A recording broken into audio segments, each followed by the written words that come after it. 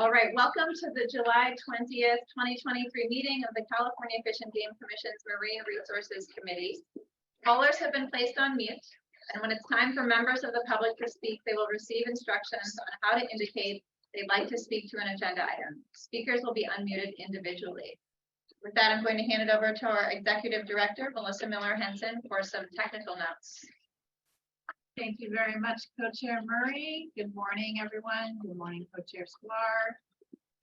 Thank you for this opportunity. If you are participating in the Zoom webinar and calling in by phone, please make sure that your phone number and your Zoom webinar are linked. If you logged into Zoom first and used the call me option, the linkage happened automatically. Please note that if you are joining by phone only and wish to speak to an agenda item, staff will identify you by the last 3 digits of your phone number. If you are having any technical difficulties with the meeting, please contact fgc@fgc.ca.gov. That's preferred method.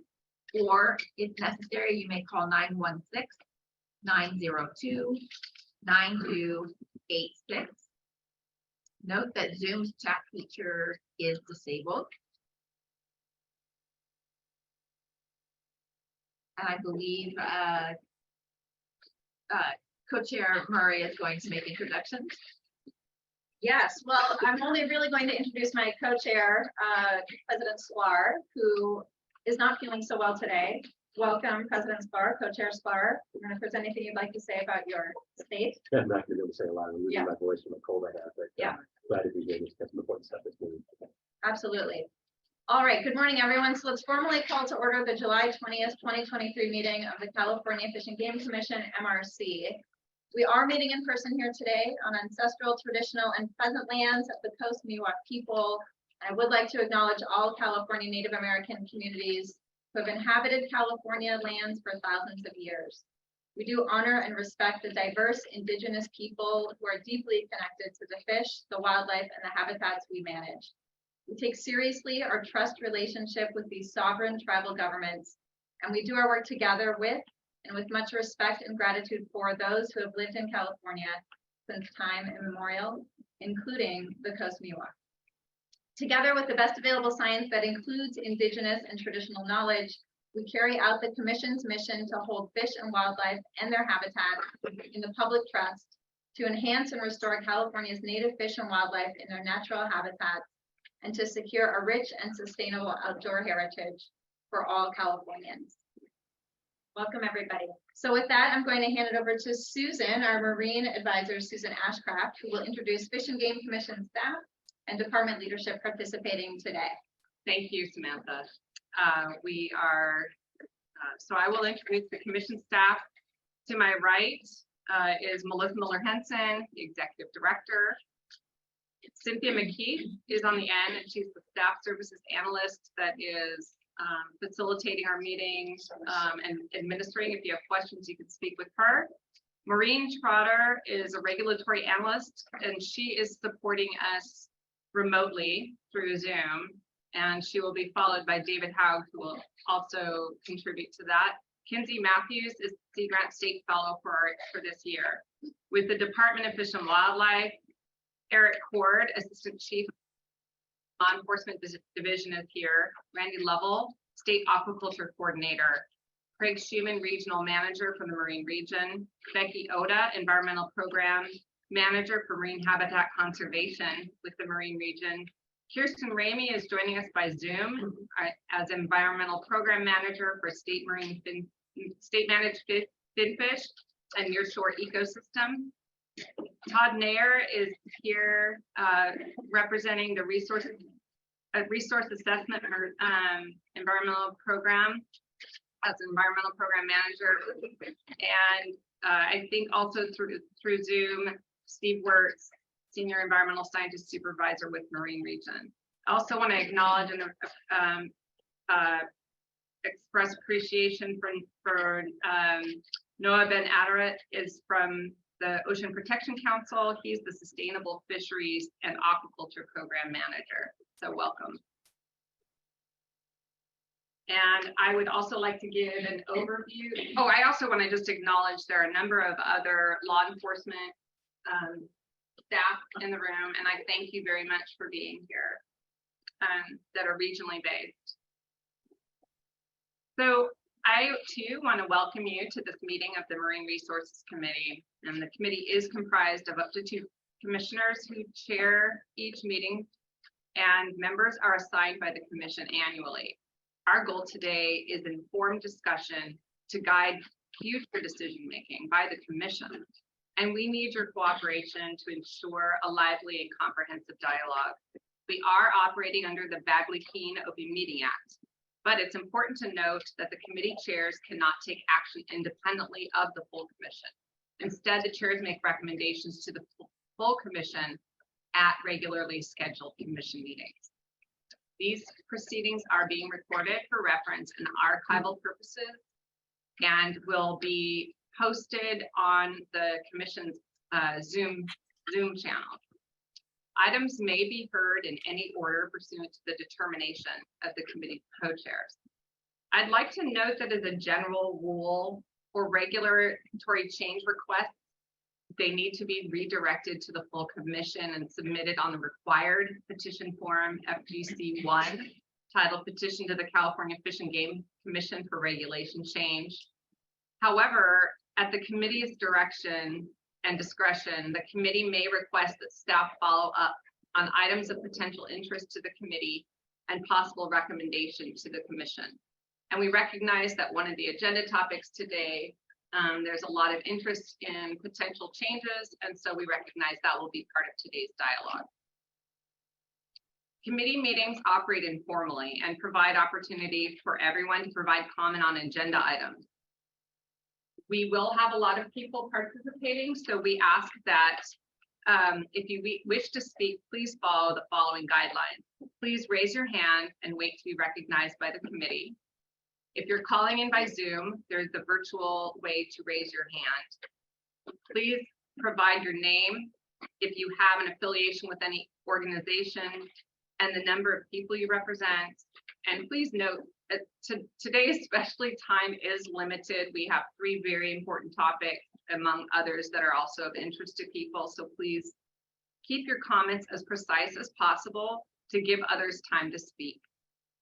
If several speakers have the same concerns, please appoint a group spokesperson. If you're speaking during the general public item, the first one, the subject matter you present should not be related to any of the items on the current agenda. Instead, comments, you can provide those at the time the committee members discuss that item. We will be generally starting the dialogue with the people that are here in person for discussion, and then we will go to the Zoom platform to engage our remote participants and try to keep it kind of back and forth to strive to keep as much of a dialogue format as we can. So if you're calling in remotely, it's not a one-time 3-minute comment and you're finished. We encourage you to engage in the dialogue as much as possible, as awkward as this format can be. But welcome everyone, and now I turn it back over to Samantha to chair. Terrific. Thank you so much for that guidance, Susan. All right, so our first agenda item is to approve the agenda and the order of items. Eric, any changes that you wanted to see to the agenda? Okay, me neither. It looks good to me. So we will move on to agenda item number 2, which is general public comment for items not on the agenda. Again, this is for comments regarding topics that are not on today's agenda. I know that I wasn't actually planning on chairing today, so we didn't work this out ahead of time, but in terms of navigating the speaker list, will I still have support on that? Yeah, Maureen is going to be assisting us with the speaker list. Terrific. And do we need to give guidance on, no, Susan just gave guidance on how to express interest in speaking online. Is there anything we want to say again about that? I don't think so, as long as folks know how to use the Zoom. Okay, terrific. Yeah, so raise your hand on Zoom if you want to speak on agenda item number 2. I know that first we do have a public comment, a presentation for Keith Rutzart, who was approved for 3 minutes. I just want to remind folks that this is an MRC meeting, And so we don't have a timer. You won't hear a buzz or a beep when you're giving comments. We want it to be a dialogue and a discussion. That said, there are a lot of people in the room. There are a lot of people online. So still really helpful to keep it succinct and to just be really clear in the message you want to get across. So it sounds like we'll start with Keith Ritzard. Is that right? Terrific. Hello, Keith. Hi. Come up here. Keith. Yeah, come on up. Right there. Right here. Okay. The hot seat. Hot. So before that comes up, I wanted to share with you some handouts. So here's Yeah, hand up. one for the two of you, and Greg, you can see that one. And Vicky, here. Don't, and then I need one for Cynthia. Here, I'll- Thank you.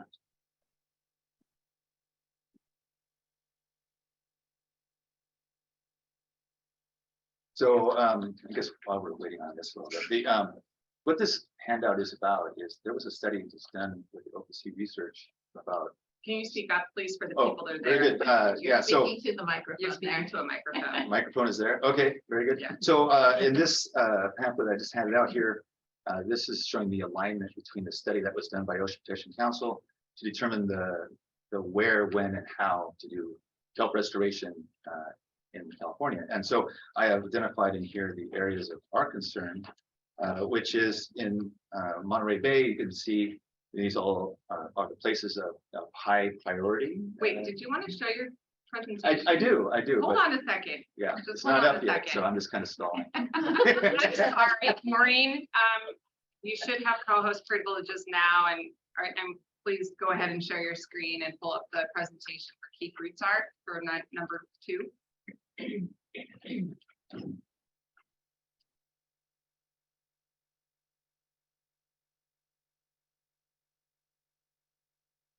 Fantastic. Okay. So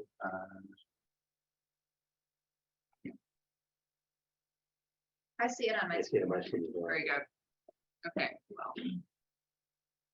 What I probably will slow down.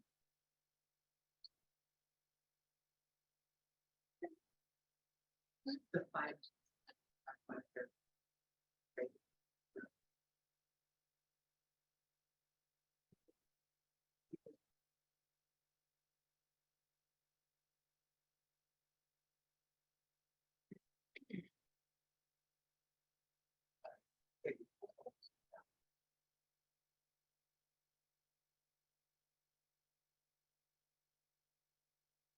Wi-Fi is really slow.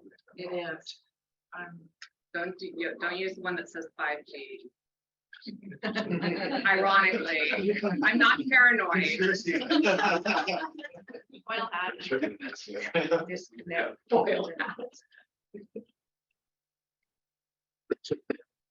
it is. Terrific. Okay.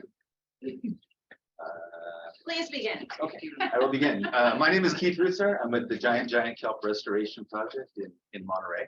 Next slide, please. Next slide. you really do have to speak up. Next slide, please. Okay, so we petitioned the commission and we were denied at our last meeting with the next petition. And the reason why we were told not to go into the marine protected areas to do our culling effort was because we were waiting for the Ocean Protection Council to establish a policy regarding the MPAs, and that we wanted to wait for the decadal management review to be completed, which it is. So, next slide, please. So Mike, who's here today, he's probably surprised to see his face on there. But don't be sorry. It's a good thing to say. So he said in the last OPC meeting, I asked if we get a policy, and he said kelp protection and restoration is our policy. The state in writing and then in action, everything we've done over the last 3 years has demonstrated that we believe in this as a policy. And it is really about figuring out. Next slide, please. So at the Marine Resources, this is you. And you said this again today, and I thought it was wonderful words. Do you want to say this slide? You said it already today. Okay, Continue. so you said together with the best available science that includes indigenous knowledge, we carry out the commission's mission, which is to hold fish and wildlife and their habitats in the public trust, to enhance and restore California's native fish and wildlife in their natural habitats, and to secure a rich and sustainable outdoor heritage for all Californians. Beautiful words. Next slide, please. So what is best available science? So best available science is that culling urchins protects and restores kelp, and that without the intervention, the kelp will die. And recreational divers can do this safely and with minimal bycatch and damage to the benthos and provide data to inform marine resource managers. Prohibiting fishing in kelp forests has better outcomes for kelp. Next slide, please. So what is not best available science is that urchins will naturally die, or that kelp will naturally recover, or that there's unexpected consequences like smashing urchins makes more urchins, or that we could make urchins extinct, and that fishing in kelp forests is sustainable. Next slide, please. Next slide, please. So in our effort to go into the Monterey Bay, we have selected 4 sites that are a very small percentage of 3 state marine conservation. Next slide, please. So Mike continues. A perfect project would be where here's some restoration work, and we're going to try and learn some stuff from it. We're going to scale up, but we're going to keep informing those knowledge graphs. On Tuesday of this week, we learned that the department does not want to renew our project at Tankers Reef. They want to sunset. And we have worked so hard on making that kelp forest. And certainly the urchins are going to eat it. And the problem is we're doing a restoration project. So we're doing a restoration project, but the department is doing an experiment where the kelp dies in the end. If I could, next slide that's over. To go to this is from the study that was done of all of California and where are the high priority areas. So in Monterey Bay. Can you explain what high priority means? High priority for what? So high priority was determined that that would be a restoration site that be preferred, where there historically was kelp in the past, and after the marine heat wave, there's either kelp is increasing there or declining in those areas. Those are the highest priority sites. Determined by who? Determined by this study by Jen Cassell and Mark Carr and others. They had went over the entire historical kelp canopy and where they felt would be the best places. They didn't take into account access or conservation status or anything like that, but these dots, and there's a legend that goes with them, shows where are the highest priority sites around the Monterey Peninsula. And like I've been saying for years now, is that the only sites that are the high priority sites are in marine protected areas, on Tankers Reef, which is outside of marine protected areas, or in this yellow area here where it's inaccessible. You cannot dive in those areas. And there's a little blow up here of how it is. And these are our sites that we're proposing. And you can see we're in alignment with this study that we are selecting mid and high priority sites to do our kelp restoration work. And if Tankers Reef is closed off, that's a high priority site too. And we won't be able to go there after April 1st of next year. Armel is the same situation. We're picking the highest priority sites, and they're all in state marine conservation areas or in marine protected areas. And the very last of this, historically in Monterey, we had 487 acres of kelp in South Monterey Bay. And present day, we have this, 58 acres of kelp is left in South Monterey Bay. And of that 58 acres, 11 acres is a garden that we made. So it would have been even worse if we hadn't gone there. So that's all I have. Thank you. Thanks, Steve. Any questions? I mean, Well, I wanted to give actually Mike your face within that presentation on Mike, and also Craig on behalf of the department, because you mentioned the department sunsetting the project at Tankers Reef. I wanted to see if we could. Mike, you want to come up here? Sure. Yeah. Anyway. If there's room for it. Yeah. Absolutely.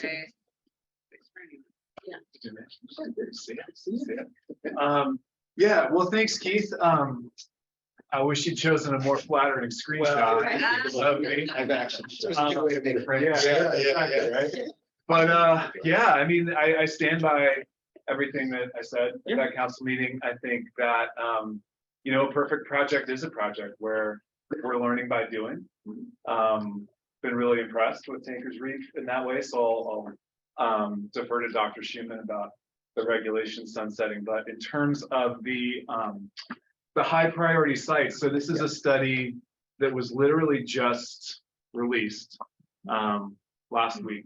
So it's pretty emerging science, but the really cool thing that you can see here is that based on sort of historical persistence of kelp, based on a variety of ecological and environmental factors, what Jen Cassell and Mark Carr have done is identify good candidate sites for restoration, essentially where restoration is going to have potentially, right, the highest chance of success. Now, I think, as you noted, this doesn't take into account access, what tools might be most appropriate at which sites and all that.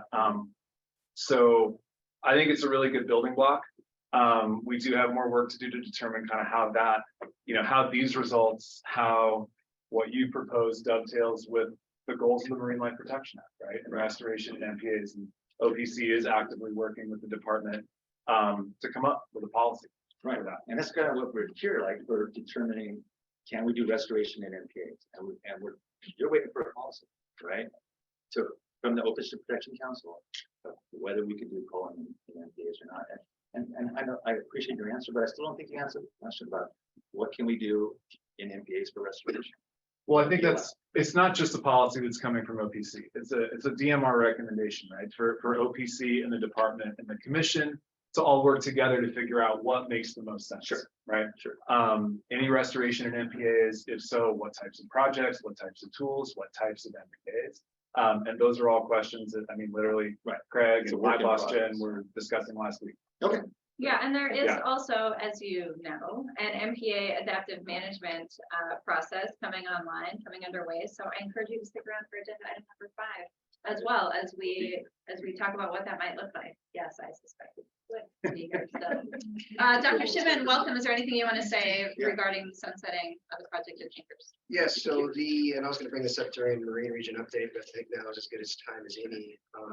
I think, as you've heard, the urchin culling provisions that you adopted almost 2.5 years ago sunset in April, I believe, and that's for Tanker Reef and Casper Cove.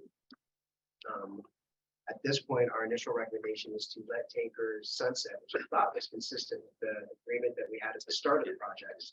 And there's, I think, a letter in the binder that states that it's a 3-year project and then to see what happens. I think we can certainly have further discussions with Giant Kelp Restoration Project and Sanctuary to determine if we want to continue that experiment or not. I think part of what we were really interested in is, can you go in there, remove urchins, grow kelp, and then see if it'll persist, right? That was part of the experimental design that we had all agreed to at the start of the project, right? So, and there's the experimental design, and then there's the goals of kelp restoration. They're not necessarily the same. And in that letter, it said in there actually that at the end of the 3 years, there would be an evaluation of the direct effort, and then it would determine whether we would continue. We were always with the expectation that if we did a good job, that it would continue. And we feel like what happens, and when I tell everybody, and everybody volunteers, everybody's really mad. We invested so much time and energy into that, and to just watch the urchins so we can commit to having further discussions with you about that. Again, the guidance we got from the commission, the letter that was signed, I believe, by myself, OPC, and the Sanctuary Superintendent, very clearly said 3 years, and part of the experiment was, what do you do? And for us, that's important, because if we're going to use volunteer efforts to cull urchins to restore kelp at a larger scale, we're not going to be able to do that everywhere in perpetuity across the entire coast. Right? We've got to be able to go into areas, restore kelp, and let nature bring that balance back, and not keep going in there hammering urchins, because there's not enough people to do that. Well, I mean, so part of the experiment. So part of the experiment is to see, can you get it to a point that it persists? Maybe you feel like we're not there yet. We can have that discussion. Yes, I And then with respect to the MPAs, I think has been pointed out, one of the recommendations that we highlighted as a high priority for the DMR is to establish what do we do about restoration, active intervention in marine protected areas. Can we look at small non-backbone state marine conservation areas that allow higher levels of take? Can we go in there and start doing some experiments there and seeing what that looks like? So I know you've been really interested in some of those MPAs on the peninsula that have the granitic substrate. Sure. I think we're open to having those discussions, but we need to let the policy, one, we need to get direction from the commission. Is that a priority for us to pursue?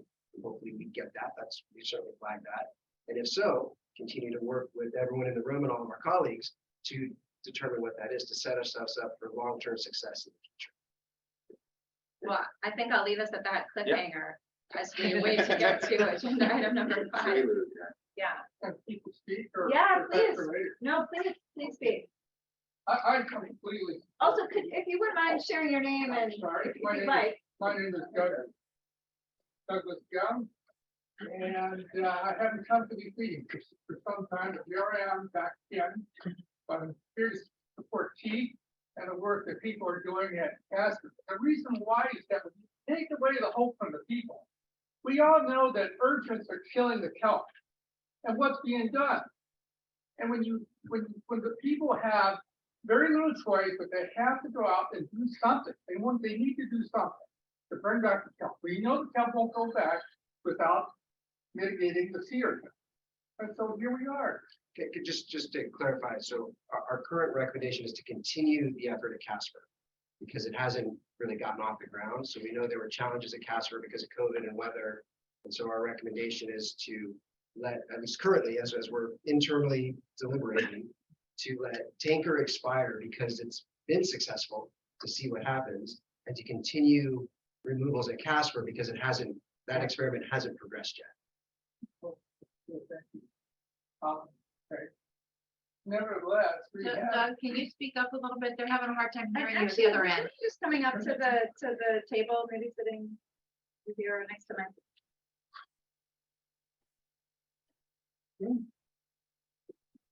Everything good? And Okay, so- repeat my name The again. the microphone's right there. That's what you're speaking to. Very good. Name is Douglas Young.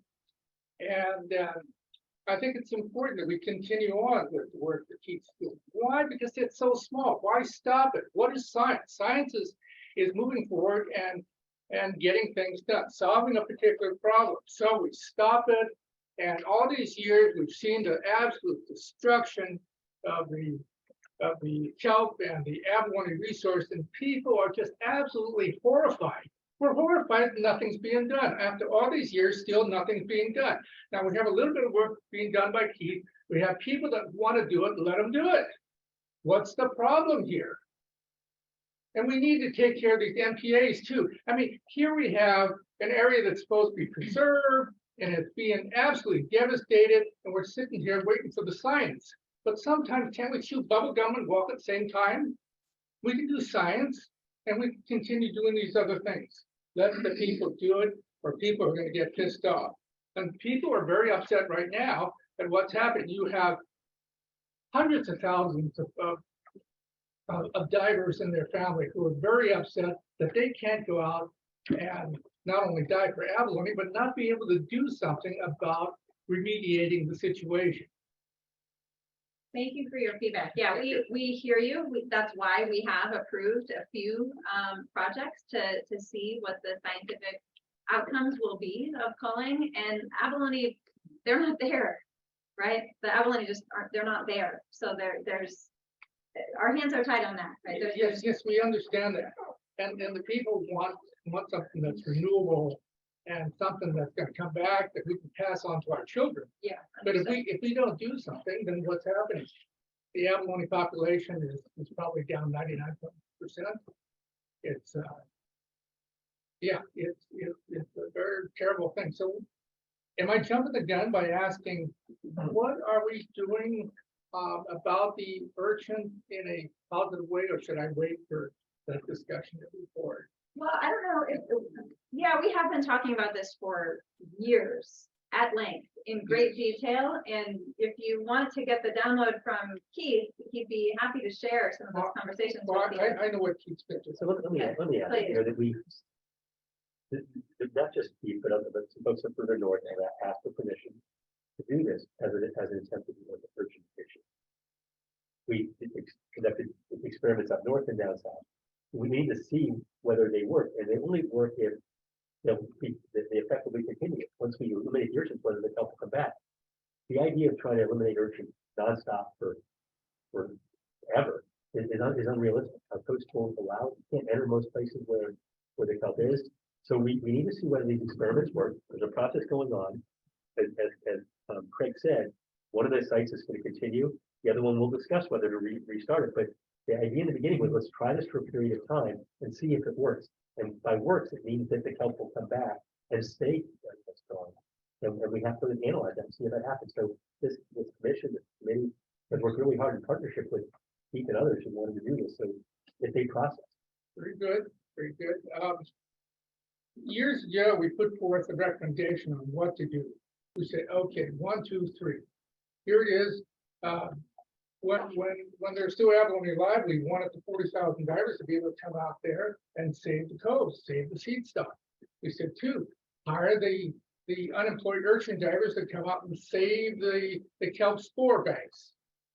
And 3, have we done anything about soliciting our universities and our SBIRs to begin developing automation? I'm talking about drones and robotics. Yes. That can go out there and do these things, because we did this so many years ago. So which universities have good, I'm glad. So I just wanted to note that was it when Kristen Elsmore came and gave a talk, and she gave an update on the collective efforts of different organizations, citizen groups, researchers, Ocean Protection Council Department, the National Marine Sanctuaries, everybody that's working together, and the investment the state's making in that effort, not just the state, but we had that update, and at that time, the committee expressed an interest in having a more in-depth agenda item at a future MRC meeting. So I would suggest that if we want to schedule that kind of a discussion, maybe we can think about the right timing and really explore it. To go through that, and you might want to look for that presentation to at least get a context for what was shared at that time.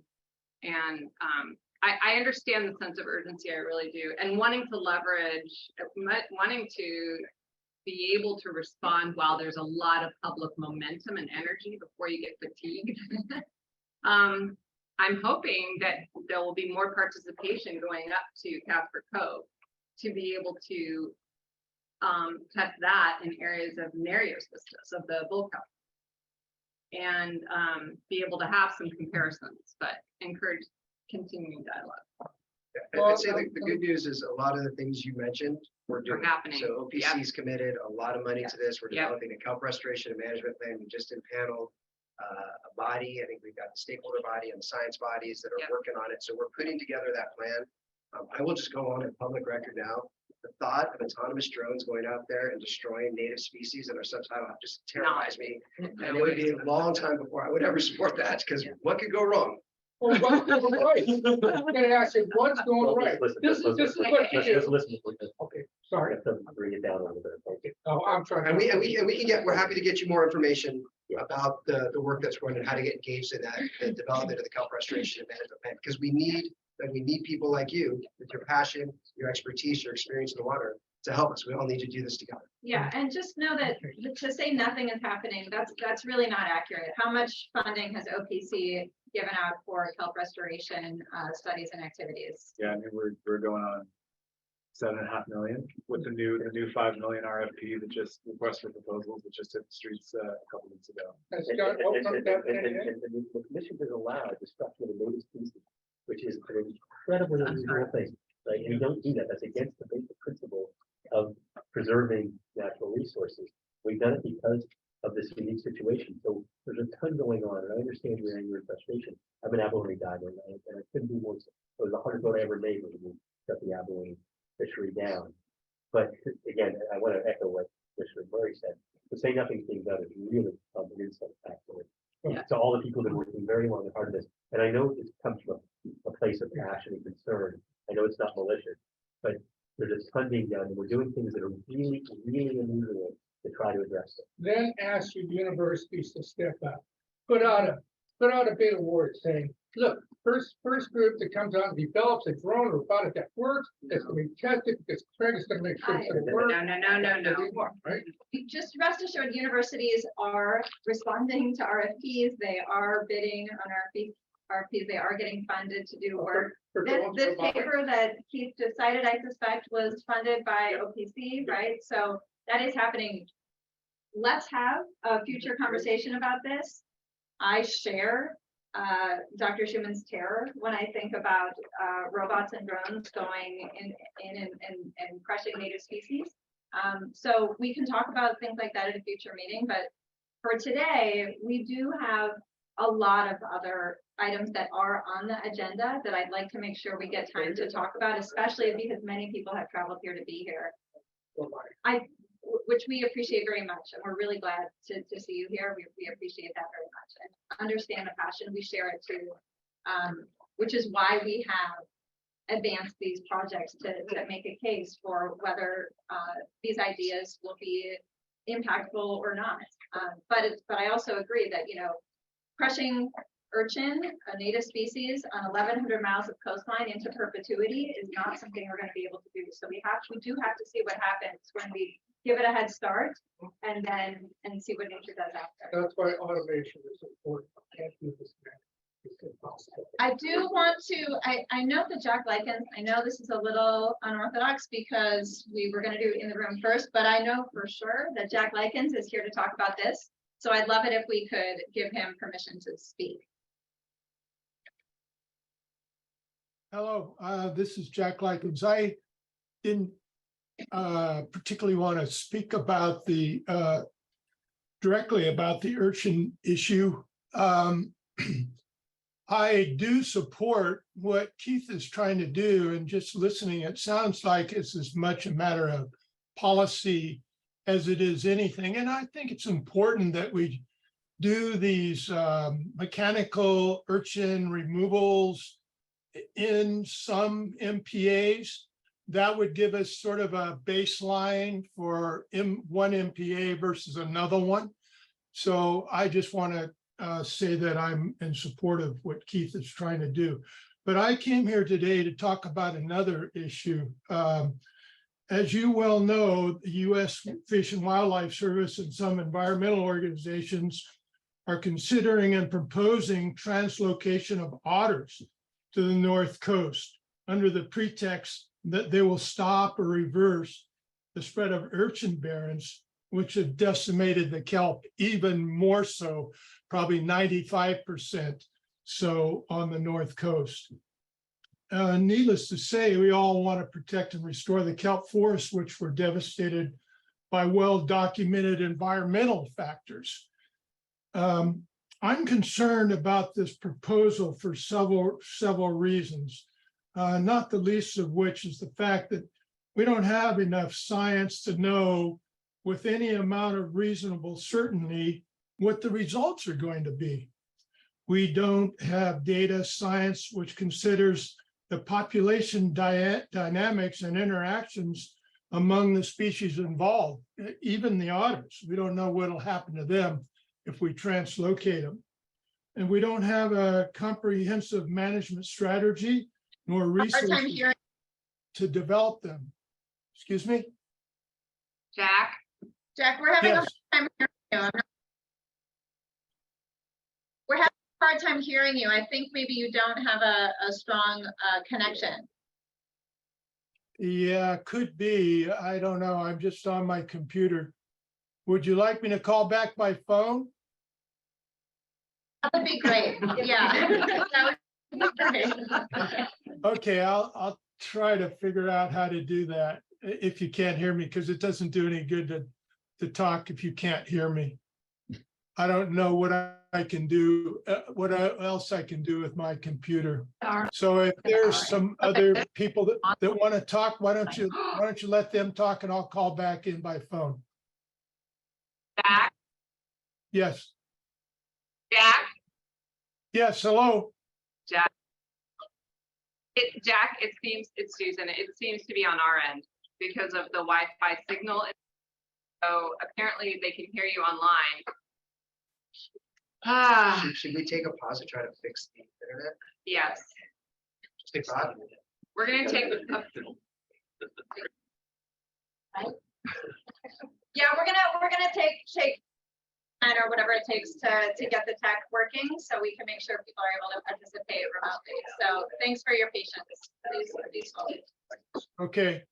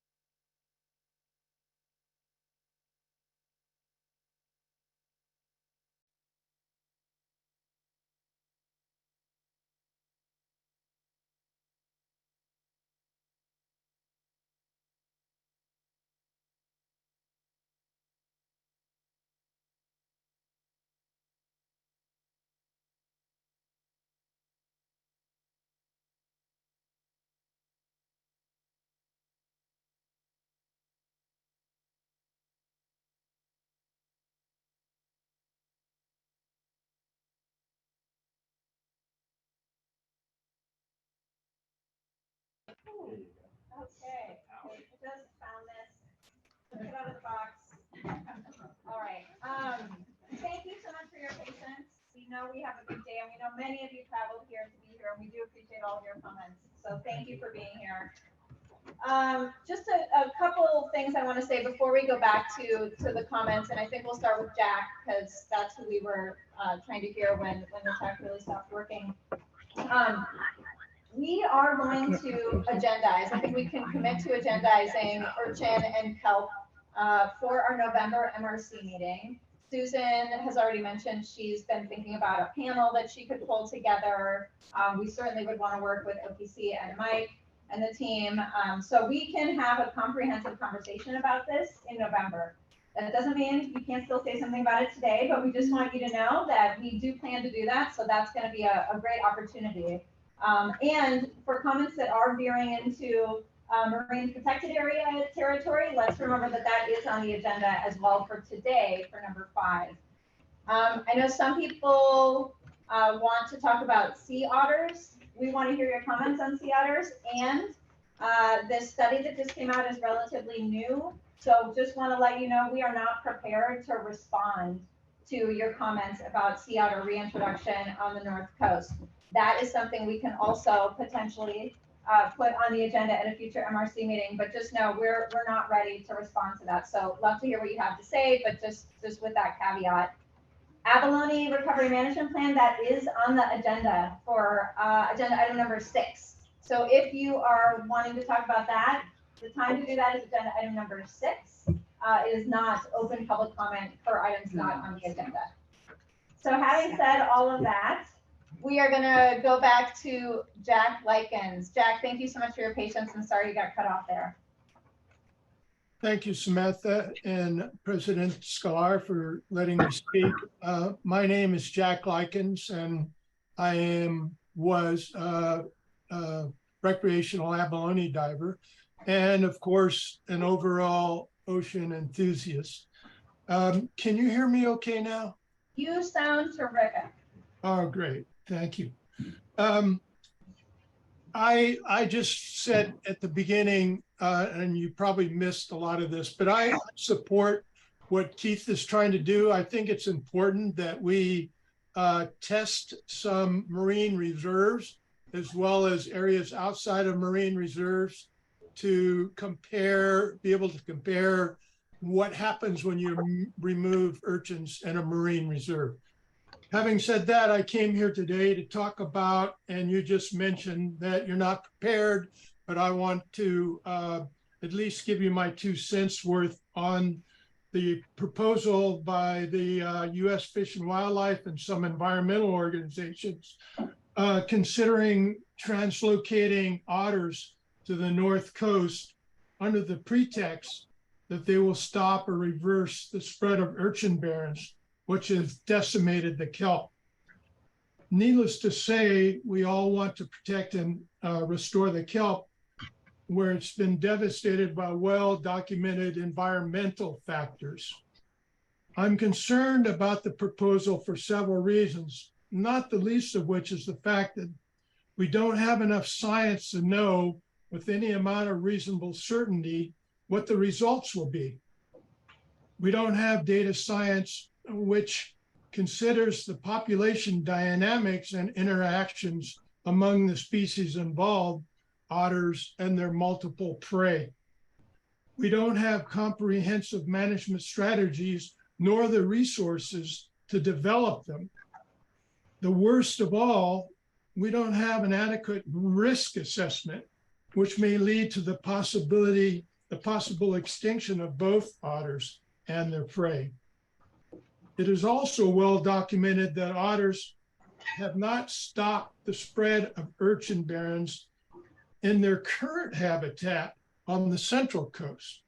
Not only do otters seem uninterested in eating non-gravid purple urchins, but there's a big question about whether they will be able to change their eating habits when translocated from the Central Coast.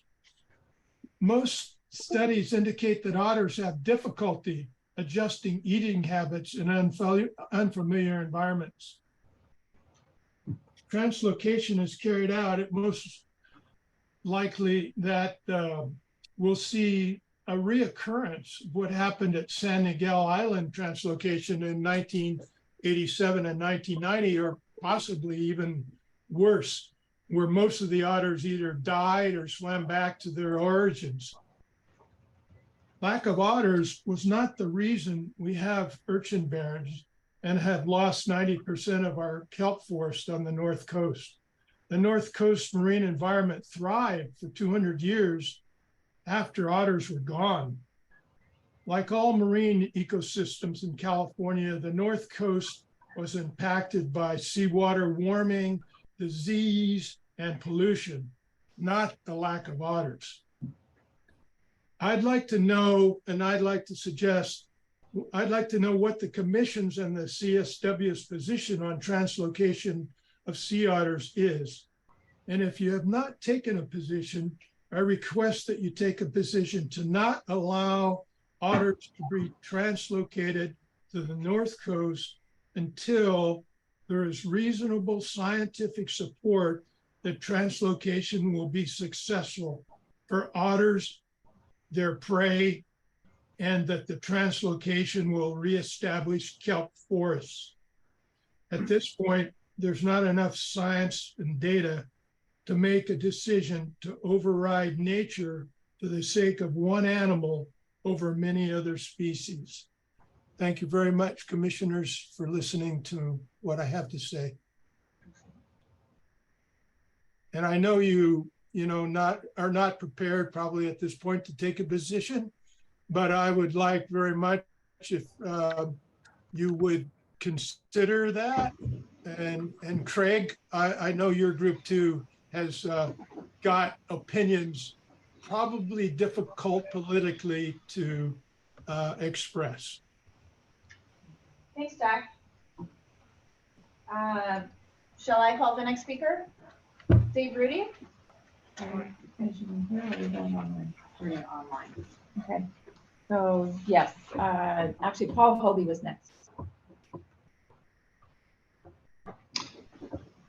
Hi, good morning. Thank you, Melissa. Good morning, Commissioners Murray and Sklar. Thanks to you all and staff for putting together this meeting. Can you all hear me okay? We can hear you. Okay, cool. I just wanted to chime in and quickly throw this in regarding kelp restoration. You know, I know it's something really important for so many people. Greater Farallones and Cordell Bank National Marine Sanctuaries are currently working on securing around $5 million of federal funding through the Inflation Reduction Act to embark on an ambitious project restoring kelp. We are growing kelp currently at Bodega Marine Lab. We will be planting it in state waters. We're working with all the necessary agencies, including the Department on Permitting. And we also, I believe, will be hiring commercial urchin divers to smash urchins. I don't know about the timing on this. This is not my issue, but I did want to chime in and let you all know that there is federal funding coming. It is a priority for us, and there are a lot of people working on it. Thank you. Thanks, Paul. Then we have Dave Rudy. Good morning. Thank you very much for the time to speak. First of all, I'd like to support what Jack said about the need for doing testing inside marine reserves of removing sea urchins. I think that's something that was brought up 10 years ago in the planning of the Marine Life Protection Act, but was never fully addressed. I think it's very important to test that idea is, will the removal of sea urchins in MPAs and the grazer reduction be helpful for the kelp restoration? So again, I brought that up in the Monterey meeting of MRC. The advice I've got is that we should address that through an EFP, which I plan to move forward with. But I think it'd be great if the commission can have that discussion in November and come up with some guidelines that will help further formations if EFPs are the desired method of addressing that issue. Second, I also appreciate the comments by Jack regarding sea otters. I think sea otter introduction in the North Coast has not been thoroughly studied. The impacts to the abalone, to the red sea urchins, and the concern that we'll have no impact on the kelp because the sea otters will most likely just eat the abalone and move on down the coast. So I'd like to bring those up for discussion at a further point. I understand you're not getting into those details today, but I look forward to the meeting in November where you will be discussing kelp sea urchins and MPAs, and possibly a future meeting where you'll be discussing the potential impact of this proposed reintroduction of sea otters to the North Coast. Thank you for the time to speak. Thanks, Dave. Just wanted to clarify, you know, an EFP is one pathway for what you're describing, but again, agenda item number 5, we are also talking about adaptive management of the MPA network, and I can imagine also potentially submitting a petition for a change to an MPA might also be another pathway for what you're describing and the goals you're seeking to achieve.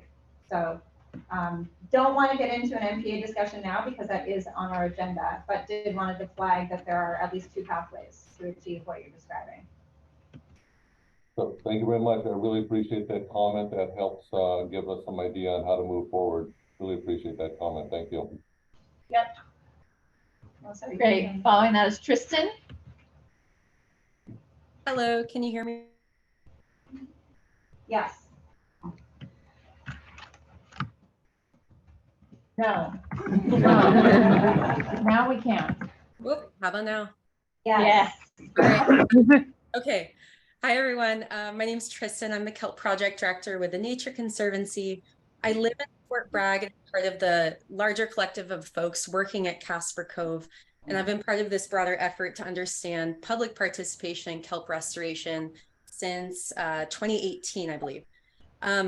The Nature Conservancy is supportive of extending the temporary extension for culling urchin at Casper Cove beyond the original sunset date of April 1st, 2024.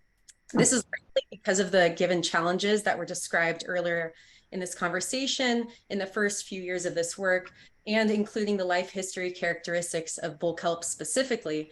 And for those reasons, we agree that an extension would allow possibly more time to see this program through and continue learning about the public's participation, specifically in bull kelp recovery in this region that is struggling so deeply. So thank you for the leadership in exploring this opportunity, and we would really look forward to a deeper discussion in November. Thank you. Thanks, Tristan. Before we wrap up this agenda item, I think we do have a couple other people maybe who want to speak in the room. And we do actually still have one online Oh, okay. who wasn't able to unmute and raise their hand. So *9 for anyone who's on the phone who wants to speak. You need to press *9. And I'm about to unmute Josh Russo. Can you hear me? Yes, go ahead, Josh. Can you hear me? Yes, we can hear you. Thank you. I just want to say thank you to the department for considering and recommending our project for extension. I agree with Tristan that there's a lot of things we can do. Our project was hindered greatly by COVID. I don't know if you guys are aware that in 2020, 21, and 22, Mendocino had signs on the highway that said, if you don't live here, don't come here.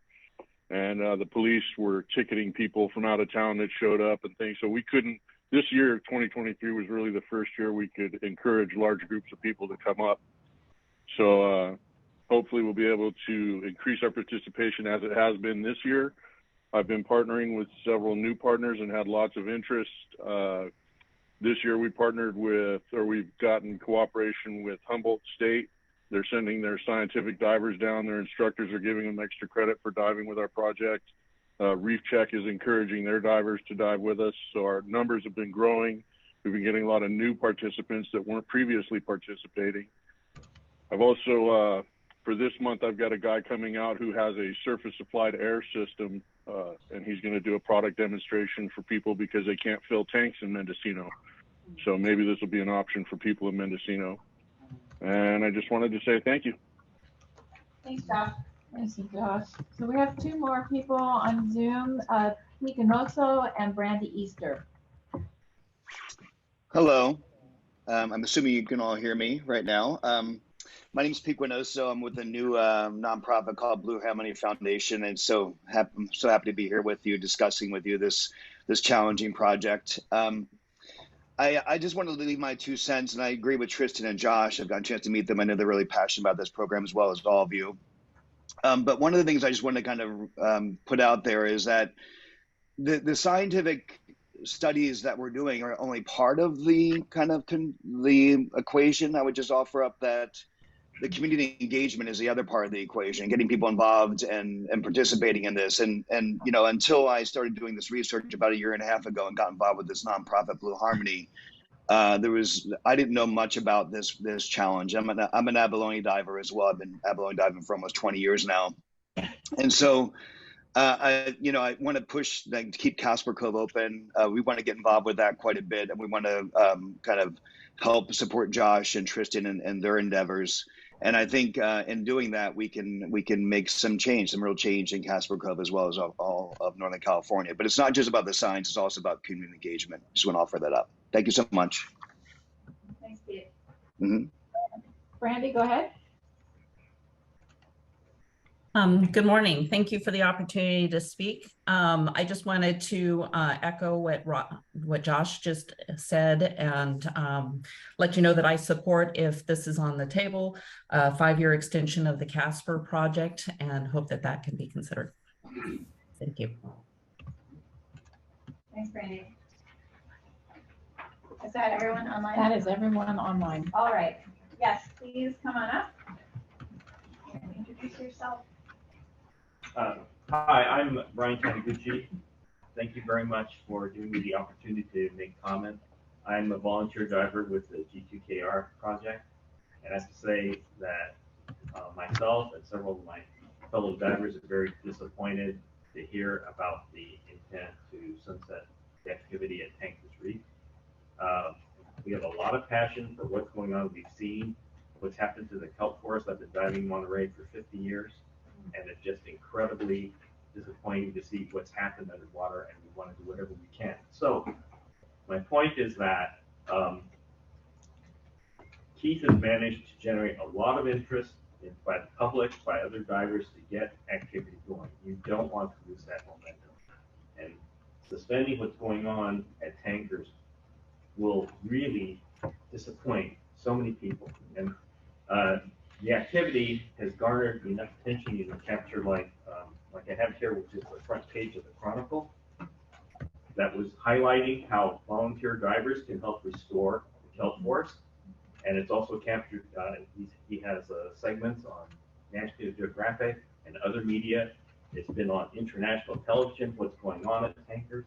So really think very carefully about what you do there and what influence that's going to have on people who put a lot of time, effort, money. I personally funded a lot of activity there. I've gotten my employer to fund activity there, and other people have done the same thing. Let's not lose that momentum. Thank you very much. Thank you. That was really well said and really helpful. I want to check in something just on the timing. So there's another half year or so before the tankers project sunsets automatically or expires automatically. So it'll happen after our November MRC meeting, right? April 24th. Yes. April 24th. Okay. Just wanted to make sure. So nothing's happening right now. It will expire if we do nothing. But we will have a chance to continue having this discussion in November, it sounds like. But we need to go to notice in October, but what we can do is go to notice with a range of options. So we can notice both, let it expire or renew it, and then we can continue that discussion through adoption in March. Yep. Or February. Okay? October, December, February. So it gives us the November MRC, October commission meeting, December commission meeting, February commission meeting to make sure we get it right. Under option 2, we should say, and modify. So renew and possibly modify. Sure. Well, modify and what? Well, just we know if we're going to renew it, we want to look at what's working, what hasn't. Right? So in the notice, we should say either to let it expire or to renew it with possible. Okay. We'll have to. You want to have that flexibility. We'll have to structure the regulatory language. So I think what we're looking at right now is either let it sunset or continue it the way it is.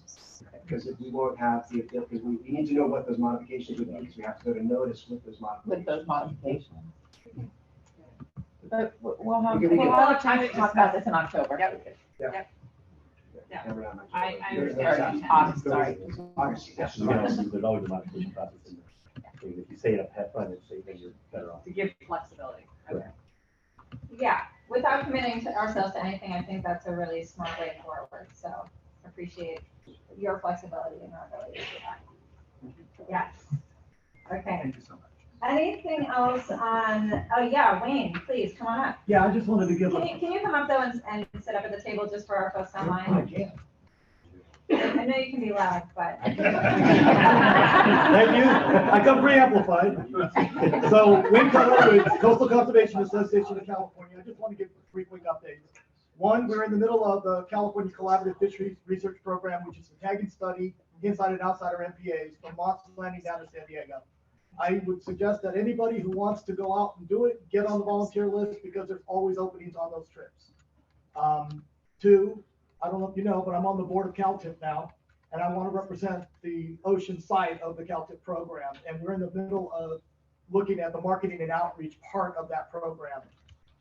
3rd, I'm on the San Diego County Fish and Wildlife Advisory Commission.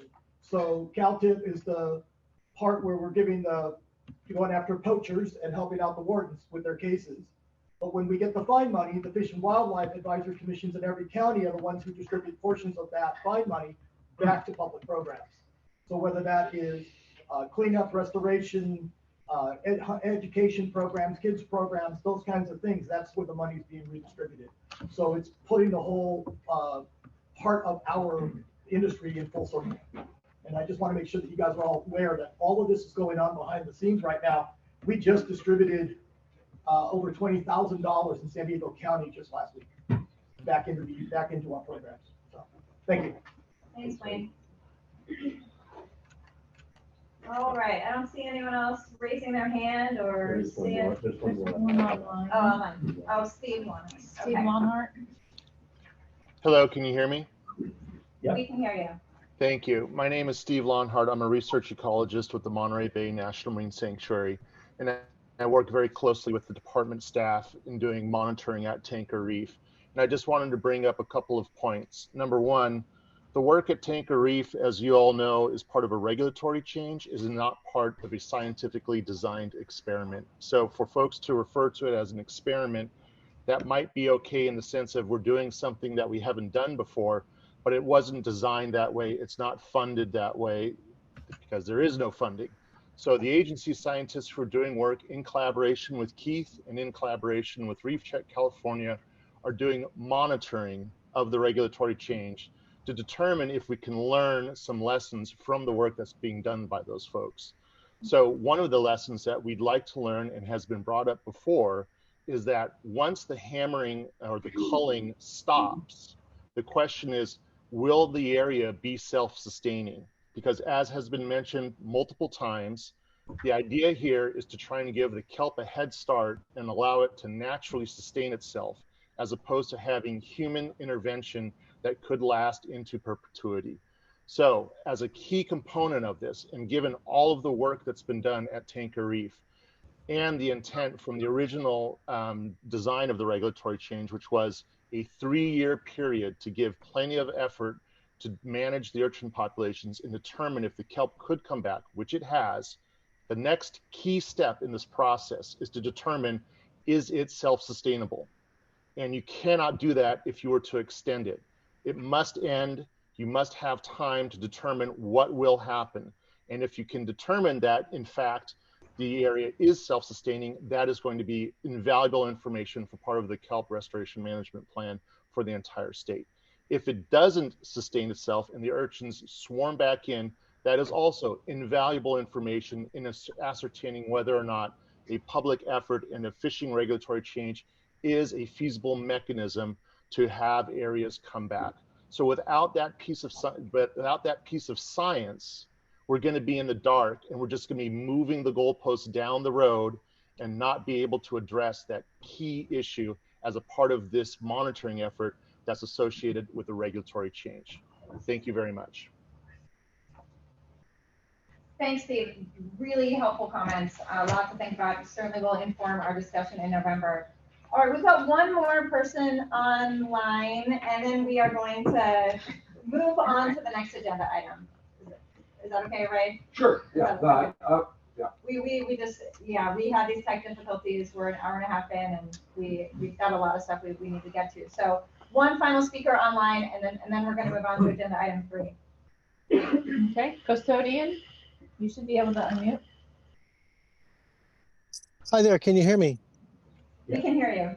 Great, thank you. Thanks for this discussion.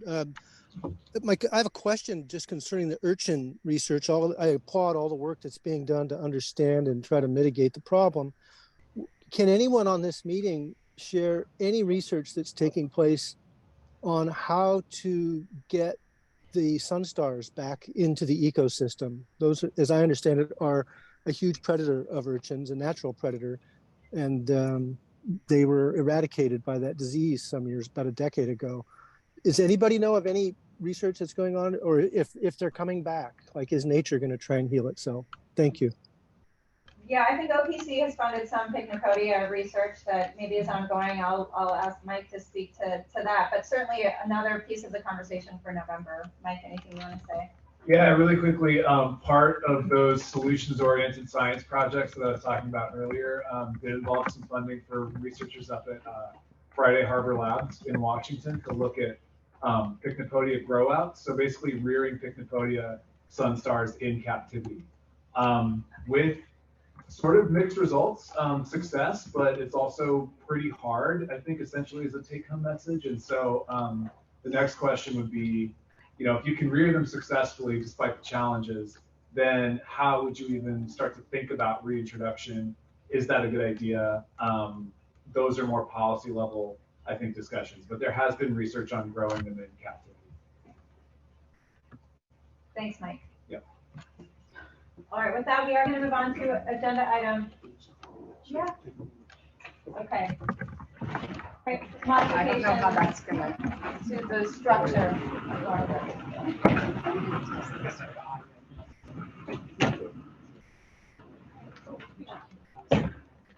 Just want more people. All right. Terrific. All right, that brings us to agenda item number 3, which is evaluation of bycatch in the California halibut set gillnet fishery in support of the fishery management review. And for this, I'm going to hand it over to our marine advisor, Susan Ashcraft. Thank you, Samantha. We are here today to receive and discuss the department's report that summarizes evaluation of fisheries bycatch and acceptability in the California halibut set gillnet fishery, provide committee direction on the next steps, and potentially develop a committee recommendation.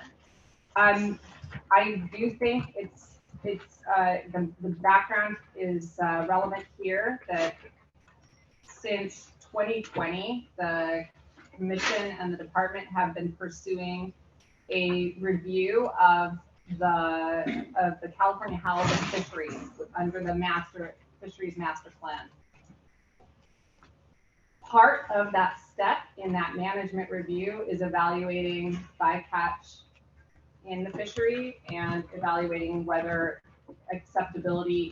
what's acceptable and not acceptable, according to the standards that are laid out in the Marine Life Management Act itself, and using a process within the master plan to inquire about the different potential impacts.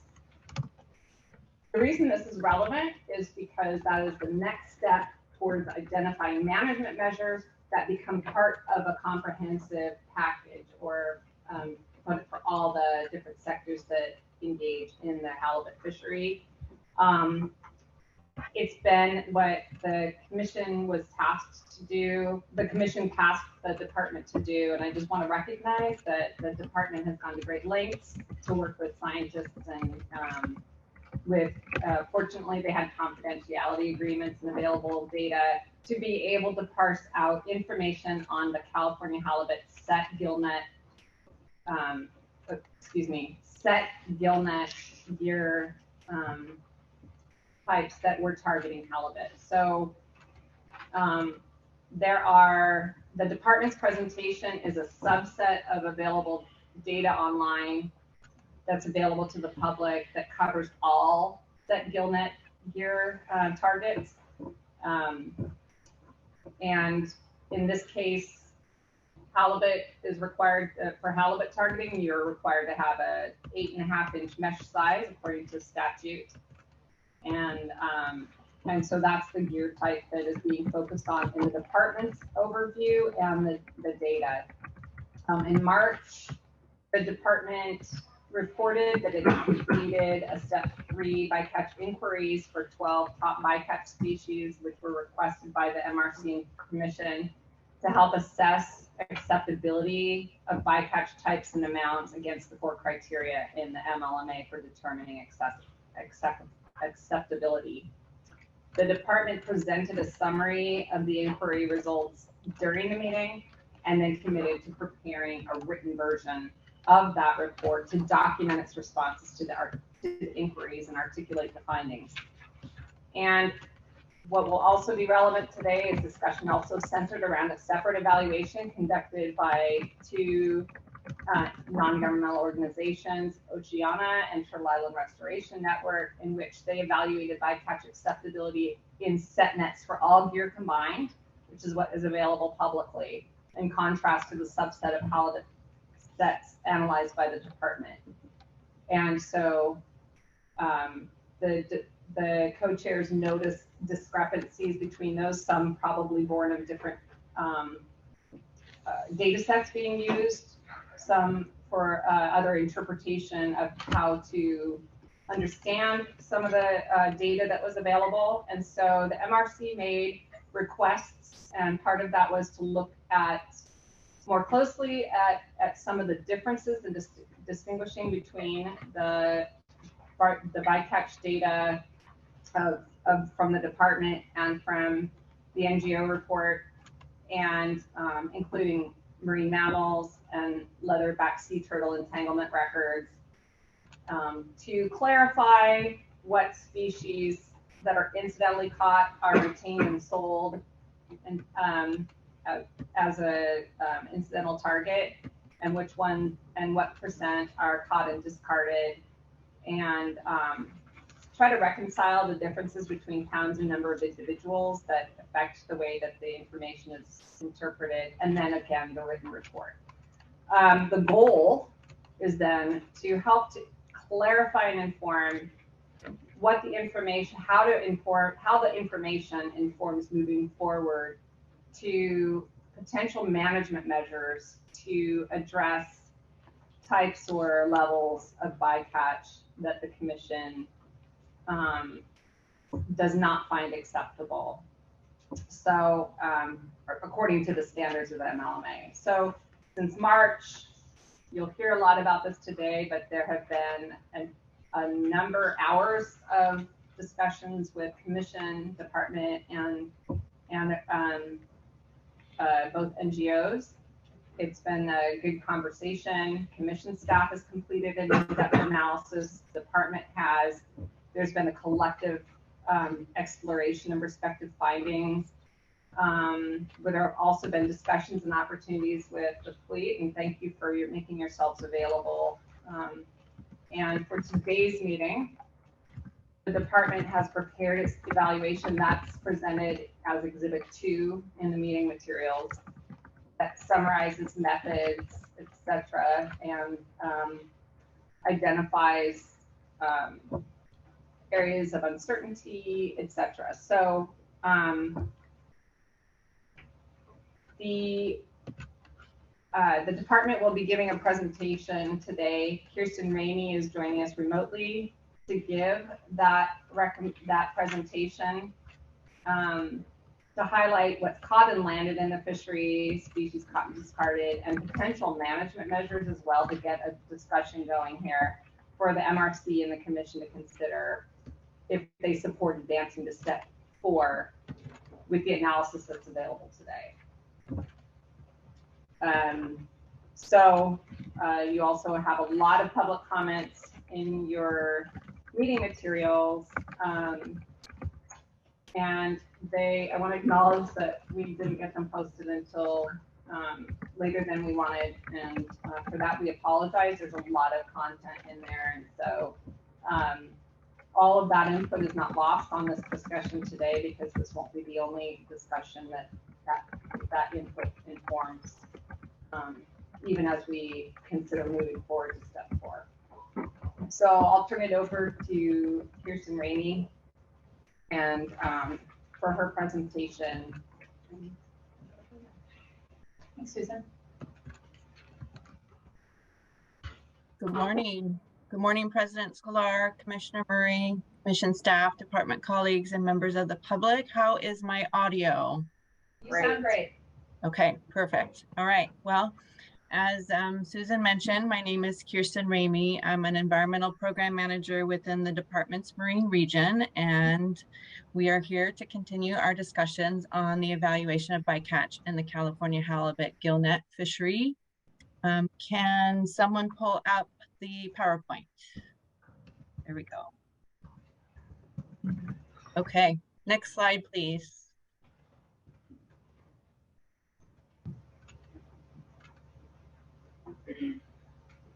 All right, so just for today's brief outline, so I am going to give a high-level summary of the bycatch evaluation report that is in the binder materials for everyone to review on their own time. Per the committee's request, I'm going to share several tables of data to help give a better understanding of bycatch. We will discuss a little bit about further stakeholders discussions that we've had since the March MRC. I will present a list of recommendations for us to continue to consider as well as discuss today, and then some next steps. The next slide, please. All right. So as I mentioned, the department has released the bycatch evaluation report, which is available in your binder materials for the California halibut set gillnet fishery. So this describes the process the department has taken thus far to apply the Marine Life Management Act Master Plan's 4-step process.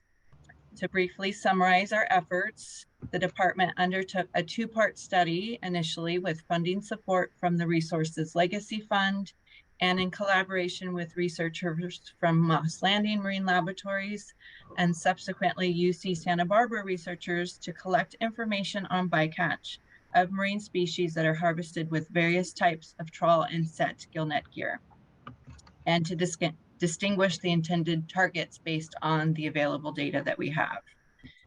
So the results of this effort met steps 1 and 2 of the 4-step process, and this information was presented to the Marine Resources Committee in November of last year. It was during that meeting that the MRC recommended the department use the bycatch criteria outlined in the master plan to complete step 3 of the 4-step process with a specific focus on the California halibut gillnet fleet. The results of step 3 were presented to the MRC in March, and at that time, the MRC requested that we return today to better inform an understanding of the fishery bycatch versus incidental take by presenting a comprehensive list of species that are caught and retained and those that are caught and discarded. Additionally, the MRC requested that we follow up on potential management options to fill information gaps such as gear marking and at-sea data collection, as well as continue discussions with interested stakeholders. Next slide, please. So to get started, to help understand bycatch and the halibut gillnet fishery, it's important to recognize that halibut are among many targets and or marketed species that are selected by set gillnet gear. The term bycatch, which is defined in Fish and Game Code, refers to those species that are discarded, meaning fish that are taken in the fishery but are not retained because they are of an undesirable species, size, sex, or quality, or because they're required by law not to be retained. Discarded catch may be returned alive, dead, or dying, and it's important to assess the mortality rate to evaluate impacts of bycatch. The whole reason why we are here today. The discard of live catch may not pose a risk to bycatch species, and discarding can be an effective management strategy to protect some individuals in which survival is expected to be high. Assessing the impacts to bycatch depends on good data, and the department has access to various data sources of varying completeness and relevance for evaluating these impacts. So to get into the data sources, we have landing receipts that are completed by the fish buyer when commercially caught fish are landed or sold. They provide an accurate account of retained catch, but can be difficult to interpret because landings can be split across multiple buyers, and they do not document any discarded catch. Fisheries logbooks are completed by vessel captains and provide self-reported data on the fishing day or fishing trip. So these logbooks include information such as the home port, the fishing location, the date, time, the gear type, the amount of effort, and the type and amount of species retained. And then finally, data from fisheries observers, professionally trained biologists who are placed on commercial fishing vessels to monitor fishing activities, document both retained and discarded catch. So those are the main sources of data that are available to the department for this effort. Throughout this process, the analysis to quantify bycatch amount has been affected by data limitations from these different sources. However, we can look at a couple of these separately to gain a better understanding of retained versus discarded catch. Next slide, please. So these next several slides are going to be just a series of tables with species lists and numbers, and I will provide some high-level summaries, but this is just the straight data that I wanted to share with the committee and the public. So to address the committee's request to receive a comprehensive list of species that are caught and landed as incidental catch or caught and discarded, the two best sources of data that we have are from the department's landing receipts and from the West Coast Region Observer Program. So this first table shows the total pounds of all species caught and landed from the halibut set net gillnet fishery from 2017 through 2022. So data is generated through our marine landings data system. And this particular table has been filtered to maintain the rule of 3 confidentiality, as well as been filtered to for the targeted halibut fishery. There are a total of 51 species on this list, but the top 25 species that are listed in the far left column make up about 99% of the proportion of all the landings for the fishery. Just to highlight for anyone interested in downloading and viewing the data themselves or some version of the data themselves, the new Marine Fisheries Data Explorer, which is on the department's webpage, allows for the public to explore reviewed and summarized California commercial landings data so they could pull this information themselves and play with it as they want. Next slide, please. Over the next 4 slides, I will show a summary of the landings and discards in the halibut set gillnet fishery, which is based on the federal observer data for the California focused fishery. All of these numbers are in counts of fish, and they do not represent extrapolations to total fishery effort. This includes data from a total of 444 observed sets from the California halibut gillnet fishery during the years 2007, 2010, 2011, 12, 13, and 2017. To orient you to the information that's presented over these next 4 slides, this data has just been sorted by total numbers of caught fish in a descending order. So that very second column is how this information has been organized. This is a lengthy list. I won't be going over all of these species, but I will provide some high-level summaries just to provide some context. So first, context is to highlight that Pacific mackerel, the very first row at the top, are the #1 fish observed in the data, a total of 1,863 fish. They have an 89% discard rate and almost 100% mortality. So just keep in mind that this potentially may influence the overall averages within the data sets. Just to highlight that it might influence some of the summaries that are provided further on. Next slide. So there are a total of 106 different species listed in this data set from the Federal Observer data for the halibut set gillnet fishery, with a total of 7,427 documented counts of fish. For these next few statistics, I have excluded the target species of California halibut. So of the 105 remaining, 59 of the remaining species were caught at a frequency of less than 1% in all of the observed sets. These 59 species have an average discard rate of 90% and a discard mortality of 48%. So just to conclude, based on the low catch frequency, less than 1%, the high discard rate, we could probably make a good conclusion that these 59 species are mostly rare species encountered and they're less desirable. And so they do get discarded at high rate, and there is almost a 50% mortality rate. 40 species were caught at a frequency that was greater than 1%, but less than 20% in all of the observed sets. They had an average discard rate of 77% and an average discard mortality of 42%. And then the remaining species on the list, 6 species, have greater than 20% catch rate in the observed sets, with an average discard rate of 76% and an average discard mortality of 48%. Next slide, please. Out of the total 106 species, 64 of them are discarded 100% of the time. And of those, 49 of them are caught in less than 1% of all the observed sets, with the top species being sea stars that are caught in 10% of observed sets. The average discard mortality for these 64 species is 49%.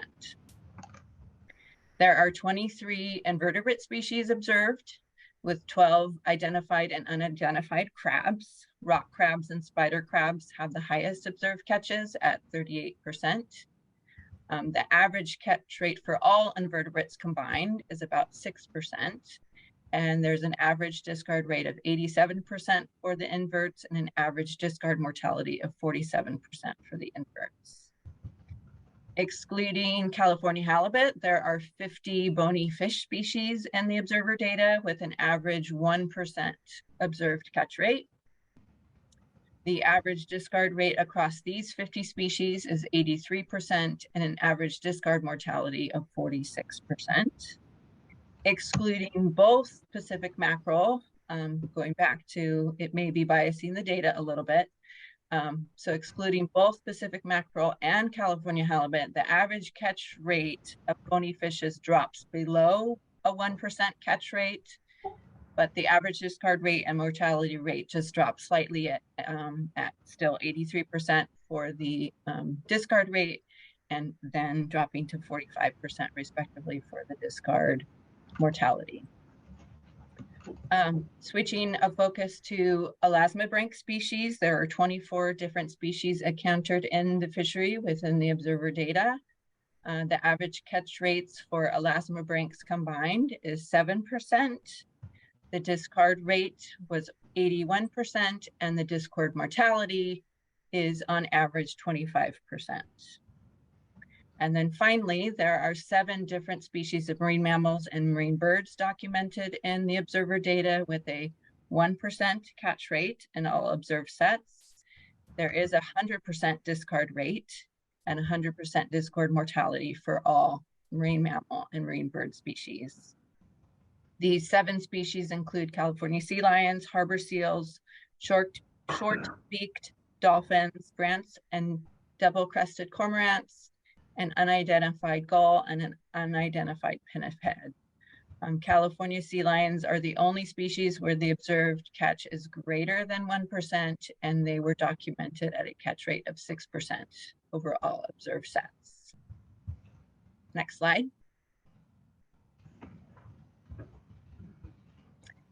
So I know I just presented a lot of different numbers and percentages and statistics. So I do want to just remind folks that these tables are both in the presentation and the binder, but there is also a separate PDF table available in the binder materials, and anyone can grab that and do their own number crunching if they so choose. So next slide, please. So as we've worked through the data, department staff have continued to discuss this evaluation process and potential management measures with key industry representatives, with NOAA Fisheries and U.S. Fish and Wildlife Service staff, and net manufacturers, gear manufacturers. In addition, department along with commission staff have had ongoing discussions with staff from Oceana and the Turtle Island Restoration Network to discuss the evaluation process and potential next steps. We do continue to hear from industry participants expressing their willingness to participate in discussions, to brainstorm ideas on how to reduce potential bycatch impacts in the fishery. The next slide will present some ideas that we have discussed internally as well as with our stakeholders. And so next slide, please. I will step through these potential improvements. Most of our discussions have focused on pathways to improve at-sea data collection and on potential management measures to fill information gaps and address potential bycatch concerns. So this list of recommendations thus far has included improved gear marking, increased observer coverage, establishment of non-transferable permits, implementation of electronic monitoring technology, reducing gear soak times, establishment of spatial and/or temporal closures, and gear loss reporting. So I did touch on a few of these briefly in the bycatch evaluation report, and I will touch on some brief details here for each of these potential options. So Currently, set gill nets are required to be marked at both ends with buoys displaying the fisherman's ID number, as well as along the cork line of the net every 4 fathoms. However, in discussions with a few industry members and net manufacturers, there may be opportunities to improve gear marking, such as more frequent ID numbers or weaving patterns and or colors along or into the cork line to uniquely identify California gill nets. This option would potentially improve identification of California gear if encountered in marine mammal entanglements. Observer coverage. So the West Coast Region Observer Program places NOAA fisheries trained observers aboard fishing vessels primarily to monitor the incidental capture of marine mammals, sea turtles, and seabirds. For the California set gillnet fishery as a whole, federal observer coverage ceased in 2017 due to staff capacity, funding, and higher risk to marine mammals from other priority fisheries. So recently, the department has briefly discussed with NOAA staff the opportunity to reinitiate the federal observer program for the California set gillnet fishery. And we will continue to pursue further discussions on how to improve data collection and obtain accurate estimates of bycatch for this fishery. Transferability. So prohibiting or limiting the transfer of permits could guard against increased effort in the fishery and or reduce effort over time. Limitations on permit transfers could be short-term with the intent to be revisited, or longer term so that all permits would sunset over time. Staff have received support from a few industry members to establish non-transferable permits, and will continue to discuss this with a wider number of committees, as well as other interested stakeholders. Additionally, staff have begun to evaluate the legislative and regulatory authority that establishes the transferability of permits. Electronic technology has great potential to track a vessel's geographic location, catches and discards of fish, and is emerging as a more effective and efficient tool to meet the monitoring and catch accounting fishery management needs. Staff are currently in the process of evaluating the gillnet logbook as part of an effort to improve at-sea data collection, and are considering the potential of applying electronic technology for this fishery. One key consideration for electronic technology is the cost for implementing this new technology, as well as the ongoing staff capacity, knowledge, and expertise to maintain, process, and analyze this new data stream. The amount of time that gill nets are left in the water, also known as soak times, have not been defined in regulation for the gillnet fishery. Based on the self-reported logbook data provided to the department, we have calculated that the average soak time across the entire California gillnet fishery is on average 29 hours. Approximately 72% of the fleet document a 24-hour or less soak time, with an additional 25% of the fleet who soak 50 hours or less. Limiting soak times may reduce the amount of discard mortality and improve the quality of landed fish. We will continue to reach out to industry participants to understand the differences in soak time activities and how implementing a maximum soak time would impact their fishing. Spatial and or temporal closures are management measures that are used to implement bans on fishing activity for a defined time or spatial region. The purpose is to limit fishing effort to accomplish a specific management objective, such as reduce interactions with specific bycatch species, such as marine mammals, or species at high risk of discard and bycatch mortality. However, it's very important to keep in mind that spatial management actions need to be responsive to changing species distributions and fisheries operations, or else they may unnecessarily restrict fishing activities where bycatch risk is low. And then finally, fishing gear is expensive and hard to replace or repair, so fishermen manage their gear carefully. However, abandoned, lost, or otherwise discarded gear can pose hazards to navigation, can entangle marine life, and contribute to the amount of marine debris in our oceans. So monitoring lost gear, implementing marking and retrieval programs, and minimizing impacts of lost gear are best practice measures to consider for this fishery. Next slide, please.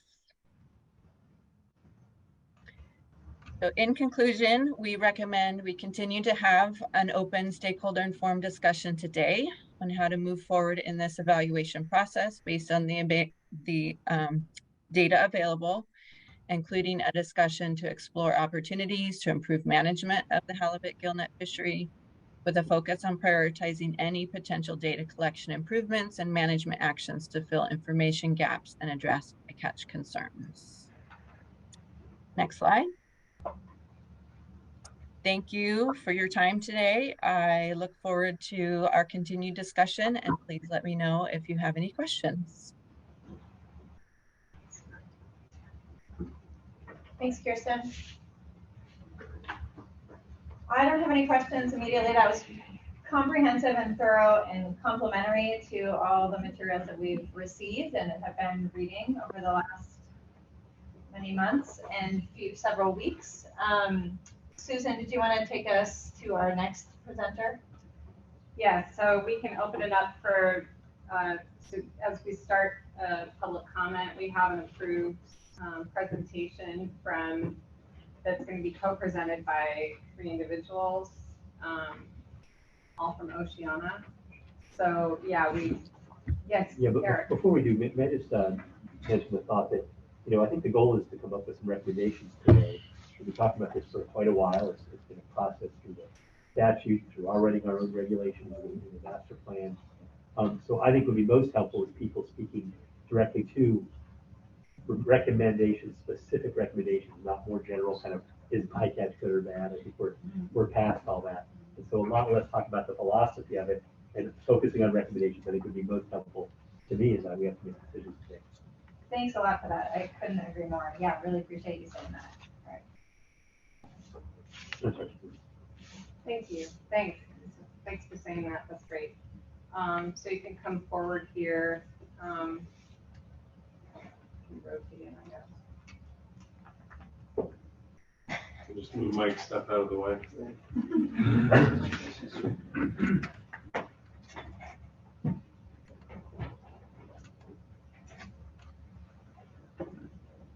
All right, I will try to project because I'm notoriously bad at that.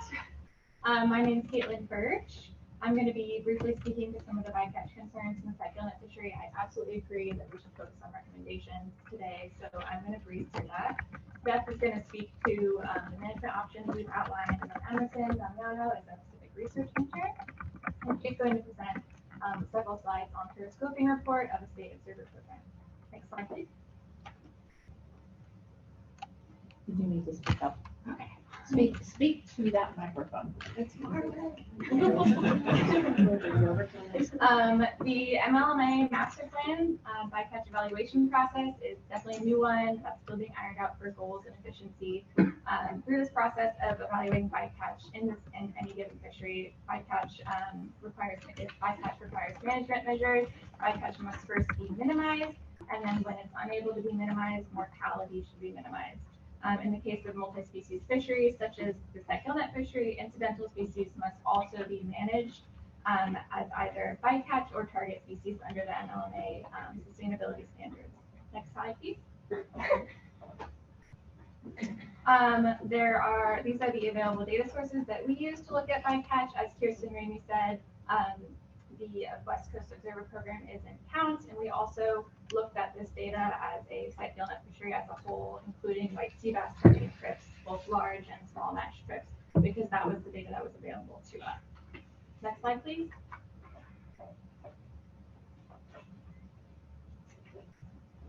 The federal observer data is the best information on retained catch and discarded catch that is available for this fishery, and it is recorded by number of animals or counts of fish, as opposed to weights. The proportion of retained and discarded catch are summary statistics and intended to provide a bigger picture of cumulative or ecosystem impacts of the fishery.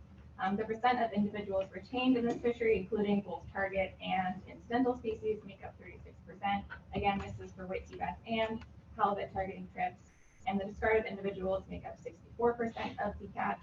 The observer program does count any animal that's retained, including schooling fish, invertebrates, as Kirsten was pointing out. So the discarded catch category does include species such as mackerel, spider crab, and squid, in addition to the more charismatic species of concern, such as mammals, sharks, and undersized halibut. In particular, shark skates and rays are a group of species that are a bycatch concern. Oh, sorry, could you, next slide. Thank you. In particular, shark skates and rays are a group of species that are a bycatch concern of fisheries, specifically species with high mortality rates or that have been historically exploited in the past. Also, discard mortality of many of these species is the minimum mortality rate, as there's likely some significant post-release mortality for some species. Next slide, please. Whale entanglements and unidentified gillnet gear have increased in the last decade, consistent with trends in other West Coast fisheries. This fishery is listed by NIMS as a Category 2 fishery due to take of ESA listed impact whales. Given this and other evidence, we feel that management action is warranted to minimize entanglements in this fishery, and I think everyone would agree in this room with that. And a full chart with, or next slide, please. Thank you. And a full chart with details of some of our other bycatch concerns under the 4 MLMA criteria can be found in our comment letter in the binder materials. And I'll pass it to Jeff. Great. Next slide, please.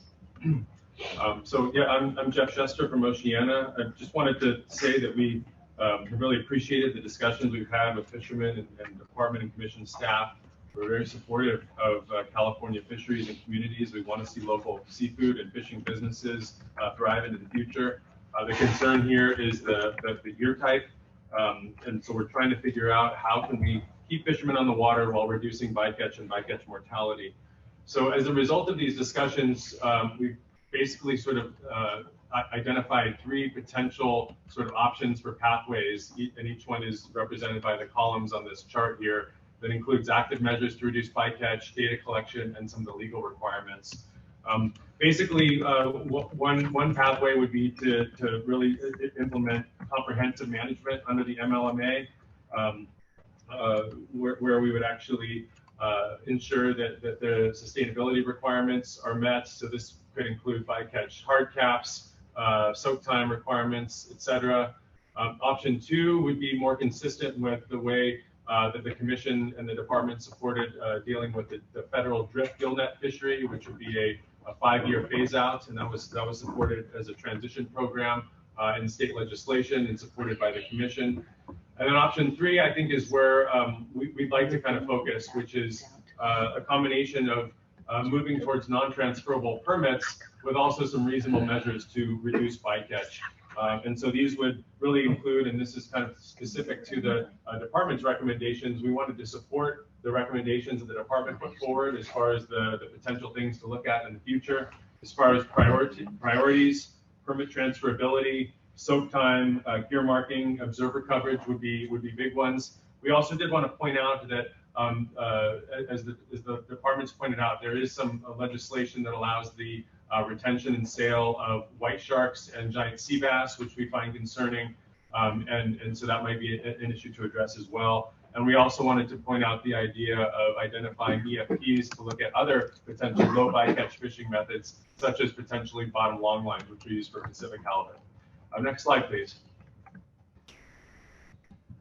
So on the non-transferability of the permits, we understand there's 90 total permits. Roughly 35 of those are active in this fishery. We hope to see a retirement of these inactive or latent permits. This would allow current fishermen to continue fishing, but gradually reduce effort over time. We think this could also help increase fishing opportunities for hook and line. We believe that in terms of an approach like this, we have not seen clear evidence of a potential transfer effect which would mean more catch of Mexican halibut or more importation. But we're interested in exploring that more. And again, looking at other EFPs to potentially supplement more higher volume ways to catch halibut. Next slide, please. And you heard a bit about the soak time. We've looked at a potential 24-hour maximum soak time here. These graphs are basically the upper graph here is from a paper looking at white shark mortality versus soak time. And roughly most of the live sharks that survived being caught in gill nets, both drift net and set gill nets, the soak time was roughly around a day versus you sort of see a clear bright line where you have more of sort of a 2-day or so for the dead sharks. And you can see that the probability of mortality on the upper right slide really does go up significantly based on soak time. So if we're able to limit this to something around 24 hours, and we're happy to have discussions about that, this could be a way to really reduce the mortality of species like white sharks and many others, and also reduce depredation and reduce injury and mortality of sensitive species. And we really hope this is a priority in terms of what is looked at moving forward. So now I'm going to go ahead and pass off. We also really supported the idea from the department of an observer program. And we really hope to see, in terms of the ask here, we'd like to really see that the MRC ask the department to come back at the November meeting with a fleshed out proposal for a number of these management measures. So I'm going to pass it on to Emerson now, and take it away, Emerson. Yeah, next slide, please. So as Caitlin said, my name is Emerson Damiano. I'm a student at the University of Southern California and a scientific diving ocean researcher.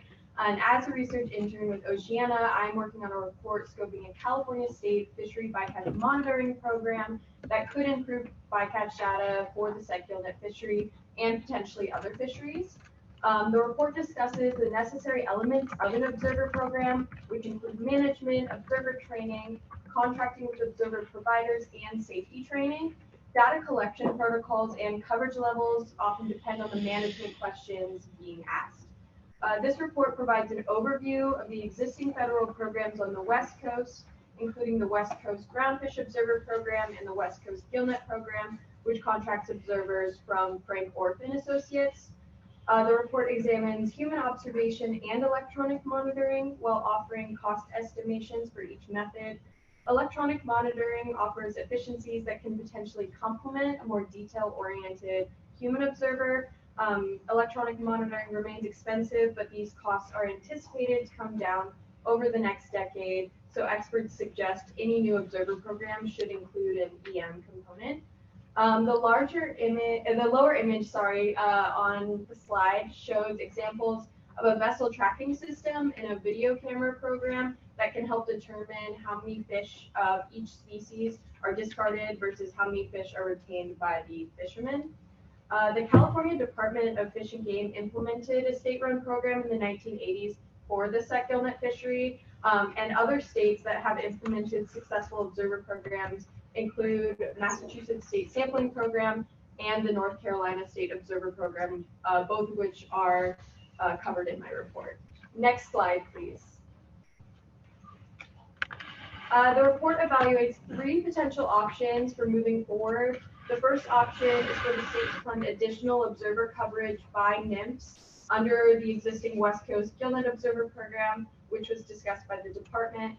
The second option would be the development of a California state-run observation program with a pilot program focused on the set gillnet fishery.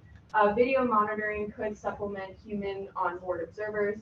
And the final option would be a hybrid where NIMS would provide the human observers and the state would develop a complementary EM pilot program. In conclusion, there are several realistic options to improve bycatch data collection in the set gillnet fishery, and we look forward to sharing our report with the department and commission. And thank you for the opportunity to present today. Thank you. Should we make it brighter in here? Sure. Yes. So people don't start Taking sneezing. a nap? Yeah. Nap time. I just turn the lights off so people can at least see the slides for a little while. Yeah. Thanks for that presentation.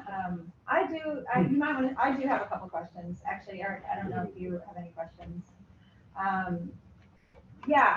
So first it's, it's interesting. We've all been digging into this for a long time. I do agree we want to talk about management measures and we want to spend most of our time on that. That said, it was very clear at our March MRC meeting that we had some discrepancies between the data that we were looking at and the data that Oceana was providing. So I do think it's important to try to see if there are places where we can get to some mutual shared understanding of the scale and scope of the problem to inform whatever management measures we might want to agree on.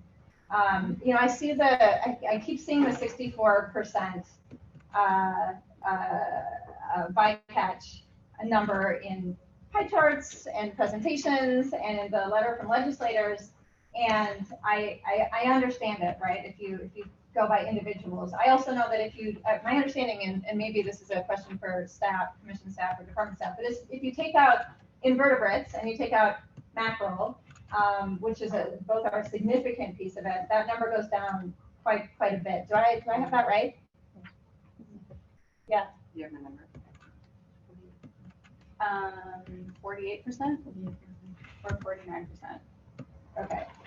Because it reduces to so the overall discard rate drops further to 49% with a discard mortality of 28% if you remove Pacific mackerel and invertebrates. Right, and I'm not saying that that isn't still a high number, but I think it's important to note, because a lot of some of our meetings we've had folks coming in and talking about sea lions and sort of giving the impression that that's mostly what we're talking about, right? And I was looking at the data from the binder, over 6 years and 447 sets, and California sea lions, I think 34 sea lions were caught over that period of 6 years and 447 sets. So I just think having a more nuanced understanding of the kind of bycatch we're talking about is important. I did have a question about, so I know, sort of the most important thing, I think, in looking at the table is to look at, what are the species that have high discard mortality rates, low numbers returned alive, high rate of catch, and then overlay that with what we know about population impacts of bycatch. And when you do that, I think some of the ones that you mentioned in your presentation that come up are bat rays, brown smoothhound, and then soupfin or taupe. And I also was looking at some of the numbers in your, I think it's table 9 of your letter about some of those species. And I guess I'm noticing some differences in the data, right? And so, for example, in your letter, it says that more than 1,700 taupe sharks have been discarded from 2007 to 2021 in the said gillnet fishery. Half of those were thrown overboard, already dead. And then bat rays, most discarded of all rays and set gillnets, at least 7,400 crossed overboard from 2007 to 2021. I think you got to those numbers by extrapolating NIMS data based on the number of trips recorded by CDF and W, and maybe that's why the numbers are different from what we're looking at. So I wondered if anyone could address whether that extrapolation is appropriate for arriving at the numbers. I don't know if somebody from the department or somebody from Fishing Game Commission staff could answer that. Well, I can't speak to the methodology. I would defer to you guys to speak to your methodology, but the data that we looked at, because the observer data were not collected in a stratified random way, and there's biases with those observations, you can't just multiply that out by the number of sets and get a reliable estimate of what total catch would be. And so that's why one of our recommendations is to get that number through standardized observer programs, stratified random sampling. Then you can extrapolate out, there's plenty of statisticians that can do this, get us what that total catch is. So then we can look at what is total catch and what are the impacts of that total catch. And in our perspective, discard mortality associated with that. What are the impacts on those individual species? Yeah. Yeah. Think of that, Craig. Yeah, John. Yeah, just to get to the purpose that why the National Marine Fisheries Service does the observation. Their intention is to actually estimate the total number of marine mammal takes, right? They also collect all the other information, but the purpose is to find not just estimates and observed, but they extrapolate the total. So for the stock assessments that they do for marine mammals, they have been able to do extrapolations. So for example, they've extrapolated from 34 over that period, 34 sea lions. They extrapolate that there have been 150 sea lions annually caught in the fishery, and those are in the stock assessment report. So the National Marine Fisheries Service, who does the program, is confident and has done extrapolations. They acknowledge there's uncertainty there. But what we have done is we work with NIMS and we work with department staff to figure out, if you look at just number of trips that are reported, that can provide a low estimate. Sometimes there's more nets or more sets on a trip, than one. But if you just look at assuming there was just one set for one trip, we can provide a low bound. So that's why that was the methodology that we've used. There are other methods that, for example, Chris Free used, where you could extrapolate based on landings, but then there's some problems because of the difference in weight versus individuals. But what we've done in terms of some of those numbers is try to provide what the analysts that we've worked with from the state and the federal government have referred to as a lower bound estimate. So we can sort of at least say, here's kind of the minimum estimate, knowing that we're not there yet as far as actually having a central estimate. But we felt it was important to put that information forward because the MLMA inquiry does describe amounts of bycatch, and you need to know, I think, amounts in order to know whether there's a sustainability concern. And we were concerned that the department didn't make an attempt to do that and only put out what was observed or rates of bycatch, because that's not really giving enough information. And we believe that we should be using the best available information we have, even if there's uncertainty there. Yeah, I appreciate that. And maybe this is a question for Kirsten. Kirsten, so the observer data, my understanding is the observer data is not randomly sampled temporally or spatially. And so I think that's why I wonder if the extrapolation makes sense. Kirsten, is there anything that you can say about that?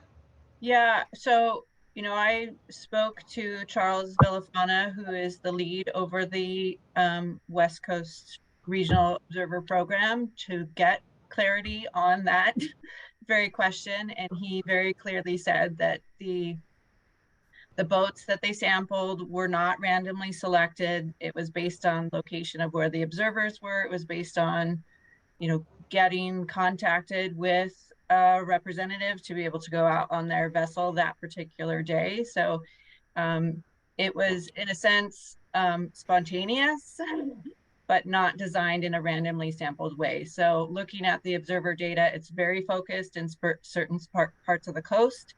And temporarily, they may have sampled the same vessel multiple days in a row because there was an observer there and the vessel was going out. And so that's what they targeted. So based on that, he suggested not to use the data as a representative for the fishery as a whole.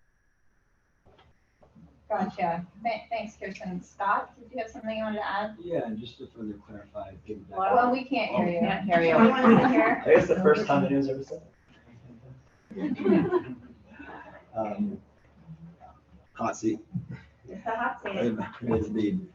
Just to further clarify and piggyback on Jeff's point a little bit. Speak to the microphone. Further clarify on Jeff's point a little bit.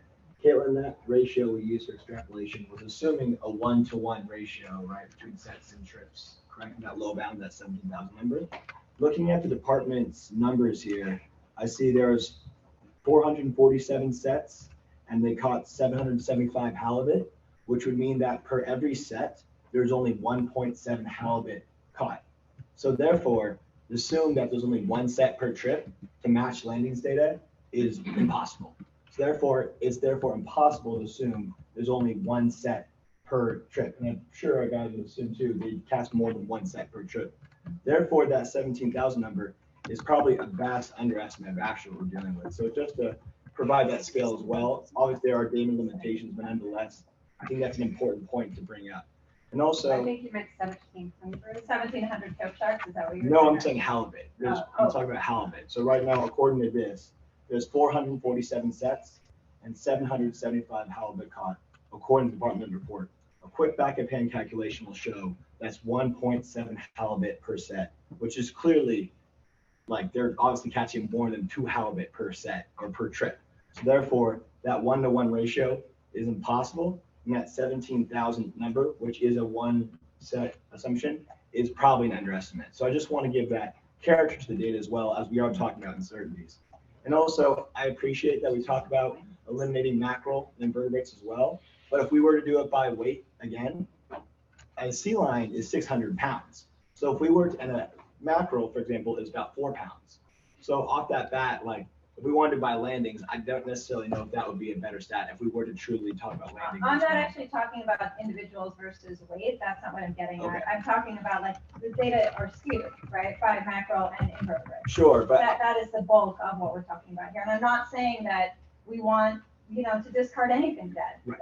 That's a bummer. It's something we don't want to do, right? But I do think the data are a little bit skewed by mackerel and invertebrates. And I'm voicing the idea of I think it's a dangerous precedent to maybe choose which species we're talking about completely to mean invertebrates. I do understand your point. Well, I think it's dangerous to paint with a broad brush when we're going Sure. and talking to the legislature, and when we're bringing in people to talk about sea lions.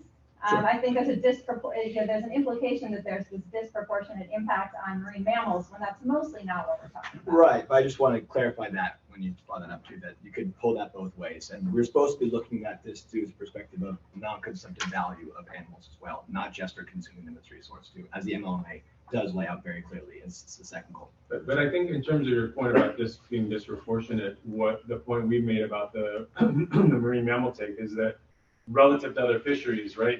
This single fishery catches more sea lions than all other fisheries on the West Coast combined. So disproportionate impact relative to other fisheries is clear.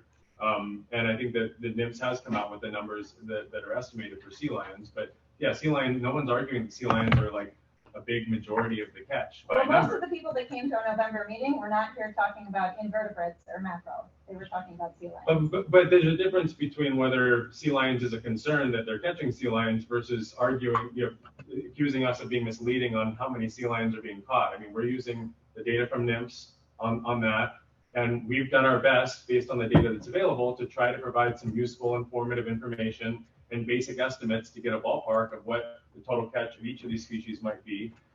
Taking out mackerel and certain things, I think it is good to look at that and look at how the discard numbers change based on that.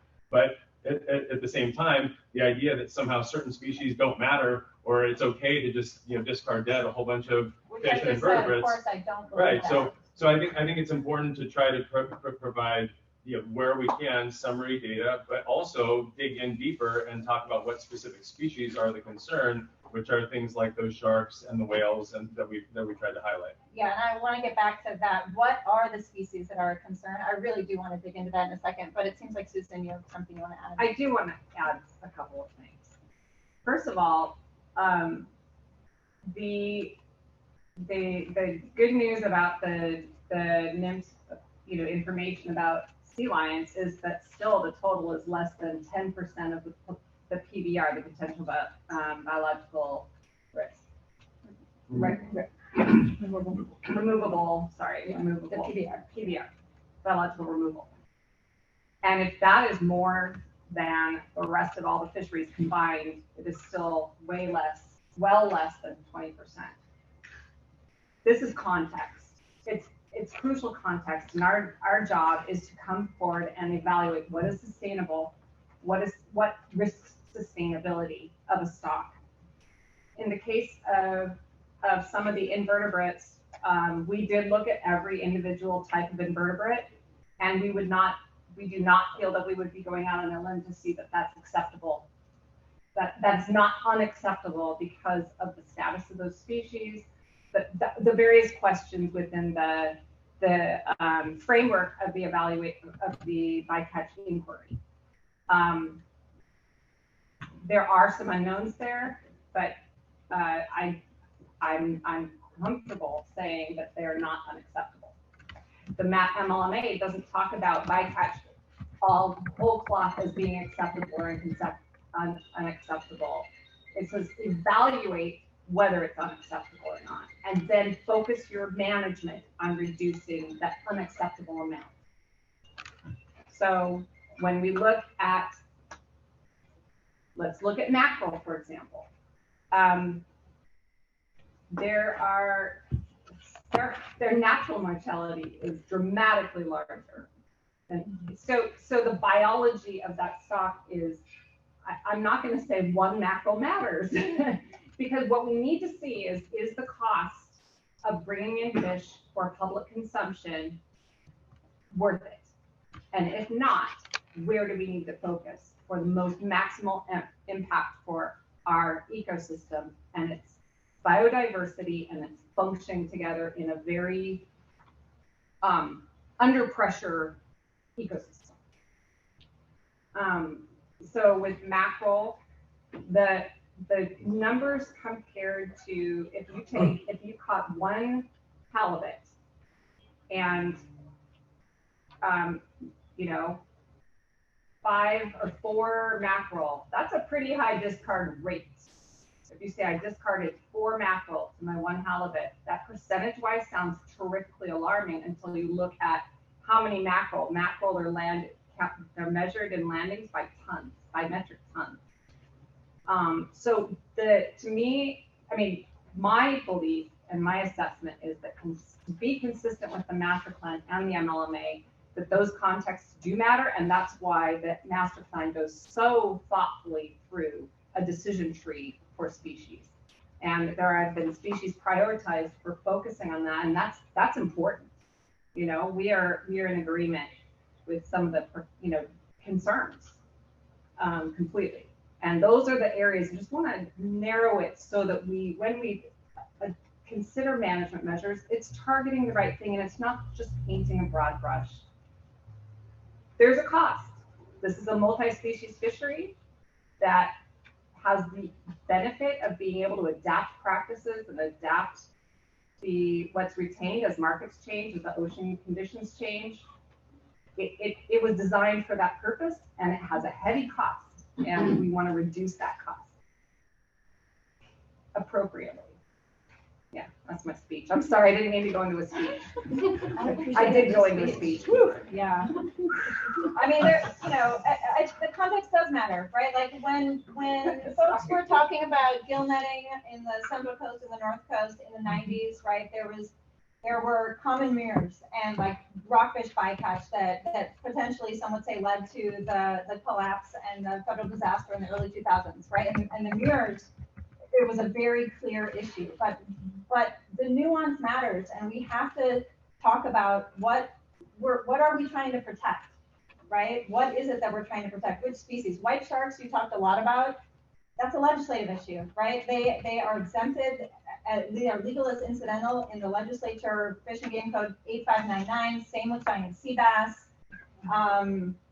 The whales, it's an issue for sure. We have several fisheries that have attributed entanglement issues for whales. And I'm not saying that means we don't do something here because we have it in other places too. We should do something about it everywhere we can.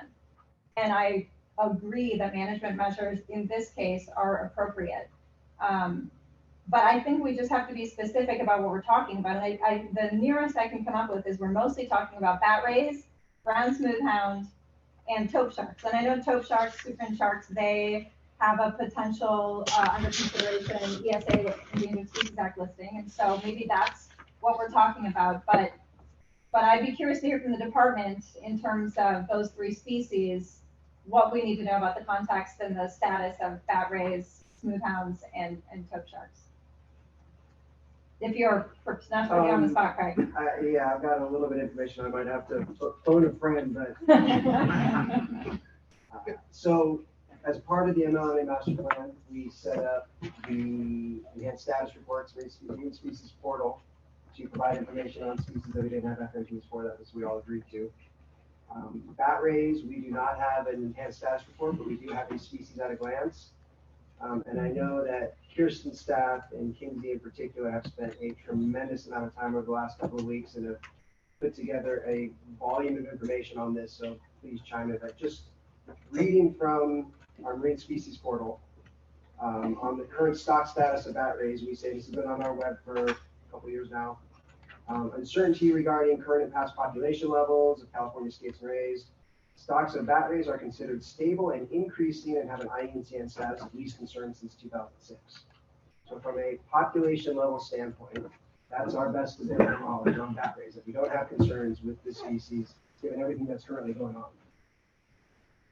When we look at brown smoothhound, we do have an enhanced status report, which is essentially equivalent to an FMP, or that's what we all agreed to. We talk about how, let's see here, currently no formal overfishing threshold criteria exists for brown smoothhound. However, landings are tracked in both commercial and recreational sectors. And given the decrease in landings since the ban on nearshore gillnet and trammel nets in 1994, there are currently no concerns about overfishing occurring in the stock. Based on available data, it appears the current management is effective. Although if landings increase significantly, or if it appears that anglers begin targeting brown smoothhound, this may indicate the fishery may need management changes to ensure sustainability. So again, with brown smoothhound, at least when we assessed it at that time, with this fishery act occurring as it did, we did not indicate any sustainability concerns for that species. Supin, I think that is one where we can have a discussion. We talk about what might we be able to do to get a better understanding of the West Coast stock of that species, what the total overall take is, recognizing it's part of the federal groundfish FMP. I think something else that we've been thinking about is where this fishery was and where we're going. So now I guess I'll get on my soapbox now for just a moment. Facts matter, right? Like this world that we're living in right now, I think we're all quite disturbed by the revisionist history, right? If you say something loud enough, if you say it enough times, it becomes real, right? Our social media feeds like ping our dinosaur brain. That's not fair to dinosaurs. Like the things we want to hear. I think we all need to make a point to really remove our own biases, our personal biases. I know when I first started thinking about this fishery, looking back on it due to my own biases and ignorance, I thought for sure, oh, gillnets, they're bad. We're going to have all these red flags, low-hanging fruit, immediate management action. As we started digging into the data, we didn't see that. And that's what you saw in the department reports. As we've been pushed to dig deeper and deeper and deeper into the data. Remember, it was like 6 months ago where I was like, hey guys, maybe we don't focus on acceptability and focus on management measures. That was probably half a year ago. And here we are still talking about acceptability, and we're going to get to management. It appears that where this fishery came from, right, in the late 80s with 800 total permits, 300 active, to where we are now with 100 permits, 30 active, and 15 of those catching 90% of the catch, it's a very small drop in the bucket of where it was. If you look at the fish area that was fished, so around the mid-90s, a significant portion of California waters was restricted to this gear type. I'm assuming these maps represent that. I'm going to defer to our experts in the room here. So I sent staff over to meet with fishermen, the fishing community last week to try to get some of this information, to try to get the numbers. But as far as I can tell, rough numbers, well, we protected 95% of the fishing grounds in 1995. So, we're looking at 30 by 30 for most of our fisheries. This fishery was 95 by 95, which is a pretty high bar to meet. The piece that I have a little bit concerned is we talked about the impacts of gillnets on biodiversity, right? So we got this bright glossy, we got bat rays, we just talked about that. We're not seeing those impacts to biodiversity. There is a lot of different species that are being caught, but in terms of overall impacts to biodiversity in the Southern California biome, in the California current, we're not seeing that impact. We're seeing species increasing. We had a meeting with the lobster fleet last week, and so the lobster fishery takes place pretty much inshore of all of the areas where this fishery takes place. If you look at that, that pink area on the map over there, thank you for providing this map. You guys were doing that. That's basically our lobster grounds inshore of that. California spiny lobster fishery had the highest annual catch record on history this past season. Recognizing facts matter, those numbers are not adjusted for inflation, so it might not be highest for inflation adjusted numbers. But to me, that demonstrates our lobster fishery is doing pretty good. Our ecosystems are doing pretty good to support that kind of fishery. And if this fishery was having the ecosystem impact that we hear it may be having, I don't think we'd be seeing that. We wouldn't be seeing white sharks coming back. We wouldn't be seeing black sea bass coming back. These species are coming back, and that's a good thing. So we're having trouble kind of reconciling how this fishery as it currently exists is having such a major impact on biodiversity with the data that we're seeing. That's not to say that we don't think there should be improvements, right? We think there are some needs for additional management measures, and I think we're pretty close to those. But it's disappointing that we've been forced into this back and forth to argue about the facts, as opposed to focused on agreeing on the path forward. And I'll get off my soapbox. And I guess just really briefly, I think the MLMA really predicates itself and is intended to be precautionary and use a precautionary approach, right? In the absence of data, I think that we've all agreed that there are limits in terms of the data. The department, as you just heard, has not been willing to come up with actual estimates of total bycatch annually for this fishery. So all we're looking at is what's in the observed, catch. And so all we really have to look at are rates of catch of the fishery based on rates compared to other fisheries. I mean, this is not a selective fishery. This was ranked, among the highest in terms of the department's risk assessment. Can I ask one quick question? Is the standard how it compares to other fisheries, or is the standard sustainability? Well, I think exclusive of how it compares to other fisheries. Well, I mean, as the MLMA talked about, it's the types and amounts of bycatch. So other ways of catching halibut don't have a whale entanglement issue, right? The wide variety of species that are caught in terms of the vulnerability, there are a number of vulnerable species that are being caught where we don't have good stock assessment. All we may have is landings data, right? And that's a big error that is made a lot of times, only looking at landings, and that doesn't show oftentimes when you see declines. Yes, there have been, I think, recoveries where we've seen the gear banned, but the gear still is happening in other places and it may have significant impacts on many of those species. And I think that what we've done is, rather than focus management measures on these sort of broader things, we're trying to target the management measures. And I think the discussions have been useful for things like soak time in getting at how do you reduce mortality and bycatch for the species that really highlighted these are the vulnerable ones that we should really focus in on. And that's what we've tried to do. And if I may piggyback on that point as well. Sure. To my understanding right now, to piggyback the landings data, as of right now until 2017, there's not really much of a way to monitor discards, right? Except for self-reporting data. If there's no way to measure discards, what are we talking about here? I really run the data. I feel like for us, which I think we agree, and I think the department commissioner's done a great job of trying to, pretzel around targeting just halibut trips with very limited data. But right now the MLMA is what it is, and it takes a precautionary approach. So therefore, by stakeholders, we're going to, of course, try to follow the MLA and follow that precautionary approach. And as of now, if there's no way to measure the discards except for an unidentified gillnet on a whale once in a while, we don't know about a lot of stuff. So I think until we can get that better data, which of course you guys proposed, which is great, but that's where we're coming from, not trying to create false narrative or try to be, over exemplifying the issue, but just because right now we have no way of checking these discards, it is going to be a cause of concern until we have those kind of numbers. To try to move it. The reason we have a commission is because there's imperfect information and even imperfect standards. Waste and discard is, there's part of our charge is not to allow waste and destruction. We are supposed to be precautionary. The MLA specifies specific ways of looking at this. And then our interpretation of that and doing the master plan does as well. So that's what we have to do. We have to decide on that. We have imperfect data, we have conflicting data, but we have to make the best decisions we can based on that. So again, I think it's really helpful to have this discussion, and this is really interesting because there are gaps, but we have a lot of data. We may not have enough, may be imperfect, but what we have to do is now start grinding down and saying, okay, given what we know, and given the variety of standards that we can apply, what's the best answer here for now? And part of the recommendations, or a good chunk of the recommendations, are about getting better at that. And that's really going to be critical over time because it's not a one and done thing. As we implement these things, we're going to see changes, and we're going to see improvement in data collection and more consistent data collection that's more extrapolatable and extrapolatable rather. And that will allow us to adjust and adapt this as we go along.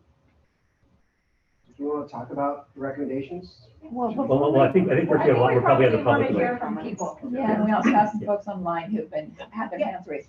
Also, Nick and those guys want to talk. I know that. Sure, Yeah. I'm good friends with them now. So. Okay. Yeah. I also do have one clarifying question though before we. So first I want to say thanks for that reframe, Eric. I also really think this conversation has been important. It's one thing to have incomplete data. It's another thing to have different takes on data, and we have had that. We all have got to be good actors, and we have to work together in good faith. And we have to ratchet down the rhetoric and the hyperbole, and we have to operate in a world of facts and science, and without a mutual understanding of what that science is, incomplete or not, Right. imperfect or not, like it makes it difficult to actually make management recommendations. So I appreciate that we're able to have this conversation. I have one just clarifying question as we transition into talking about management and hearing more from folks is, one of the recommendations I heard from Oceana, that I read from Oceana is to recommend or to make a change, that we would make a change saying permits are no longer transferable. My understanding is we don't have the authority to do that. I just think that's an important thing to clarify as we transition into our conversation about management. Do I have that right? So, yes, so our understanding is the commission does not have the authority to blanketly prohibit transfers, but the commission does have the authority to add provisions to regulate how transfers would proceed.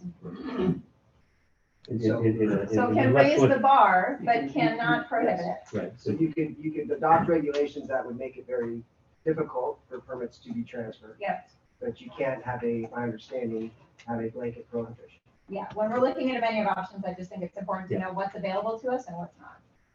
I just want to agree that, yeah, this discussion is really important. I don't want to dismiss that at all.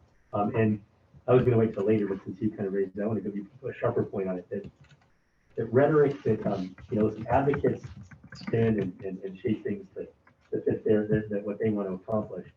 But I think in this case, the rhetoric has gotten ahead of a thoughtful process. And so, I've been disappointed as well in some of the stuff that's been thrown around, using facts in a way that inflames the situation by exaggerating them or what you emphasize and what you don't. So I know that's what you're getting at now, and I think it's really worth spelling that out, because everybody in this room works on these issues all the time, and it doesn't help not only this process, but other processes when that kind of behavior happens.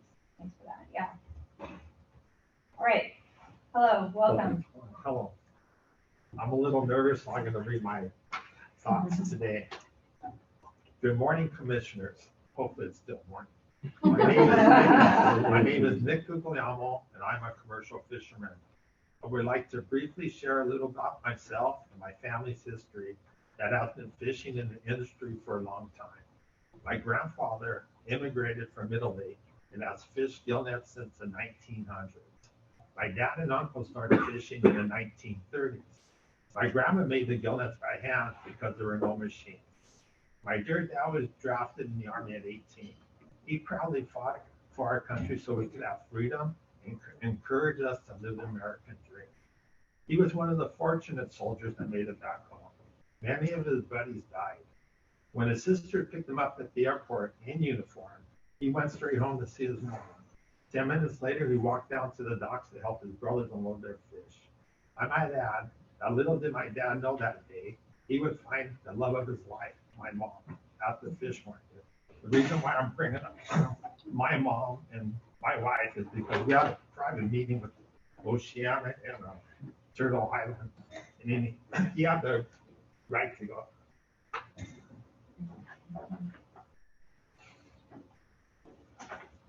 He goes, who would marry a fisherman?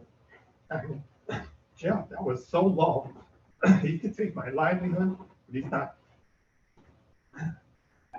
not taking my integrity. I might add that someone asked, why would you marry a fisherman? Yeah, that's right, Jeff. My mom married a fisherman. One with charm and, of course, handsome. They were married 60 years. I wanted to share this story so you can understand our family's history and love for the sea. I want to emphasize that gillnet fishing has been around 100 years, and great measures have been imposed over the years. We almost lost our livelihood in Proposition 132. It took away our fishing grounds, where we preserved with the regulations and complied. However, we lost 90% of our fishing fleet, and our area shrunk to nothing. We'll show you on the charts. According to the information reported from the Delivery program in the 2000s, The ocean are thriving, and it is reported that the marine mammal population is reaching capacity. There's a few recommendations that we consider too. Bycatches are concerned. Possible, limit the depth of the halibut gear to 20 mesh deep, because if you go more than 20 meshes, the bycatch increases. 25, you probably save 40% of the bycatch by reducing the mesh deep. Consider freezing the transfer of permits for a period of 5 years while you obtain data from NOAA concerning marine mammals. Consider a reasonable time scope of no more than 3 days. We can't live with 24 hours because it's a boat. We go down to the docks. What if our boat don't start? Then we're in violation. Observers on our boats are ridiculous. We've been observed and observed for since the 1990s. This is not a new industry. If you get the observer program, you have nothing to base it on. We catch stingrays, this and that. What's the biomass? No one knows what kind of fish is in the ocean. I mean, of course, yeah, Jeff said, though, we entangle wells. When was the last time a gillnet fisherman caught a well? We just spoke with the whale disentanglement team. There's currently a humpback whale swimming around with an unidentified gillnet on it in Southern California. So it's still happening. The difficulty is the gear is not marked, so it's impossible to determine which fishery that was. But gillnets are a regular entanglement of whale according to NOAA and the observers. So I don't know. I don't know what the issue is with the entanglement teams. That's probably a Mexican net. It's not marked. We're all marked. According to the biologists of the ocean resources, the ecosystem is thriving. Yes, we want to protect a resource like Oceania and Turtle Island. This is our livelihood. Proposition 132 was drastic to the industry. We almost lost our livelihood. There are only a handful of gillnetters left. Let's work together. Yes, thank you for allowing me to share my story and thoughts today. I hope you agree with me. My family is very thoughtful and cares deeply about the oceans, coasts, and fishing industry. In fact, my sister in 2000 was one of 16 commissioners that served on a national U.S. Commission of Ocean Policy established by the U.S. President. And yes, so glad my mom heard the picture. You guys have any questions? Thank you. This shows my sister. This is my dad. Pulling the nets by hand. He had no hydraulics then. These are my uncles. My uncles are right here on their new boat. But they had to do everything by hand. We're spoiled. The green highlight over there is where we can fish now. But it really doesn't do it justice because we have to stay offshore 3 miles. The wardens on their boats don't run that line, and we're legal. We're outside the 3 miles. That cut down on so much bycatch. It's like we thought we were over this. And we're here again. Why? We drove up here. There's 5 of us here. The purplish is where we used to fish, and that was all the way to the beach. That's when we would get seals and the whales and smooth hounds galore. Smooth hounds and bat rays, how many do you want? How many do you want? If we set a net a mile out and tip a warden out with a 4-inch, 5-inch mesh, you wouldn't be able to pull it up. There's areas off Southern California where we stay away from because there was so many when we were able to legally fish them. It's like I listen to these things. I listen to them up here, and I'm going, "Who's running the show?" It's like, do they want another victory on their website? Donate here, donate there. It's a beautiful website, Oceanus, but that's not what it's supposed to be. It's him. It's all of us, not them. They mean well. It's like the psychological warfare, and it took them with it. It's just, I can see the opinions of the commission and of the everyone involved who knows, and I'm not even going to read what I was going to read because you said it all. And that's it. Thank you for that. I was just going to say, I would ask that we try to refrain from, personal attacks and try to keep it. This is such a hot issue, and we've been talking about it for so long, but we really do need to keep it civil. Now, I got a little hot, made my own speech too, but yeah, if we can just keep it civil and try not to, no personal attacks, that would be really wonderful. But I understand. Thank you for your comments. Yeah, I guess I would just ask before you go, there were, I'm counting 9 different kind of categories of recommendations. You want to speak to any of those at all? You talked a little bit about soak time. We spoke about transferability, maybe a 5-year period. What about, additional gear marking, for instance? I think we could do the, maybe put an H on our buoy that floats on top of the water, making it a halibut gear, so they know the difference between the halibut gear and the sea bass gear. I would do the 20 mesh height of the neck that reduces bycatch a lot. Even though our area is so small, we can't possibly harm any resource. I mean, if you look at the chart, I mean, we should drop this. It's stupid to keep going on. And if Craig will have some suggestions about the time soak, about the mess size, what else you need? Well, and on the gear marking, it's not just to distinguish from other fisheries, it's also to distinguish from Mexico, right? That's a really big piece of it. As you mentioned, the entangled whale that's unknown. Yeah, but there's no way you can do that unless you actually get the net, because they have a different kind of net. Can we weave something into the foot rope or something like a big streamer or something? I think we'll have to come up with a way to do that. They have that new fishery now, the deep water box crabs. There's like a handful of guys, 4 guys fishing. They entangled 2 whales. We've been fishing for years. I think I entangled, I don't even know how many, 2, 3 over 100 years. Okay, but some additional marking would be helpful, and then also reporting gear loss. Of course, you have to report gear loss. That's one of the laws. Our lobster and crab buoys the lobster has 4 P's across the buoy, and the crabs have X's. So you can come up with different letters for white sea bass and for the halibut. So then from the air, they can see what kind of a gear it is and who it is from the marking. When we have a whale entanglement, what portion of a net is we find? I mean, what are we left with that we can identify? It's just on the buoy. It's variable.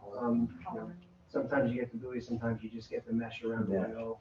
So some marking along the mesh. So that's like when we're pretty far along the discussions with the Dungeness crab fishery, where not only marking the buoys and the buoy tags, but also having some colored rope that is, we're testing it now, that's easily identifiable from the air, or from photos or GoPros or drones or whatever it is, the pictures we've got. We say, okay, that's California Dungeness crab versus not California Dungeness crab. I don't know how far we've gotten, or if anyone's done it with nets yet. And so those would be discussions we'd have to have with you guys, with the fleet, with the feds, with the entanglement response teams, because they're the ones that are out there on the water that are seeing it. I don't know if you've had any thoughts about nets, and you guys are. Yeah, like we've talked about, similar to what with Dungeness crab on the actual monofilament part itself, having a unique pattern, a unique color that would clearly, if you have it and you see it, you know it is the gear. If it's not on there, you know it's not the gear, so you can negatively attribute and say this for sure isn't it. We don't distinguish by both. We just have to distinguish by the fishery, right? By the fishery. Right. That's the request. But there are, with any new program, right, there's costs associated with it, time and costs. Yeah. But that might be. We have a transition period. How long do your nets typically last? Depends what time they are. Halibut gear lasts a year.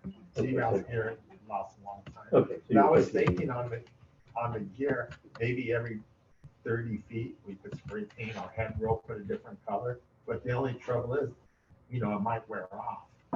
Well, I think this fine scale conversation can happen in another venue later. Once, if we decide that I think gear marking is probably low hanging fruit that we all are going to agree is necessary and should proceed, but we can figure out the details later. Yeah, I just want to understand exactly more about the nets. Susan, did you have something you wanted to say? No, I think so. Okay. Well, and I think this to us is the real helpful part of the conversation. So it's like, yes, gear marking sounds like something we want to pursue. Department, go work and try to flesh out some of the details. Sometimes same type of thing. Totally. Work with the fleet, the different sectors. Like, is it 24 hours? Is it 48 hours? If you were fishing yesterday morning and you got to come up to a meeting today, what does that do to a 24-hour soak time? Well, so can we talk about the soak time issue for a second? Because that is something where we will probably need to. We could just say go forth and figure out soak time, but it'd be cool if we could have a conversation about 24 hours versus, I think you said 3 days. There are other fisheries who do shorter soak time, shorter than 3 days, even though they also, sometimes their motor might not start or something. And so I wondered if there's something from the department that you can say about the issue of soak time.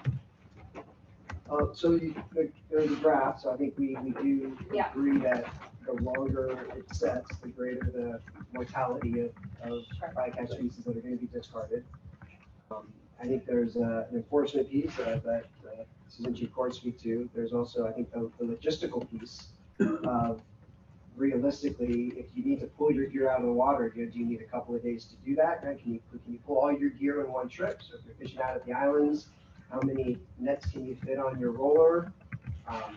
Do you need 2 trips to do that? Do you need 2 days? So I think those would be the discussions. I think 24 hours seems logistically kind of tight. So maybe there's a compromise in there between 24 and 72, and it's 48 is the number that we settle on. But I would say that not having a limit where we are now, that's an easy unacceptable for me, right? Having an unlimited soak period, that makes no sense. We should have something. The fishermen are not going to go for that, for a really long soak, but still, you got to have limits on it. No, I agree with that. Okay. Yeah. My name is Steve Marsich. I'm a commercial halibut gillnet fisherman. I'd agree 48 hours is, if you give weather permitting, 48 hours of soak. I think would reduce. Also, I think a good idea is lowering the mesh size of the nets. Basically, that brings the net lower, and it gives a lot less entanglement. So that would probably reduce some of that as well. As far as the bat rays, I've been fishing for almost 50 years. Bat rays are not endangered in any way. I'm out on the ocean probably half of my life. And in the small area, you see that we're fishing up there. We're not even fishing in the areas that we're using. So, other things of concern. I have a concern I want to bring up is thresher shark. Because I heard that was one of the species that was being talked about. And I used to fish thresher shark. That was a big fishery about 10 years ago. And that has turned into almost a non-existent fishery, not because of fish population. There's more that I see, there's more green thresher shark now than there ever was that I've ever seen. But it was a direct result of the aquarium putting it on the red list. And that all the restaurants shunned it, all the supermarkets shunned it. So I went from having a fishery where I used to catch 20 or 30,000 pound thresher shark to a fishery where I don't fish it anymore.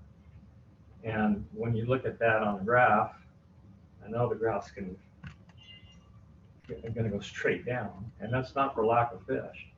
That's for lack of, I'm not going to go out and catch fish that I can't sell. And so I know that's one of the things that I saw on the list there. But I mean, all these things I think are we can work out if we talk. There are ways around. I asked you a question about the 1.7 halibut per set. Well, a set is an individual set, but most of us are out. Mom's not going to come up to lunch. On a given day, yeah. Well, some days you only catch 1 or 2 halibuts. Some days you catch 20 halibuts. But a set that might be an average set 1.7. Right, but on a given trip, on a trip, we're doing probably 6 or 7 sets at one time. So that was just one set of gear because we don't set just one net. Right. But so on average on a trip, you might bring back 10 halibuts. Yeah, that's probably a good assessment. It all depends on timing. Sometimes you get 50, 60. Yeah, it all depends on the timing. Some days you get 0. Yeah, that's fishing. I could change the subject, but last meeting you said, you have authority to help us out with bycatch. Certain times of the year, you're only allowed to catch 500 pound yellowtail per man per gillnet. which doesn't really make sense. When we set our nets, we don't know, we're targeting white sea bass, but a school of yellowtail runs through, you'll catch them. And why would we discard 1,000-pound yellowtail? Well, to go back a few more years, the reason, but you have to have 5 people on the boat to have that. Well, the net is catching fish, not 5 people. but the reason why they made that law is because the seiners, person is used to wrap them and get 20 tons, then he used to transfer the fish to the gillnet. But I think we should open that up, and if someone gets caught transferring permits, we need regulations, pull their permit. Why take it away from the hardworking gillnet? I mean, that's reducing bycatch right there. So, I do want to point that out, that one of the standards that seems consistent with the master plan is, and the MLMA is, if you can utilize and manage the landed catch for sustainability, then it's no longer attributed to bycatch. But you still have to manage it for sustainability. But one of the ways we'd say reduce, minimize, utilize. Right. We've got to adjust our system to account for non-targeted species for sustainability. That's clearly a gap here. Well, it's a balance. I'm just gonna say, well, also remembering that this is a multi-fishery. Yeah, multi-species fishery. Yeah. But every year there's some species that are also non-targeted that are I have a question to ask you. The people in California voted Proposition 132 to push us out 3 miles. Actually, they wanted 1 mile. The fishermen said no way, because we made all our landings were inside 1 mile. And so when they pushed us out 3 miles, like we lost 90% of the fishing. Does the commission, can you guys go and overturn that proposition? Off the 3 miles out? No, I'm just curious. Well, okay, I mean. Yeah. The answer is that we can't do that. We cannot do that, no. We cannot do that. Hey, this is a really important discussion. There's still more things that I want to talk about too. We haven't talked about spatial temporal closures and other issues. And I suspect there are still some people in the room who want to come and speak about this. And I know we still have at least 8 people online who want to talk about this. So I want to create some space for other folks to weigh in on this too before we get so far down that we're ready to give a recommendation and we haven't heard from folks. We don't really want to travel to your Washington next month. Yeah. Okay. So yeah, if you're in the room and you want to come and talk about that, talk about this, please come on up and take a seat and introduce yourself. And again, I would really encourage you to speak to the specific recommendations that are being presented. Yes. You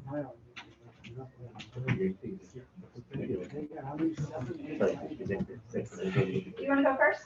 Sure, I can go first. Sure. So thanks you to the department and the commission for facilitating this space and having this conversation already. There's been a lot of great recommendations and a lot of great conversations. My name is Ben Grundy. I'm with the Center for Biological Diversity. And the big concerns that the center has to do with the rate of bycatch and bycatch mortality of sensitive species. A lot of them have been mentioned already, specifically endangered whale entanglements, but also taupe shark entanglements.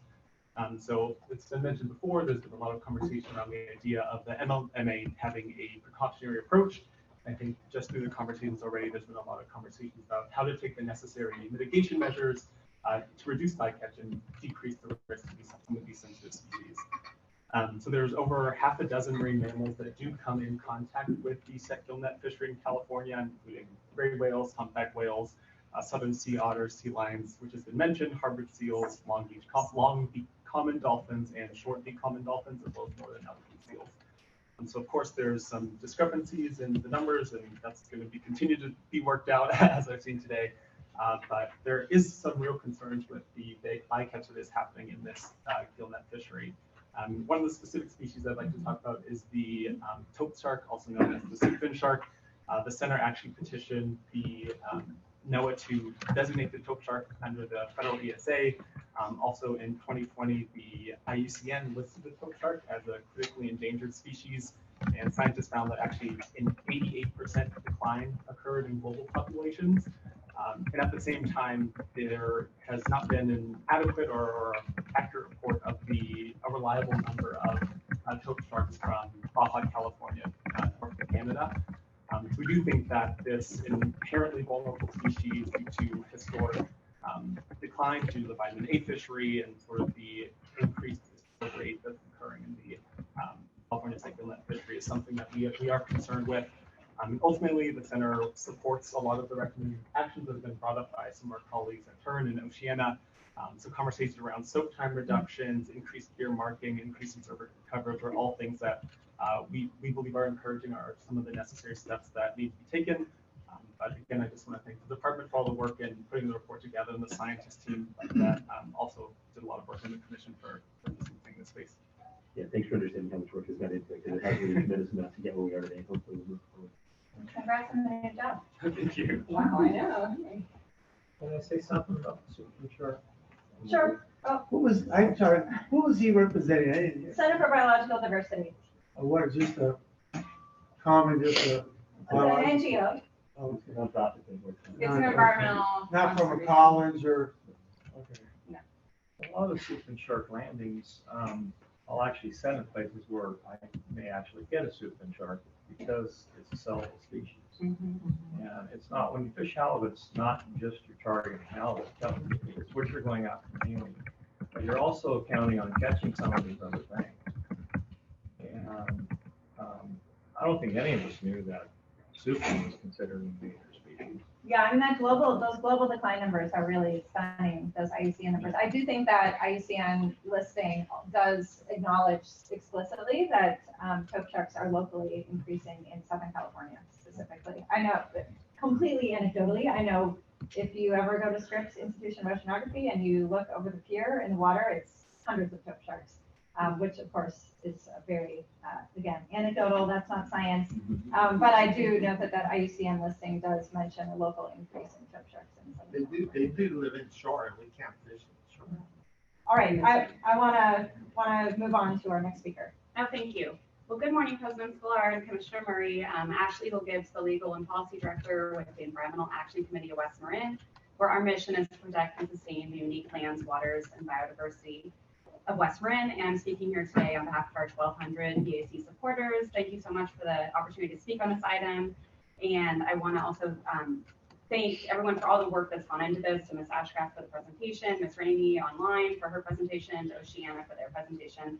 I know there's been a lot of work that's gone into this, a lot of analysis and reports. So I just want to very briefly say that we do support our partner as Oceana and Turns Comments, and we basically extend our continued support to urge the commission to take strong action, engage in management measures. I have to say I'll leave the details of that to those that are more experts on this than I am, but we really need to address the bycatch from these gillnets, and we continue to remain concerned about the negative impacts on ocean biodiversity, and frankly just the waste that's caused by this fishery and this gear type, which I just don't think is necessary, and management measures can be taken to address it. So thank you very much. Thank you. Anyone else in the room to speak on this issue? Wayne? Yeah, Wayne Coder with CCHL. I got to appreciate the comments by Craig and Susan and you all, the commissioners. We want people fishing. That's just the way we want it. But all we're saying is part of the adaptive management process is about fishing clean and fishing smarter over time. As we can improve the way we fish, if we can minimize our bycatch and not hurt resources, then that's what we want to try to do. And that's all. If they can adjust the net to net size of the net, whatever, and fish cleaner, then great, let's do it, right? If we can adjust sometimes observer coverage to make sure that we're really measuring it correctly, then that's what we should be doing. It's all part of that adaptive management process. That's what we're looking for, right? If we just don't want to keep hurting resources for the sake of hurting resources that we don't have to. And that's the position I think that we need to be working toward. I like the recommendations that are coming through, right? I think that they're smart. They're things that we can achieve, the things that we can all agree upon to get there. But I think we can continue to look forward towards alternate gear types. If we can, like what we did with the sword fishery, right, with the deep set buoy gear, if there's a way to take the deep bone line that we do up in Pacific halibut and adjust it to what we want to do down here and test it and make it work, then great. But if it doesn't work, we try. But we should always be looking forward on how to improve our fishery. to fish cleaner. And that's all we're trying to do. Thank you. I just want to have 1 minute. Anyway, there's only 18, 20 that commercial gillnet halibut fishermen. So we're the weakest link of the whole group. That's why they're always after us. Sport fishermen, they use hooks, which is 100% targeted. They could target their species, they say. White sea bass is closed March, April, May, June because they're spawning, so the season's closed. Let alone the sport fishing, you can read the counts, they target white sea bass. I mean, is that fair to just target a species that shouldn't be targeted? It's supposed to be an incidental take. I mean, we always get the bum rap, the fishermen, but it's just not fair. Thanks for your comments. Anyone else in the room to talk about this? Yeah, Mark, hello, welcome. Thank you, it's great to be here. I think Wayne spoke for CCA California, and I think what I've heard from sitting in the back of the room is that we don't really have the data. We don't have the observed data that we need to make informed decisions. Everyone's entitled to their own opinion, but not their own facts. And I'm not convinced there's a common set of facts yet for action to be taken. There's no reason to gratuitously limit or constrain a fishery type, whether it's commercial or recreational. On the other hand, we don't want to see unnecessary, harmful bycatch. So I think it's the path that I'm hearing here is to go forward and to get better data, and that probably will need to include observer data, a state observer program if there's no, if the federal groundfish observer program is not going to play nice. So that's my comment. Thank you. Yeah, and I think some of the management measures we're talking about already will get us more data. That's sort of the twin goals, reduce bycatching, get us more data, more information. Yeah, Jack. I was just concerned that we've heard from now staff and multiple commissioners this accusation of Oceana specifically of putting out misleading rhetoric. And I think that it's really important to distinguish the fact that there's a difference potentially, and we're working out differences in interpretations of data. There's discrepancies in data. We're working as hard as we can. I mean, Caitlin Birch has done an incredible job as an independent fishery analyst, looking through the data as an independent thinker. That's how we're looking at this as well. There's nothing inaccurate about a 64% discard rate. Craig has acknowledged that is the technical discard rate in the fishery. We've tried to describe in our materials that the information there. Scientists throughout the world have talked about gillnets as a threat to biodiversity. This is not just rhetoric that we've come up with. And so I think it's really important in terms of just maintaining a respectful dialogue in this room to not make accusations that certain folks, or if specifically our organization, is out there intentionally putting out misleading materials. We believe this, all the information that we put out there is accurate. We try to put in caveats, we put in references wherever we can. The department has put out things that arguably could be misleading because they're not telling the whole picture as well. And we're advocates, we're trying to show the facts that, but so far we haven't heard anybody dispute or say that any of the facts that we put out are wrong. And so I think it's just really important in terms of just respect for organizations and respect for everyone here, right? That we don't be accusing people of being, and organizations of being misleading or putting out rhetoric. We're putting out factual information that is based on data and analysis, and we try extremely hard to make sure that we get the numbers right. If we are wrong, we'll acknowledge that. We'll put out corrections, et cetera. But it's really important, I think, across the board to differentiate between differences in interpretations of the data and discrepancies in what data we might be using versus actually accusing folks of being misleading. So there's a difference between the inflammatory and the misrepresented facts. I don't think anybody said we misrepresented facts or numbers. There's more talking about the rhetoric and the kind of inflaming it. And Jeff, I'm just thinking, I'd rather kind of have this one-on-one, but when we do it in public, we've worked with lots of NGOs over time, worked with you a lot over time. And in this instance, the rhetoric and the inflammatory nature, kind of the public approach of it has been, I think, over the line. Tell me what you think. Well, I mean, I think that we've been clear with the data we're using. We're putting out information. We've said over and over again that we support fisheries and fishermen, and we want to see people keep fishing. But I do think it's important to acknowledge that and recognize that we're doing the best we can and advocating based on the facts and not putting out stuff that's overly inflammatory. We don't believe that we're doing that. So thank you. Thanks for that, Jeff. Susan? Thank you for that. And no, the sharing of information since March has been completely open amongst Turtle Island and Oceanus. I think a big part of it is it does illuminate for me some areas that are subject to your own perspectives and conclusions. And one of them is what constitutes a risk to sustainability. So does a number of species, regardless of how many are caught over time, does that number truly mean a risk to biodiversity?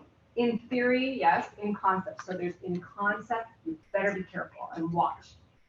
In reality, is it actually happening?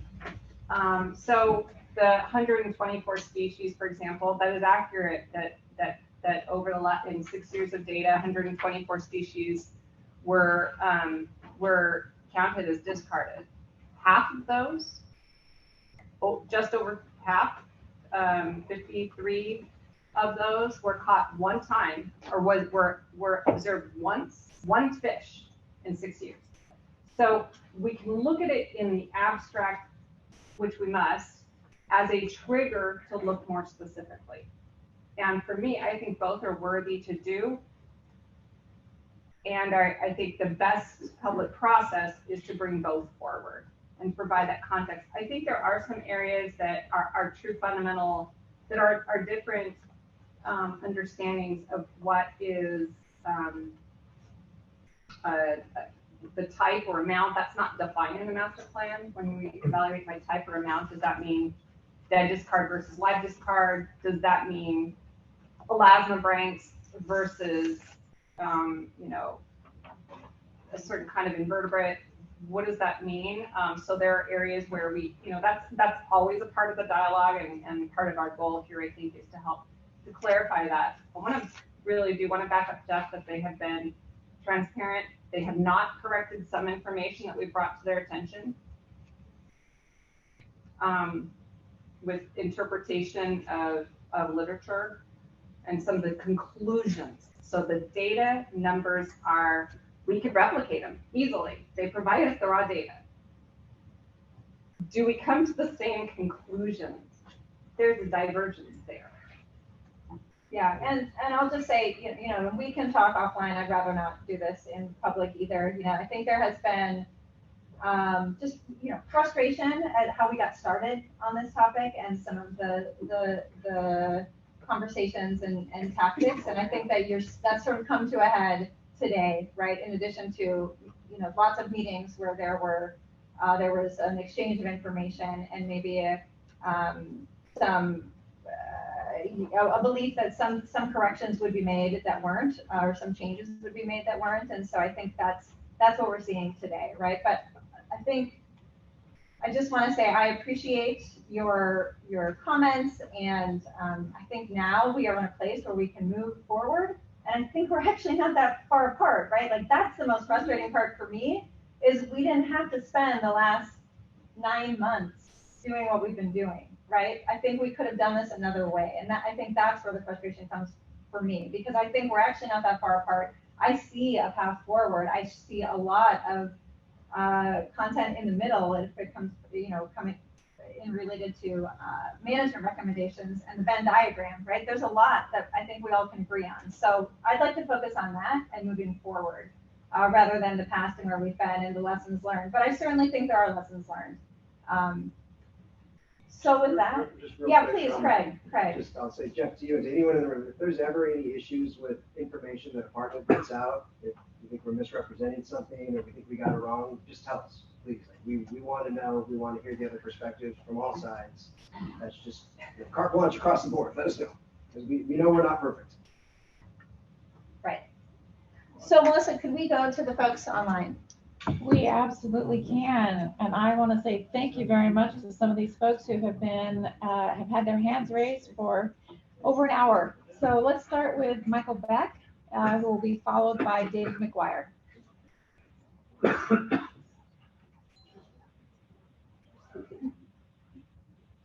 Michael Beck, are you still there? Yes, I am. I just unmuted. Can you hear me? Okay. Yes. Good morning, Madam Chair, committee members, and everybody who's participating. It's been very interesting. My name is Michael Beck. I'm with Endangered Habitats League. We formed in 1991, and for the last several years have been working on whale entanglement issues. If we've learned anything over the last several decades, we're facing this global crash of biodiversity based on non-sustainable behavior. And from my perspective, this bycatch, gillnet bycatch and entanglement issue is kind of a glaring example of it.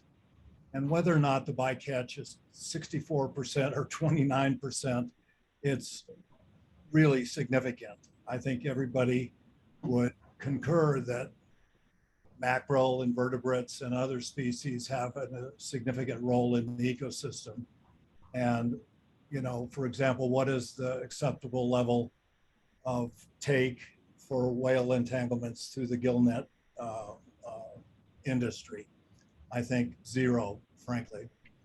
So specifically, we'd like to urge the committee to consider the management options presented by Oceana today. I think that debate about the facts is important to, that discussion and debate about the facts is an important thing to drill into, but those sets of facts are available to be scrutinized and to be analyzed. But I think we definitely need to be looking at the implications of biodiversity impacts. Finally, I want to express our sympathy and our concern for the fishers, the people that are actually out there on the water, feeding their families and trying to get through the seasons in a way that will allow them to continue to work and fish. I think the solution here is going to be developed by working together with the advocates for some changes in the gillnet industry and working with the fishers to get there. Thank you for considering our comments. Thank you. Next, contributing to the conversation is David McGuire, followed by Gary Burke. Good morning, Madam Chair and Commissioners.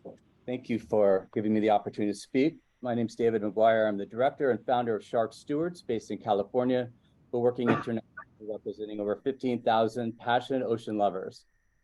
Our mission is to protect endangered sharks and rays from extinction, and we express profound concern about the detrimental impacts of bycatch of thousands of sharks and other elasmobranchs in the Set gillnet fishery. I found this conversation a little disturbing because I think it's somewhat dismissive that there are plenty of sharks or rays in the sea. They do play an important role, and they are important to protect for ecosystem health. This fishery has been responsible for the loss of large numbers of critically endangered soupfin sharks. They are migratory, and just because you see a group doesn't mean that they are not threatened. They are called school sharks for a reason, and they're easier to catch.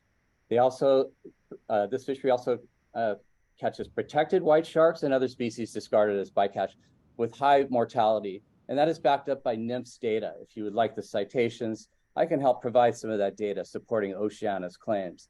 Additionally, the exempted take and sale of white sharks and giant sea bass in this fishery is concerning, even alarming. We ask that the Commission take firm action under the MLMA to protect marine wildlife, including endangered and vulnerable species, while supporting sustainable fishing practices and fishermen by improving and phasing this gear out and replacing with more sustainable hook and line for halibut and other target species. We are not anti-fishermen. We're pro-fish, pro-sustainability, and we ask you to take the right decision. Thank you. Thank you, David. Gary Burke is next to contribute to the conversation, and Julian Marshall will follow. Good morning, Commission. My name is Gary Burke. I've been a commercial fisherman for over 50 years. You know, there's only two ways to efficiently catch halibut in California. That's either trawling or set gill nets.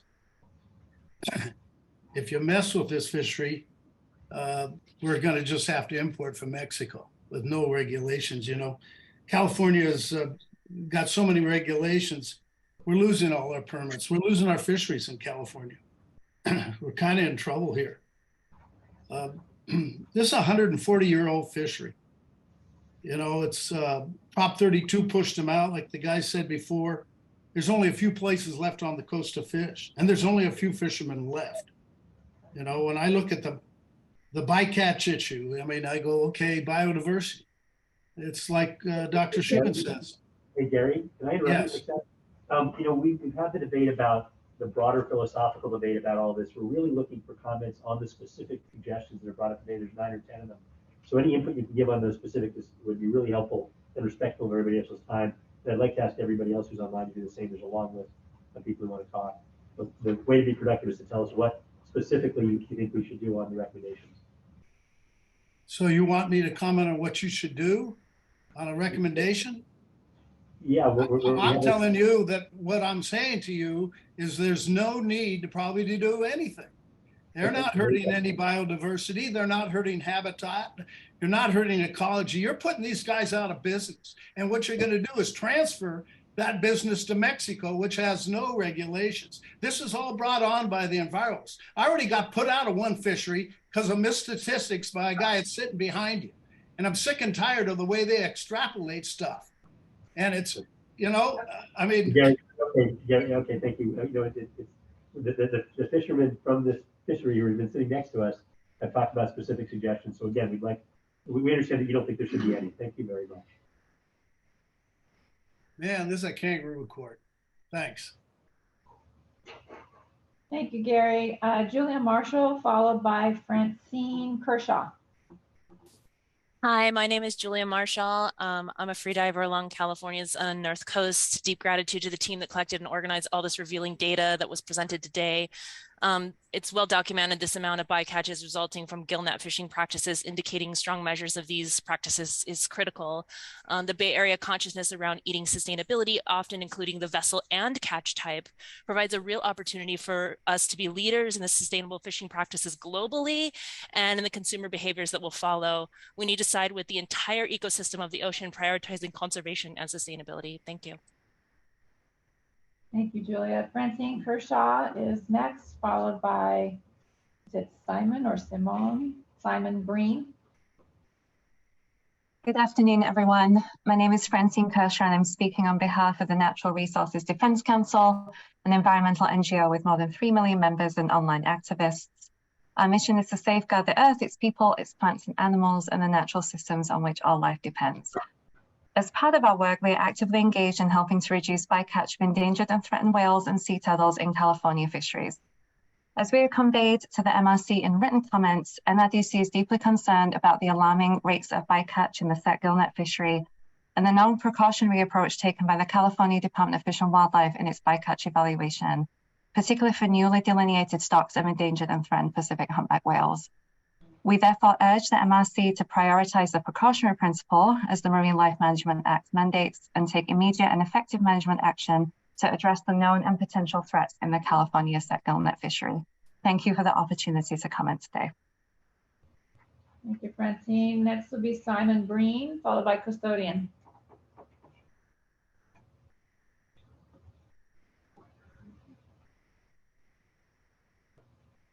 Simon, we can't hear you if you're speaking.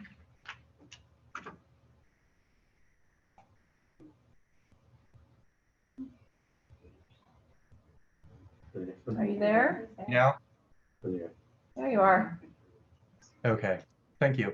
I appreciate the opportunity to speak. My name is Simon Breen. I'm the Education Director for Earth Discovery Institute. We're a nonprofit that's dedicated to conserving native biodiversity for future generations. We do this through environmental education, recreation, stewardship. We take kids kayaking through coastal zones. We go fishing, things like that. We are deeply concerned about the alarming bycatch rates in the set gillnet fishery. We would like to urge MRC to adopt a precautionary approach and take strong management action to address the known and potential threats jeopardizing marine life. As one of the other individuals mentioned, it does seem like the data are not complete, and it would be beneficial to have more robust data. So to that end, I think increasing the observer coverage would be helpful. The gear type as well would be beneficial to innovate that. If there's any incentives to innovate the gear, I think that could help reduce some of this issue, mitigate the issue. I also would recommend decreasing or adding limits to the soak time. And yes, I'm also advocating for spatial temporal closures. I think that could help mitigate the issue as well. Again, I really appreciate the time, and I understand that this is a very sensitive issue with a lot of stakeholders. I do think if we work together, we can find a solution to these issues and reduce this so that it's sustainable for everybody. Thank you. Thank you, Simon. Thank you for that specificity. And just as a reminder for folks who may not realize, we're not talking about set gillnets in general. We're talking about set gillnet in the halibut fishery. So next we have custodian, followed by Sophia.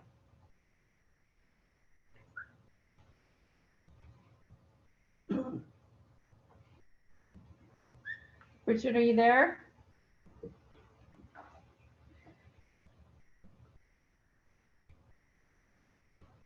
If you are, we can't hear you.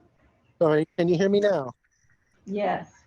Okay, thank you. This is Richard James, also known as custodian here. Thank you for the opportunity to speak.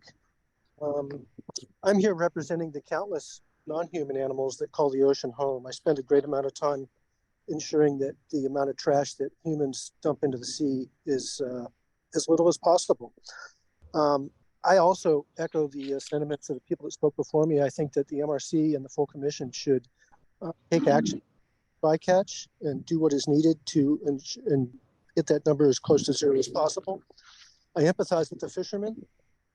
It's not easy for them to hear this, but the world is different now. It's not how it was 100 years ago. It's a very different world, and the pressures on the ocean are greatly increased. So action is required, I think. On another but related note, I'm curious if anyone on this call can direct me on where I can report found gear. I find a lot of gear on the beaches of Point Reyes and Sonoma Coast. Just yesterday, I found a very large. Richard, somebody reach out there. I want to keep focused on what the specific recommendations and what you think we should do. If someone on the call can reach out, I appreciate it. I find a lot of gear. Thanks for everything. Thank you. Thank you, Richard. So our next contributor is Sophia, followed by Sasha Level. Hello, my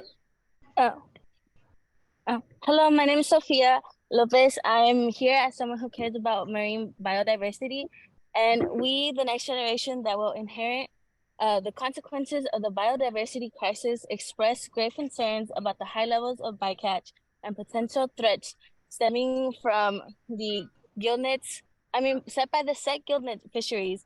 We advocate for the precautionary principles to guide management actions and tackle any unknown harmful bycatch in the fisheries. Thank you, Sophia. Thank you. Sasha Level is next, and then she'll be followed by Andrew Chubelden. Hi, I'm Sasha Level, young resident concerned about biodiversity. Thanks for the opportunity to speak. Just similar to what Sophia said, as a member of Next Generation, I ask that you embrace the precautionary principle to enforce strong management actions to combat any identified harmful bycatch, and recognize that future biodiversity is extremely important. Thank you. Thank you, Sasha. Andrew Chubelden, followed by Alex Wagenfeld. Hello, everyone. My name is Andrew Chobelden. I am the environmental co-chair at Lope Wilmington High School, and I'm also speaking on behalf of the University High School Sustainability Committee. Together, we represent the environmental interests of our constituency, which is 1,000 high schoolers. In the wake of the current biodiversity crisis, we need real leadership from the Marine Resource Committee. As someone who's representing a coalition of nearly 1,000 young people concerned about the future of our oceans, I ask the Marine Resource Committee to please pass regulations to address the bycatch associated with set gillnets. Thank you for this opportunity to speak today. Alex Wagenfeld, followed by John Prinz.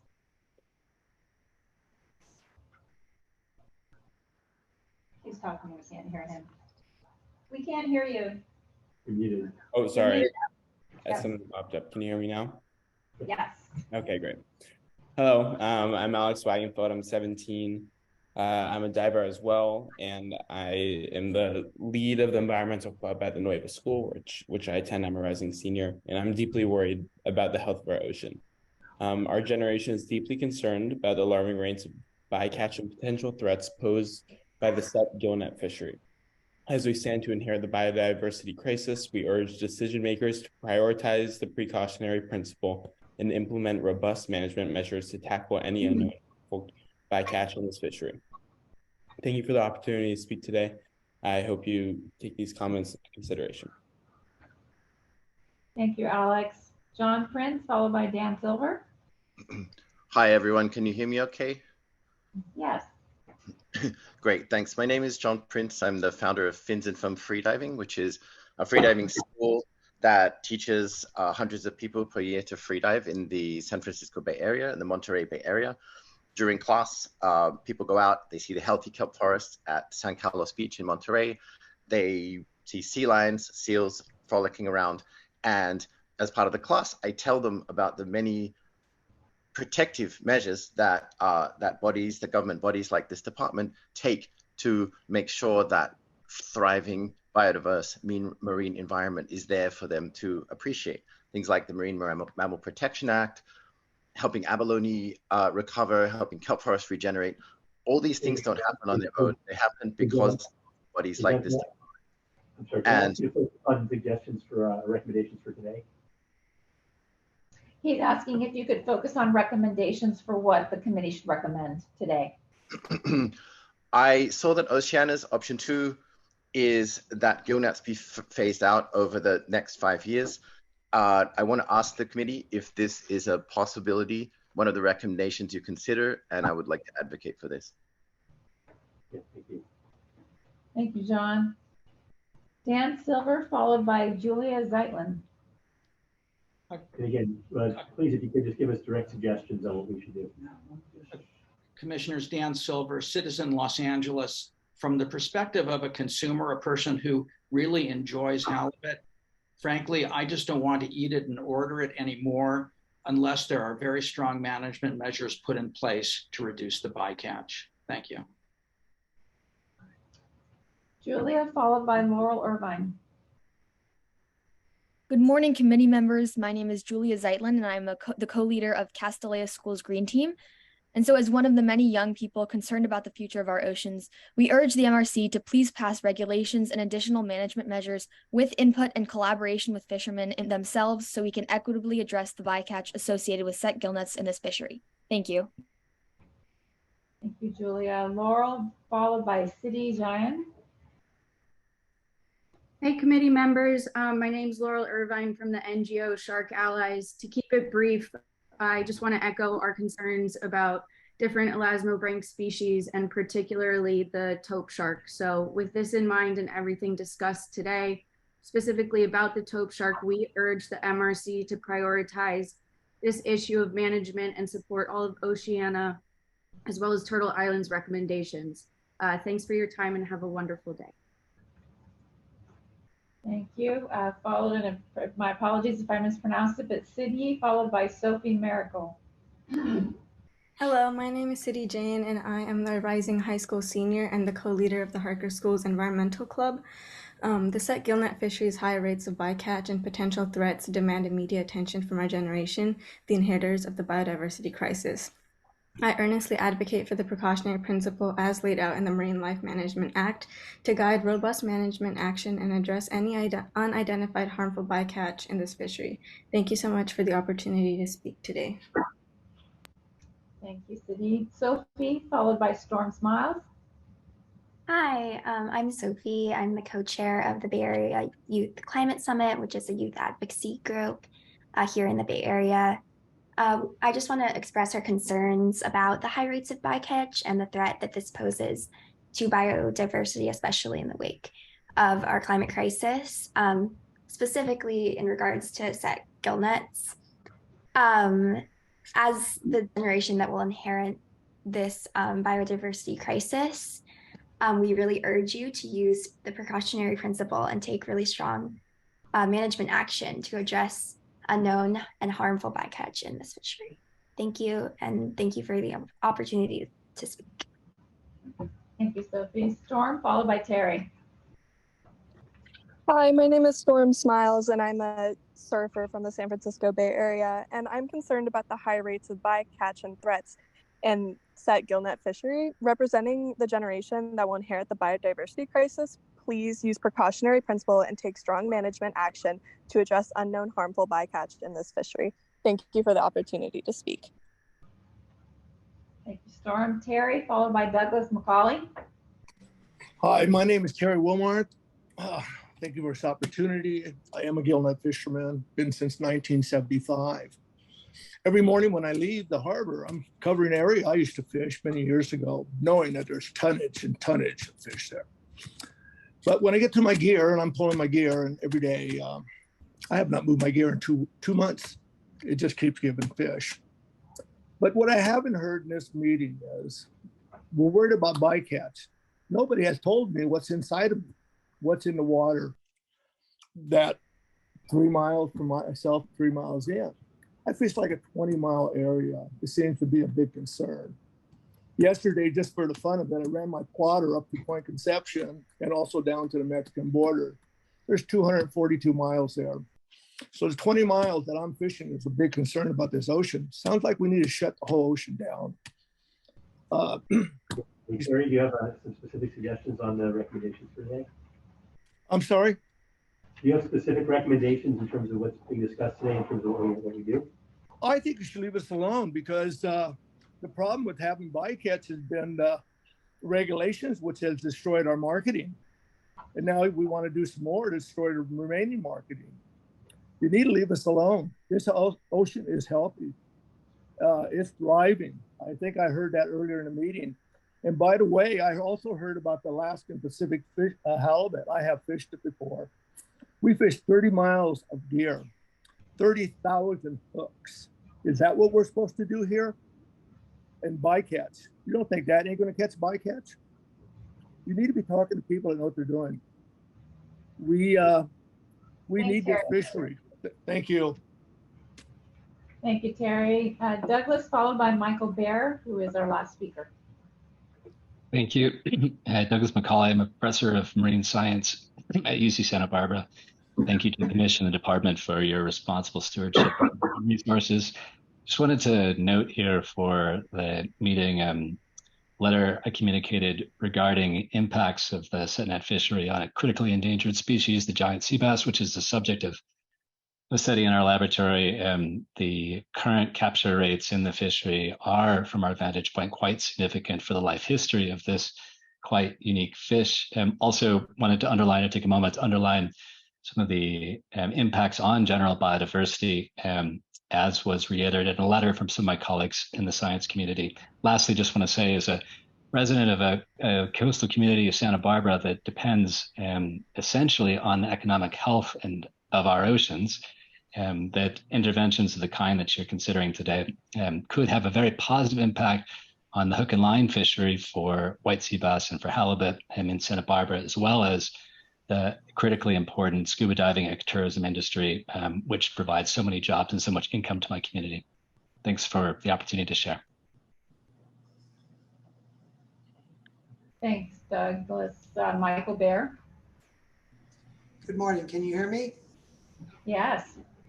Thank you. Commission, committee members, thank you for the opportunity to speak today. I will keep it short.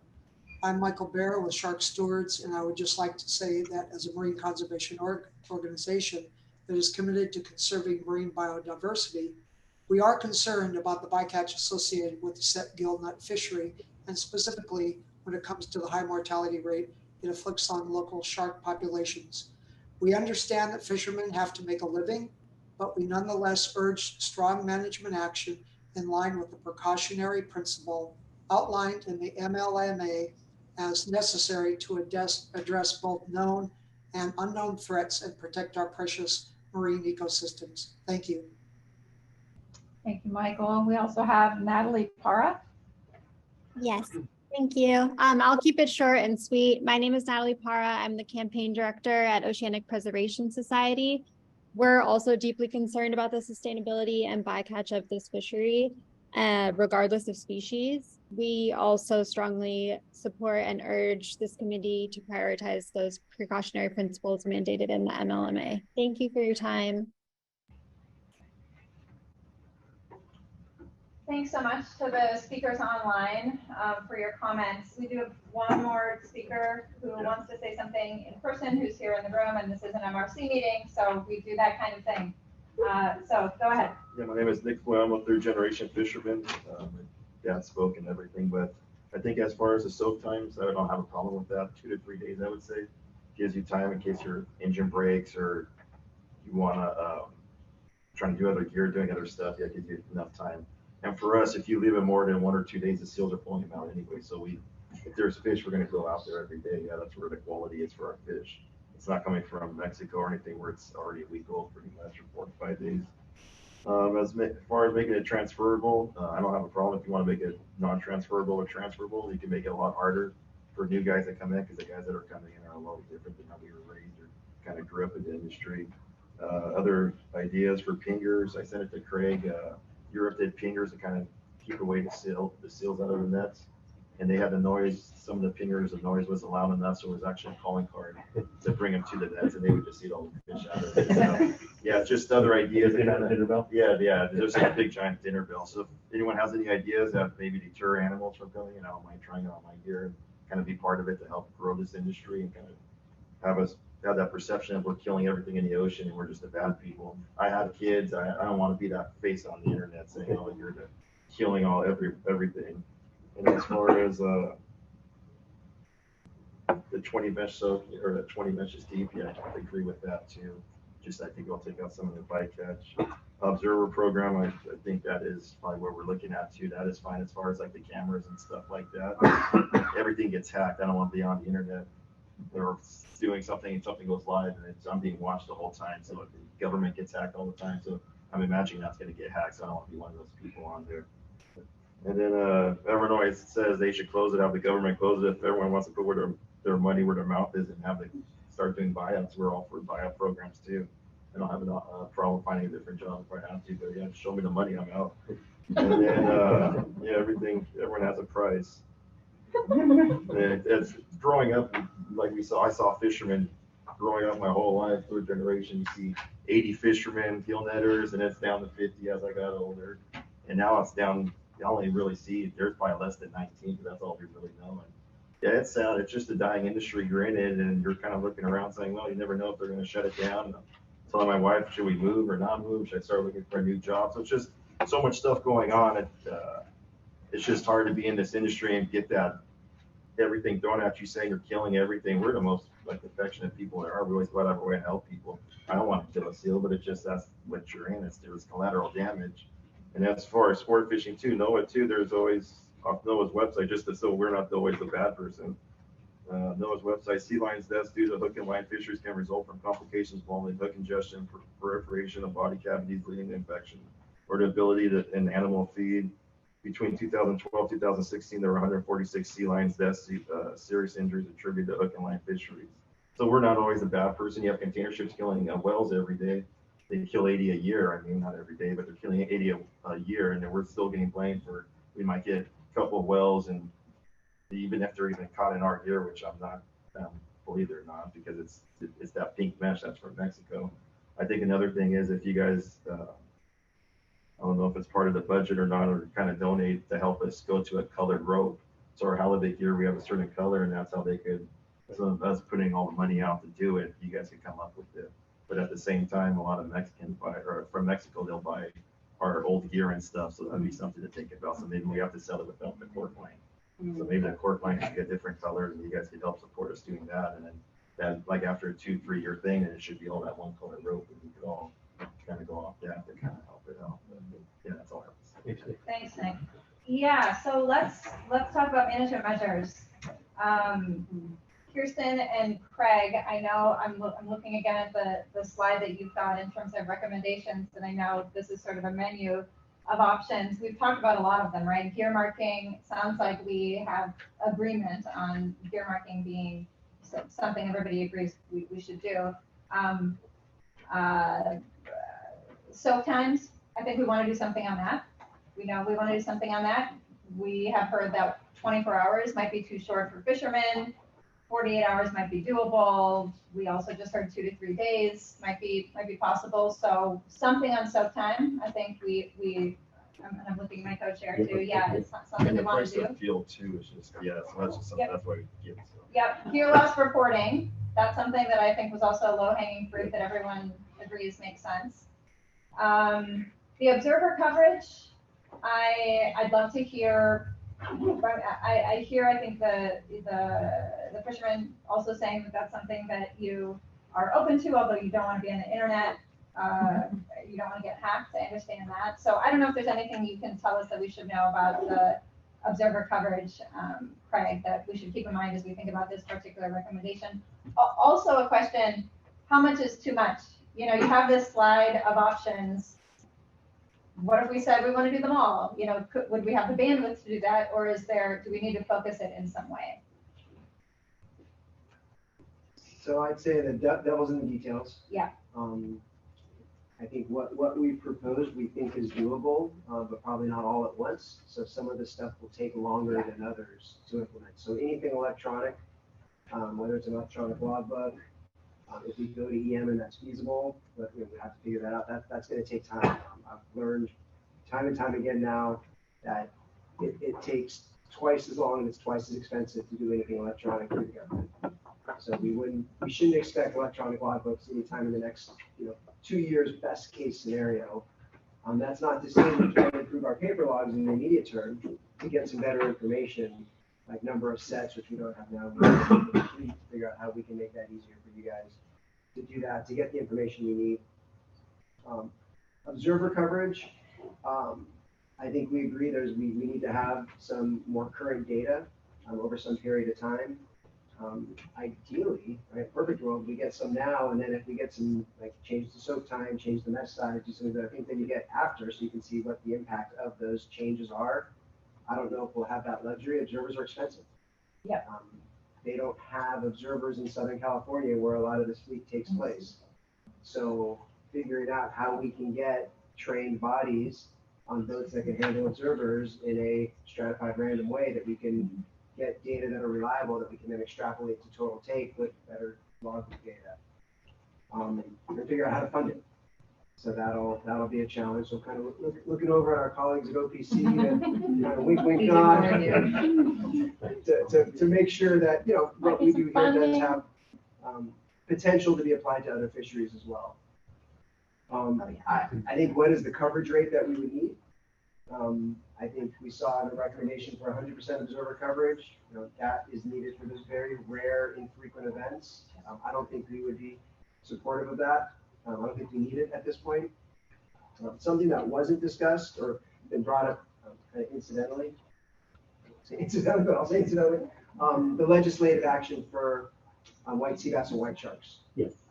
I can't speak to where we would stand on legislation, but I do not think we would oppose legislative changes to prohibit retention and sale of those species. Yeah, I was going to say the same thing. And I also wanted to, we've said this a few times over the course of today, but I still get the sense some folks on the call who were talking about white sharks or giant sea bass, black sea bass, right now there is a legislative exemption. So that right now, there isn't a lot we could do about that unless there was something, it would have to either be a legislative fix or maybe something in FMP that allowed us to to do something on sharks or white sharks and Bering sea bass, but right now, again, the legislature through Fish and Game Code 8599 and 8380 have exempted them as when they're incidental to take. Yeah. My suggestion would be that we recommend the commission, we write a letter to the legislature suggesting that this can be useful. I know we don't do that very often, but I think this is very specific. Well, should we wait and see if our NGO stakeholders, if that's something they actually even want to do and intend to pursue? Sure. Scott. Can I just ask? Sharks are, we can't bring them in, they're illegal unless they're live. We bring them in for research and we go back and we eat some. Yeah, we tag it. The biologists tag it from Long Beach State and then we drop it. Yeah. White sharks. Yeah, so we're part of the tag and release program. But we could also facilitate that through a scientific collecting program. Yep. Presumably, I don't know if you're taking catch, but I think we can navigate that. Okay. But the 20 mesh thing too, I think. Oh, I would like to hear what Scott was going to say on that. I think for person that concern, I guess. Speak up. Can you speak up? Yeah, of course. Why don't you just come? Sure. Yeah, sorry.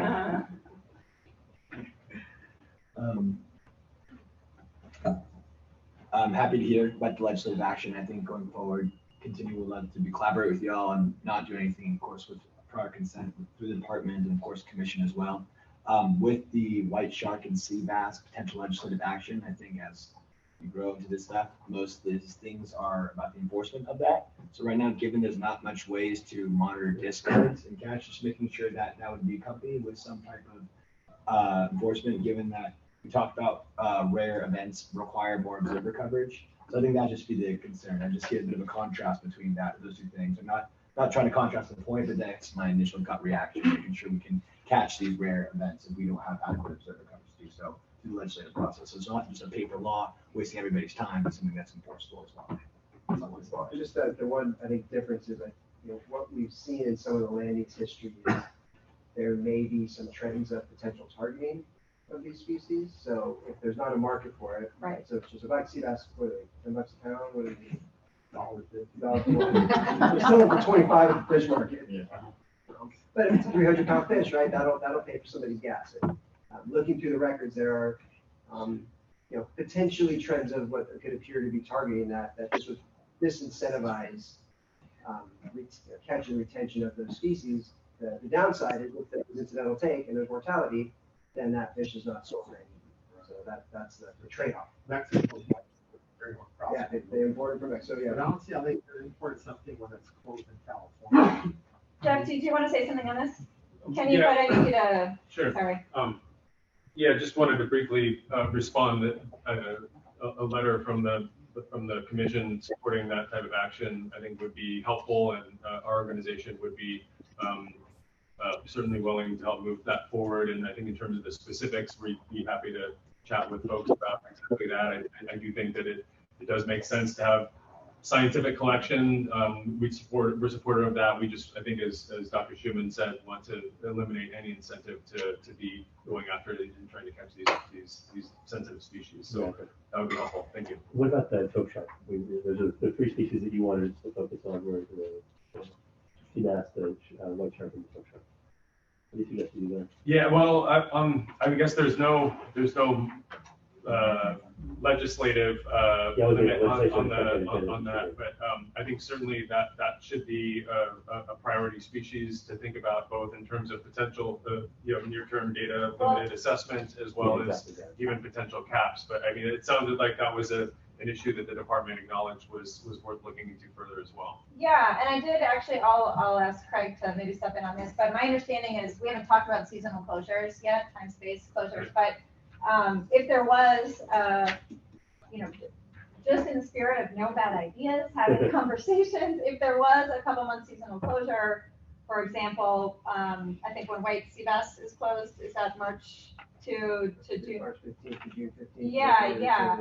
Right. And then my understanding is that's also a time where, like the spring spawn, or there's a vulnerable reproductive state. I think we learned that from the listing petition for a tope shark. So maybe that could also be a win-win for tope shark too. And we haven't talked about that. I don't know what the fleet thinks about that, but that could, it's worth at least discussing the seasonal closure too. Yeah. And then, as I mentioned, the 20 mesh depth, that's something like that people are willing to look at.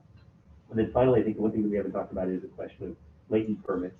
Do we have the right to have no new permits issued, even though we can't prevent transferability directly? I don't think there are any permits being issued. No, the latent permits. You mean retiring the latent permits? Retiring the latent ones? Oh, that would be. Can we do, are we allowed to do that? You may be able to, we'd have to talk to the attorneys, but you may be able to create, for example, create a minimum landing requirement or minimum effort requirement. That the problem with that is that incentivizes people to go out and fish so they don't lose their permit. So that could actually increase effort as opposed to decrease effort. They made what they did lobster permits. They made those transferable. Then the fishermen really didn't know they were coming up with this law, but they went back, say 8 years, you had to let 500 pound of fish or so much to make your permit transferable. So you guys can go back, say 10 years.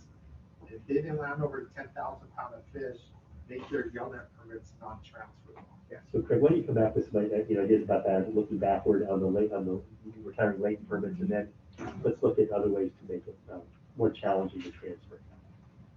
Well, yeah, so then there's the issue of the transferability of permits and raising the bar on that, making it more challenging, which I think I also heard you all say you would be fine with that too.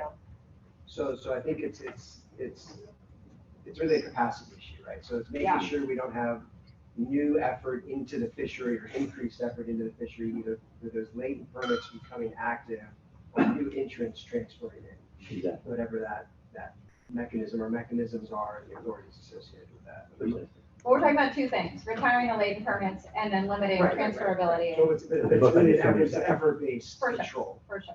And I wish Kirsten was here; she'd probably be kicking me under the table. The list of things. So can I just clarify quickly, Co-Chair and Murray, when you say transferability, so it sounds like you're actually wanting to reduce the amount of effort, because if you can't transfer your permit and you retire, that permit it goes away. The permit dies with the. Right, so are you trying to reduce, or are you just trying to make sure there's no increase in effort? Well, transferability of permits is one of these ideas that was discussed. It's something I actually heard, I think, most of the Nicks and the fishermen say that. Like after 5 years, if the fishermen are sustainable, the permits that are, the fishermen that are fishing, that have so many landings over, can sell them for that. Well, that's a transfer. Yeah, but after 5 years. But so a moratorium for a certain amount of time and then decide. Right. And then reevaluate if we want to see if we can do that legally. Have no transfer for 5 years. I don't think we can. Well, we can't say no transfer. I don't think we can. Just make it hard. We might be able to through other creative. Well, but here's the thing. I mean, someone actually one fishery you had to buy 2 permits, 2 guys out, but now 1 permit. There's ways to do it, but so we can do some research and look into that. One thing that we haven't talked about still is the spatial closures. So Craig, is there anything else you want to say about that I characterize that? So temporal closures. Yes, right, sorry. Temporal closures, Temporal closures, no, I think, so as I said, we've got the white sea bass is effectively closed March 15th to June 15th. You can retain 1, I believe, during that time. It appears that may correspond with a vulnerable time period for taupe sharks, so that may be an opportunity to get all gear out of the water, get halibut gear out of the water, because white sea bass is closed already, so there's no gear there, so then by default you're reducing bycatch because you've got less time unless there's more effort during the off season. The downside to that is, if that's your only source of income, then you don't have anything else to do. With that said, there are just about, I don't want to say every fishery, most fisheries have a closed season where individuals have found something else to do. So again, we have to work with the fleet, and we've got a small representation here. It's like, what would the socioeconomic impact be? And is that a 1 month, a 2 month, a 3 month? My suggestion is that we look at that kind of the last priority, and then we get these other things. That would kill most fishermen, but if myself, I want to harm me, but some guys, that's. You'll lose the market too, that you're selling. The market. They'll find out if you're off the shelf, you're a distributor, and that's it. Yeah. Okay. Spatial closures you brought up. Again, I just don't know where we would do that. Yeah. We'd have to be very targeted. If we found a spawning aggregation site somewhere that made sense, we could do that. But again, you look at the maps, it's already pretty constrained. Yeah, again, I was just going through the Yeah, list yeah, of yeah. options offered in the spirit of like due diligence. Yeah, and spatial was on there. I'm not advocating for it. Well, so Craig, there's a lot there that we just went through. Do you need further direction, or can we say sort of, yes, explore all of these options? They come back at our commission meeting in November. Kirsten, you still there? Have you quit yet? I'm taking vacation tomorrow. She'll be back in 6 months. Does that, I know you and your team have been working extremely hard crunching the data and at the expense of the other things on their to-do list. This isn't the only fishery they manage. But does this sound like a reasonable list that we can dig into it a bit, get some details, have some discussions with the fishing community, with the NGO community, and see if we can come back with some recommended options, pros and cons? Yeah, I think we can. We've definitely dug into some of these a little bit more thus far than others. So we're a little bit ahead on a few of them, but we certainly, I think, can continue discussions and dig into more details and be ready for more discussion and maybe even some solid recommendations in November. I just want to say in closing, like Craig, I came into this issue 1,000 years ago or whenever we started, thinking, oh, this is a really dirty fishery. This is going to be open shut. I really enjoyed the opportunity to dig into the data and the nuance of the data. It is imperfect. There is room for interpretation. And it's been a really hard process over the last year. It's been really hard to probably watch it unfold. It's certainly been hard to be a part of it as it does unfold. There has been a lot of emotion, a lot of stories, a lot of pictures. I don't like thinking of sea lions getting their skulls sawed open slowly over a year by a fishing net. I don't want to see, I don't want to think of any sentient animal dying a slow death, right? Like I am a human, I care about animals, I care about bycatch, but I fish, right? And I eat fish, and my job in the commission is to preserve access, is to regulate fishing. It is not to close all fishing or to ban all fishing or to say no animals can die under my watch. Like what we're talking about are policy considerations, right? Like balancing providing seafood, local seafood to Californians who want to eat it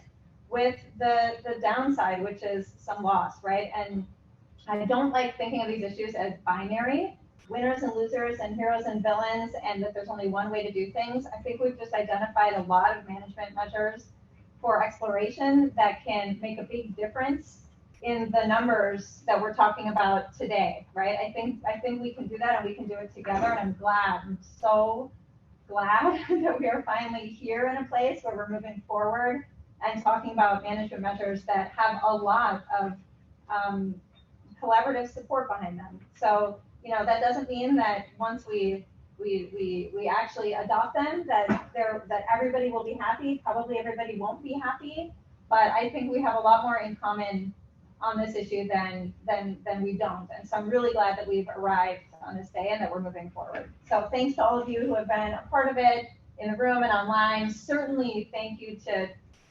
Kirsten and Craig and Susan and Kinsey and all the staff on both sides and all the stakeholders for coming to meetings, for being here. I think I see the light at the end of the tunnel, and we're headed in the right direction. So Co-Chair Sklar, is there anything you want to add to that? That's perfect. Yeah, I just ask one question. Yeah. Next meeting, we don't have to attend, do we? You have it San Diego? Have it in Santa Barbara.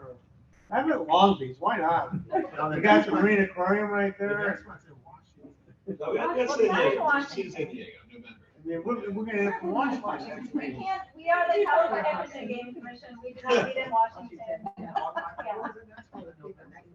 Yeah. Where's it It's gonna in be? Fortuna, the November, Oh, is it? no, the August is in Fortuna, but the November is in San Diego. It's in San Diego. Just from a process perspective, Yeah. is this gonna be this list, is this a recommendation from the MRC to the commission in August that would then turn us loose on these? Yes.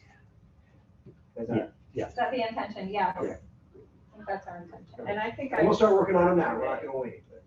I mean, we're gonna have to do some fine wordsmithing to ensure we capture the nuances that you talked about, but I think we can do that. This has been, we both articulated a lot of information to help us be able to, bring forward clarity for the commissioners to consider. All right. And with that, we are gonna break for lunch until 1:45. That would be great. We will be back at 1:45. Are you recording? We'll be back at 1:45. Thank Thanks, you, guys.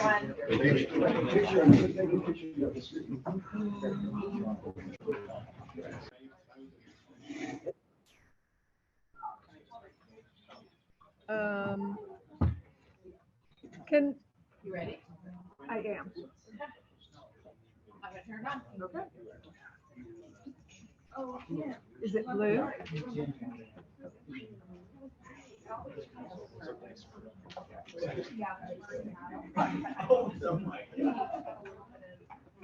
Cynthia, you mean blue around the edge? It's supposed to be blue, yeah. Can anybody hear us? Yes. Yes. Perfect. Okay. Oh, sweating. I think we're ready. All right. Welcome back, everybody. Unfortunately, Co-Chair Sklar was not feeling well and he had to leave. He may be joining us online at some point if he makes it home, but for now, I'm going to go home. Of course, he will be if he makes it home.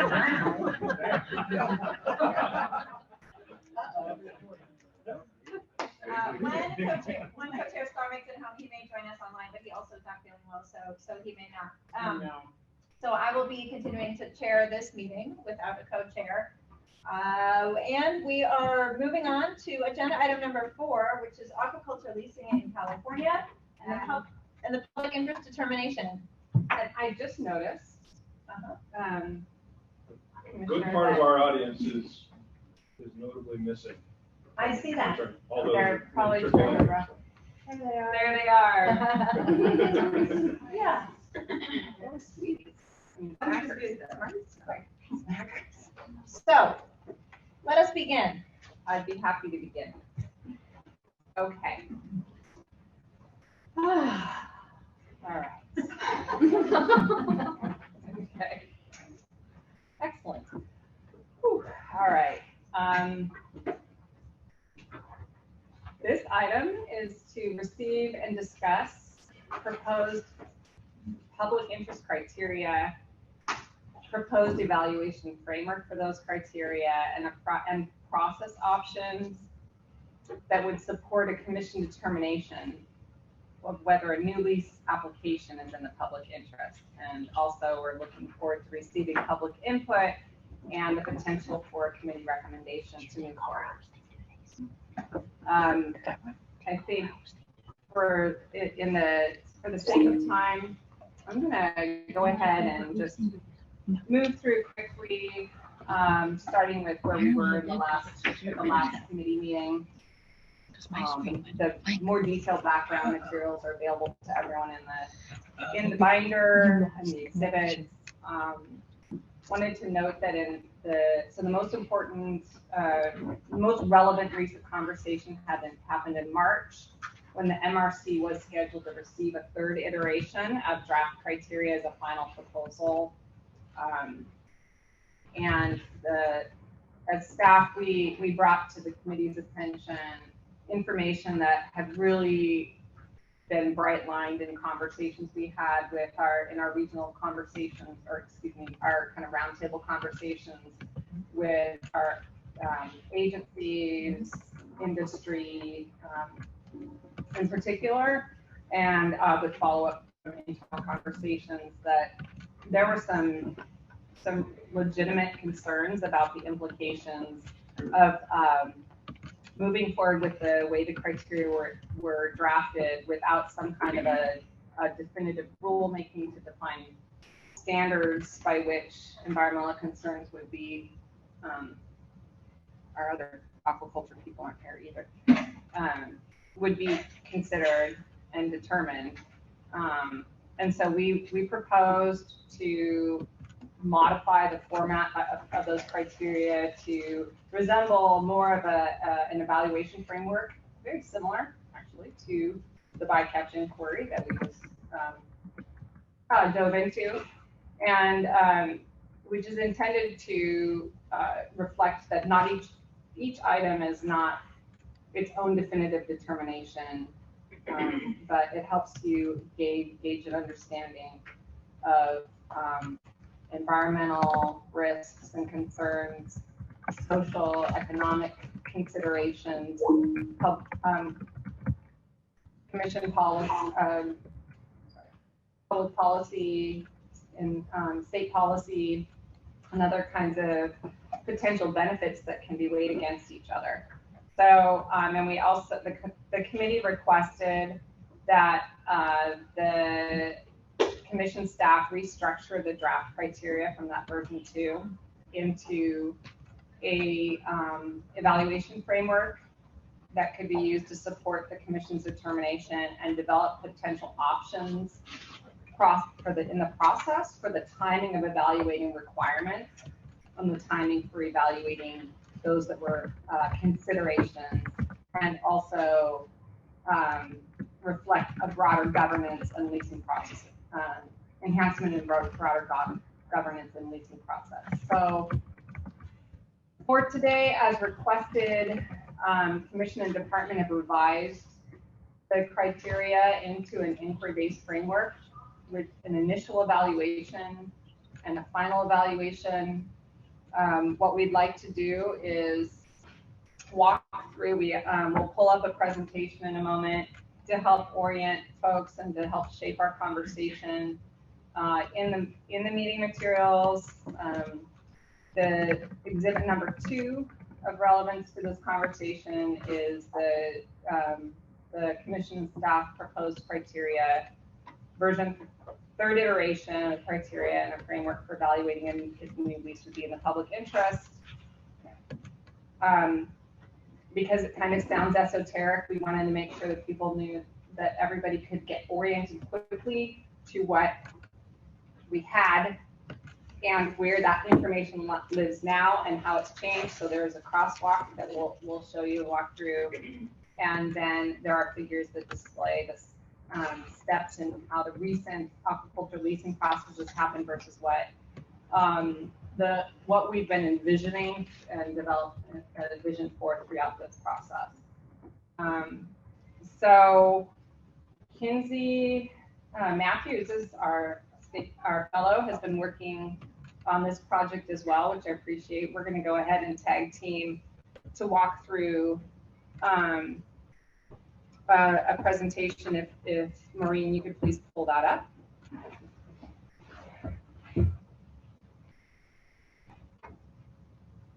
Thank you. We should probably have done that at the beginning.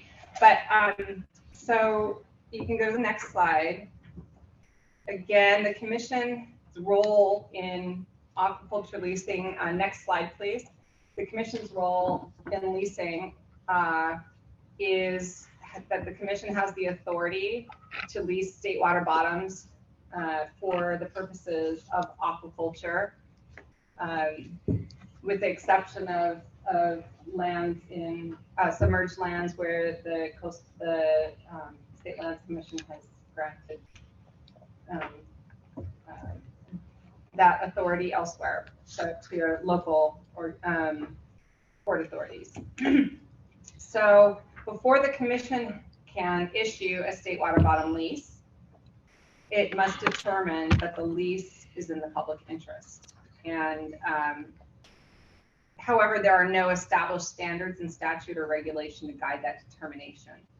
As such, since 2021, the MRC has been facilitating development of formalized criteria to be used to evaluate a new application and determine whether the future proposed lease is in the public interest.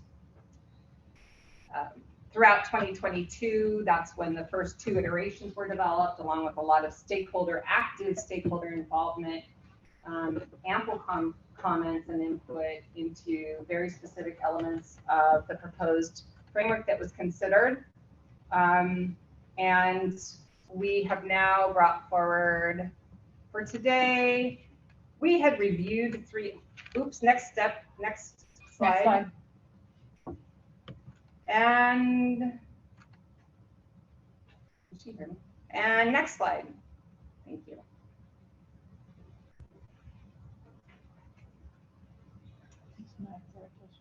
Okay, seems to be taking a long time. All right, next slide, please. Anyway, I'll just keep speaking.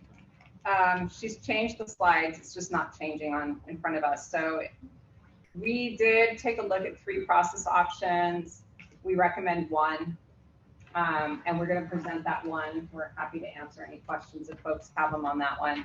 But we'd like to walk you through a recap of how we've recently done it. And it's not changing on our end. I don't know why. Should we just share our screen? She's got it. I'm sorry? She's on it. Okay. Is that still working? Yes, It's not working. Is the speaker on? Oh, can she hear us? Can you hear us? Yes, they can hear us.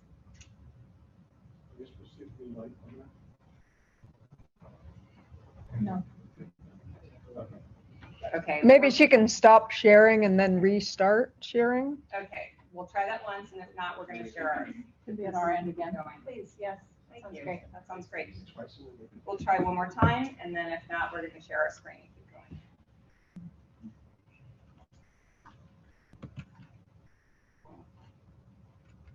Find a way to share yours. Okay. I suspect we have a delay. Oh.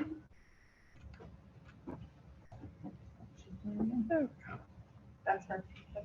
No. That's Maureen. That's Maureen. Great. Okay, next slide, please. And you're going to hit it twice. Oh, no, once. Just once. So it should look like the recent process. I apologize for the protracted delays in our conversation. I'll just restate that there has been a kind of a formal. Can we go ahead and share our screen? She got kicked out of Zoom. Okay. She's back. Maureen, we're going to go ahead and do it at this end, just because they're moving through the slides pretty quickly. And we seem to have a little bit of a delay here in the room. And then I can zoom in.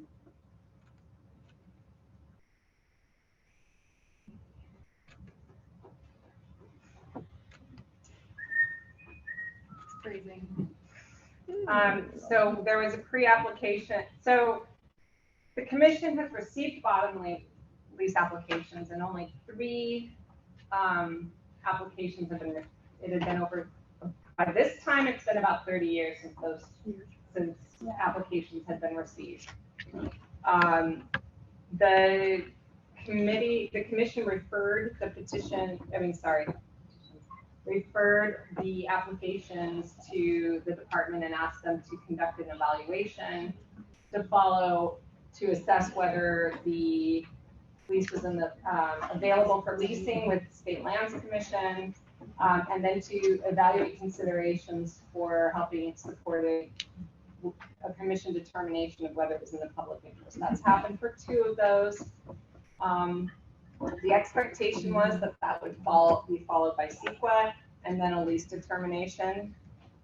It's also come more visibly during this process that there's been this a discretionary pre-application stage where an applicant was encouraged to contact the state aquaculture coordinator, who would then identify agencies of jurisdiction that would be have interest and in the application, and invite them to engage in discussion about the application before it went forward. it's been informal, and so one of our proposals was to strengthen that process, formalize it, and make that pre-application process more robust, so that by the time an applicant decided to finalize an application and submit it, it will have already had the opportunity to address strong considerations from other agencies that they have flagged and wrestled with those different topics before submitting the application. We have had an initial conversation with some of the agencies that are involved in the aquaculture leadership team and are involved in the aquaculture action plan. There was broad interest from the agencies to participate in that, so there's a shared interest in trying to formalize that piece of it, which would support and be able to sit down with an prospective applicant in the same room and have a dialogue rather than just electronic review. We still don't have a presentation, do we? My whole computer froze and it's not letting me exit out or anything. Let's see here. So you're gonna do a hard close. Yeah, this is so sad. No, you have the hard, wherever that is. We're having fun. Yeah. Are you able to pick her out? So what I'd like to do when a convention comes up is to be able to walk through kind of conceptually what we're proposing for kind of the overarching leasing process, and where an evaluation to confirm requirements are met would be done, and then our explanation for when and how hey, look at that. We're going to go to the slide. We're going to pop through. Oh, look at that. Woo! Okay, can you back up one slide, please? That was so fast. Thank you. Okay, so this is really visible, but essentially the proposed process, which is in the meeting materials online, has 4 stages, and Kinsey is going to walk us through what that looks like. And we can zoom in on the next pictures to be able to talk through it. Yeah, so you definitely don't have to try and read what's on the screen in the figures right now. But this is just more to orient you and say that we have really thought about the process, and we've laid it out in these diagrams that you can see in your meeting materials. And we've identified these 4 phases of the proposed process that differ a little bit from the recent process. So that phase 0 is going to be an enhanced pre-application coordination and project design that's going to be formalized and required of the applicant to go through that process. The phase 1 will be the bottom lease application, the initial vetting and scoping of concerns. Phase 2 will have that in-depth analysis, CEQA, along with the department evaluation. And also the considerations will be applied in that phase. And then phase 3, we have the public interest determination, and finally the commission decision. Next slide. So zooming in a little bit, we have phases 0 through 1. So again, you can see that enhanced coordination with different agencies of jurisdiction. And this process is really to have all of these different agencies and entities together in a room to talk about the application with the actual leasee. And after that process, it goes on to phase 1, where the application will be formally submitted to the commission.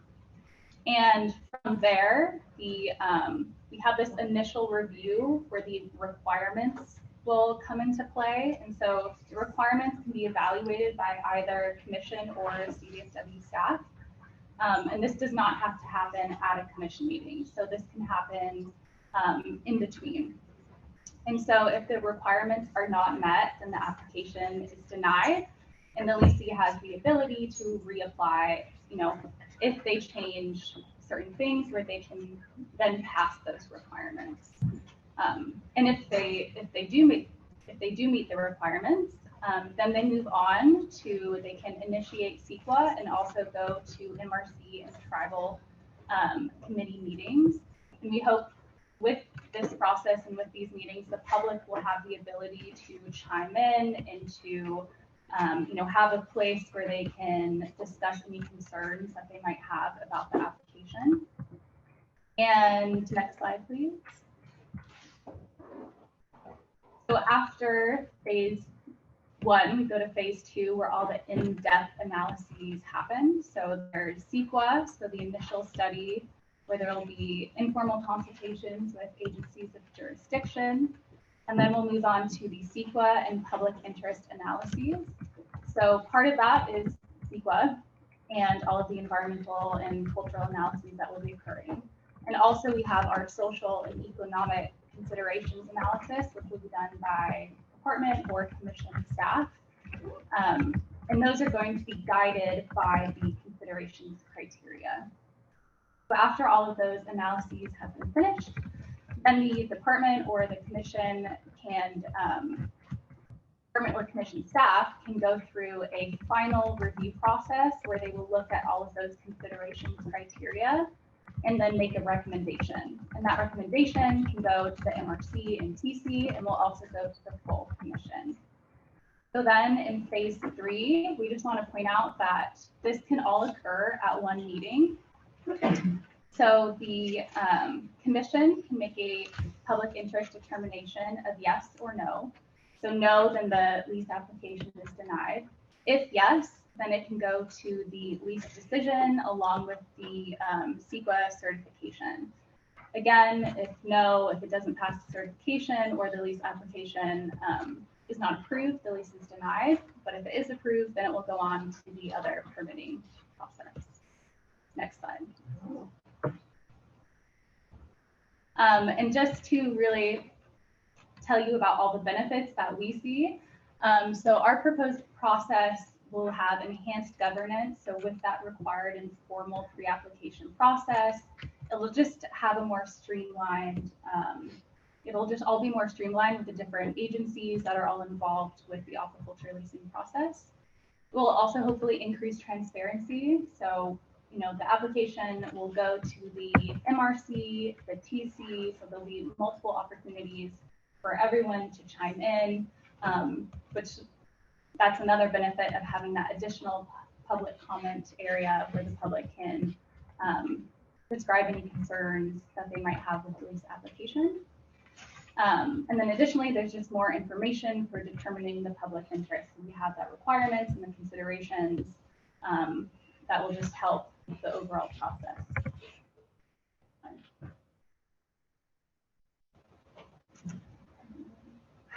Yeah, I know there's a lot of questions that are emerging in everyone's mind if you're in the weeds on this like we are. And we're happy to entertain those, but I can either answer the questions or we can just walk through the rest of the documents first. To be able to see their information ended up. Okay, great. Well, we're always looking for their piece. True. Or pieces. True. Well, it is slides, so it's going to be tricky, but why don't we, so we'll take a look at the criteria, where they live in the proposal and how they've changed. So the initial review, as reflected in the proposed process, would be all of those items that were listed as legal requirements under existing law, regulations, or other kinds of legal entitlements that would apply. And our hope is that by going through a pre-application process, only those applications that actually meet these will be there, but it's also an opportunity for an applicant to be able to demonstrate in writing that they've gone through a pre-application process and how it's shaped their application. So it all falls under one criterion, really. It's only one big overarching criterion: legality under existing laws and regulations required aquaculture, but has all the individual items that are definitive, non-binary decisions. And the second one, next slide, please. Part of the challenge in our conversations with legal counsel and others was that to be able to make a decision that would potentially exclude an application, a lease application from going forward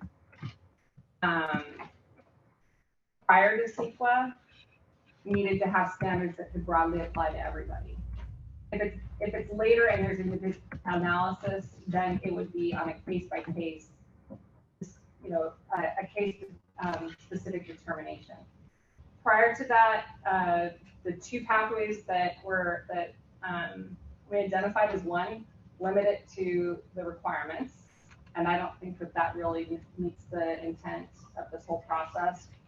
The other is to select some or all of the areas, the considerations of greatest concern and interest to the commission, for which you would be willing to define a threshold. Like, this is the bottom, this is the baseline that we're willing to accept, and if it falls beyond that, then we're going to reject it. So that it's defined through regulation, so that the public has the opportunity through a rulemaking to weigh in and provide feedback as they're entitled to do under the Administrative Procedures Act. But then that would set a standards for kind of a high threshold baseline. You have to at least not do this, not do this, not do this before it could go on forward. That is an option. It remains an option, absolutely. Absent that, the other option is to looking at the considerations criteria is that they need analysis for that project, that's specific to that project, in-depth analysis, some of which is conducted through CEQA. So there's just 6 considerations criteria listed here, but all the ones that were itemized before now just clustered under overarching criteria. They're all still there. Compatibility with state aquaculture policies.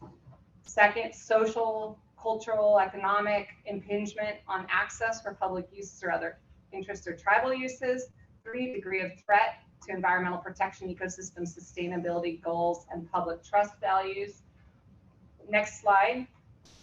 The 4th pertains to whether the appropriate best management practices plans have been developed specific to that leased area and proposed uses.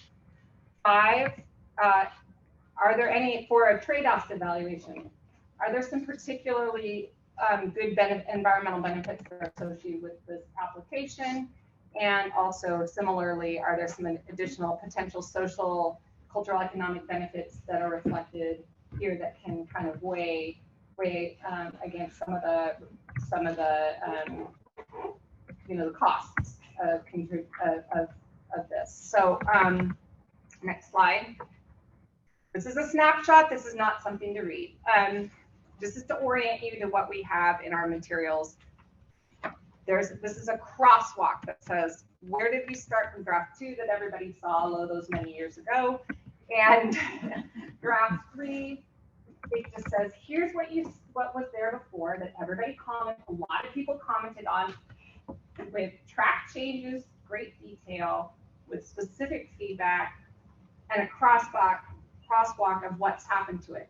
Did we remove it? Did we change the wording? Did we add one that you suggested? Did we modify the language? Did we change it from a requirement to a consideration, or a consideration to a requirement? Where is it now? So that you're oriented enough to say, I'm okay with what you did in response to my comment last time, or I'm not okay. You haven't addressed it. So you can easily flag for us if there's something amiss amongst that, and either we can explain it or we can say oops, and then we can talk about it. And then I can inhale my liquid in a dramatic gesture of pause. Excuse me. All right. Did I ever mention that Susan has an acting career? Voila. So the show goes on. The show goes on. So this is a snapshot of what the 101. The left side is what the original category was from draft 2, how it was written, the proposed now overarching category, and how it looks. And then also we wanted to give a sense, part of us helping try and figure out how we'd accomplish this, is think, what are the sources of information for this?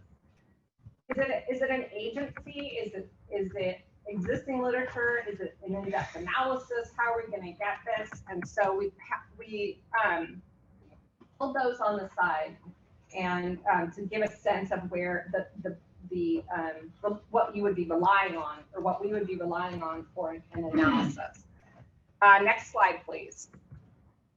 Oh, what happened to the one that? Okay, I guess we're not. Oh, it got hidden. So there is, but what you'll see under those is what will result from that is there's a series of inquiries. So for example, there would be, it's in your document, we can pull up the exhibit that shows it. So it includes, there'll be one of the overarching criteria and a series of questions that say, does it do this? What's the risk of that? How much does it do that? Is there any pros and cons? You know, all those that were the individual criteria before, now nested to help answer that overarching category. Yes, these 6 considerations. Great. Are you able to share your screen now? And I think that's it. The last slide, I think it just says, probably thank you. Well, the recommendations. Oh, yes, as you know, we'd like to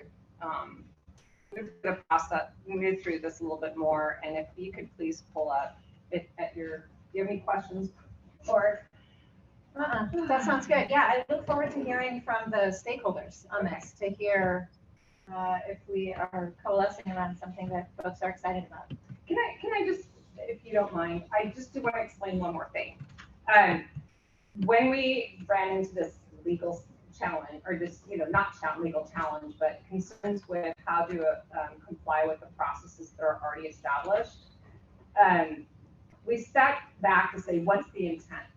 There was a desire for an early off-ramp for a non-starter, right? And we tried to identify what are some additional ways that could be addressed, even if it is not an off-ramp at the beginning.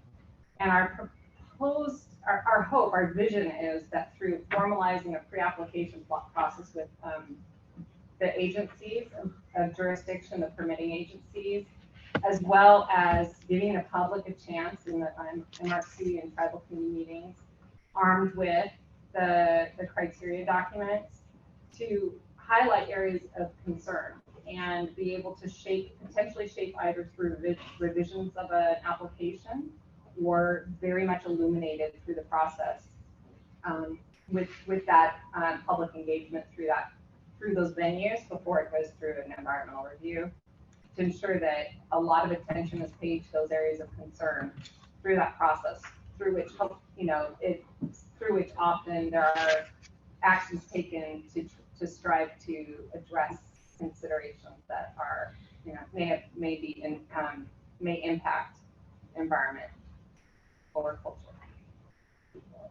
Yeah, I mean, as you know, I was disappointed to find out that due to administrative requirements and realities that we were not able to have the criteria or the inquiry happen sort of upfront. But I understand, the challenges with doing something pre-decisional and pre-CEQA or reinventing CEQA, and why the order is the way that it is now. And I think there are some positive benefits to doing it the way that you've outlined. So I appreciate all the effort that has gone into it. And unless you have anything else, or I don't know if Randy was going to speak too, but I'm excited to hear from the folks in the room and on the phone to hear what they think. Randy, did you also have something you wanted to say? I'd like to hear what the room has to say and answer questions. Terrific. Yeah, I think it's unfortunate we had technical difficulties with the diagram, because I think it may answer a lot of concerns, but let's see what the concerns are first. Well, let's not assume there are concerns. Yeah. We don't know. All right. So before we go online, we'd love to hear from folks in the room who'd like to talk about this. And if you do, just feel free to come on up to the table and speak loudly.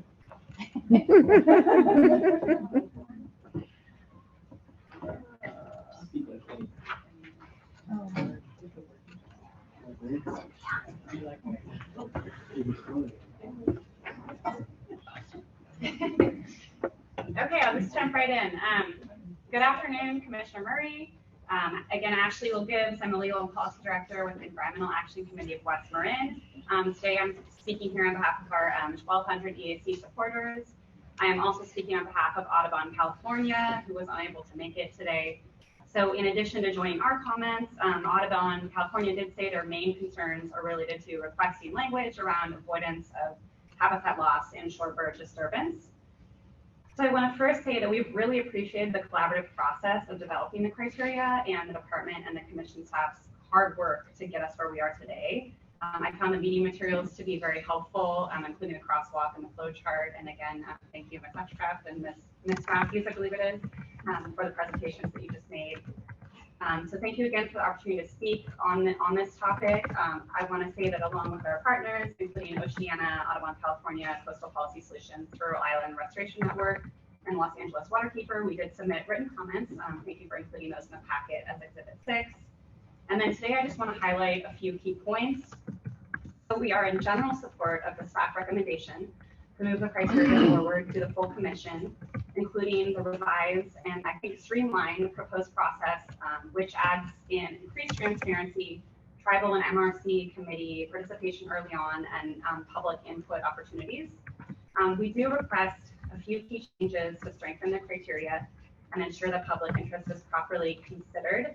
So I am going to get a little nitty gritty here, but I'd like to, you know what, could we just really quickly, I'd love to show, it might be helpful for people to see what you're talking about.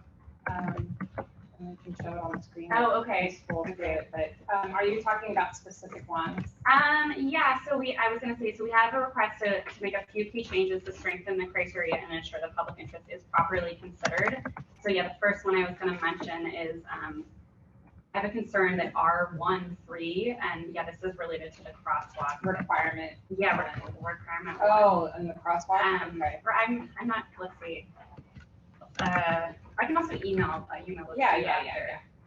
But so that's the one that's related to MPAs and special closures. My concern is that one has been narrowed, since not all of these designations prohibit aquaculture, but there may be a conflict that needs to be reviewed when looking at siting. So I was thinking maybe, I think the change essentially to R1.3 is okay, but then maybe there could also be an additional consideration. And then the next concern I have is related to avoiding negative impacts with adjacent native wildlife requirements. So that used to be a requirement. I think it was requirement 5 in the crosswalk. It's now been proposed as C3.2. I think that should be moved back to requirement. I mean, my thinking with this is that it is an existing regulations, and I think I do want to say, you know, for some reason that's not possible, then I think it should be made very clear that conflicts with adjacent native wildlife is a really high priority for the commission, and you know, perhaps that can be considered on an ongoing basis. And then I do recommend removing the addition of. Do you have a clarifying question? Yeah, I was just going to say about that one.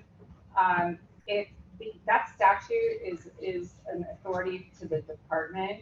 Okay. And it's intended to be a provision that they could act on at any time to adaptively manage. So if there were conditions that changed, where there was a new seal haul out or something like that, they could immediately say, we've got a problem near this suddenly, and let's work out how to address this so that there is not a wildlife and a risk to that resource. In addition, there are no areas that are defined in that manner right now. That's something that could be a desired goal for the future, that if those do get determined or identified, that they could be specified within, and make a simple amendment to this revision to add it to the requirements. Because we're really looking at what exists now that's been vetted publicly, that if they can come, you know, there are, I know that Kirsten, who's on the line, has, you know, visions for things that could enhance the kind of the programmatic view for what we're dealing with in each of these water bodies or regions. that we're not there yet, but they are goals. Right. So that's one of those pieces, for example, where we can memorialize that as a desired adaptive management action, as well as clarifying the purpose of that. Okay, thank you. I think that makes sense. I mean, I think exactly the example that you mentioned, related to like a new release application and proximity to marine mammals or something like that. I just think it's important that is considered early on. If we have that.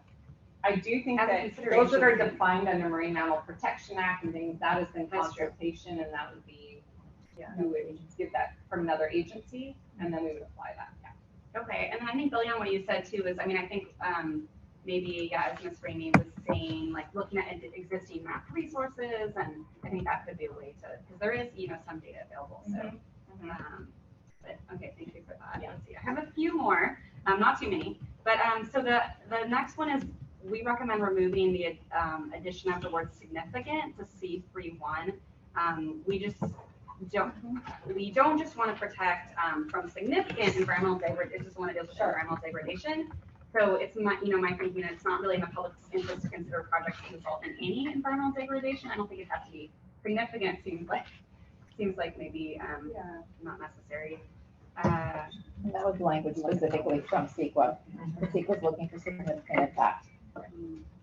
Right. So when we analyze a project, we do this all the time with the commission's actions. Yeah. Under CEQA, we're looking for significant environmental impacts, whether or not, if there are any, can they be mitigated? If they can't, then obviously that's another situation. I mean, that makes sense. And I know that CEQA is still going to be part of this process. I guess just thinking about where this is just a guidance document, maybe the language could possibly be a little bit stronger, but I appreciate that. Okay, I only have two more.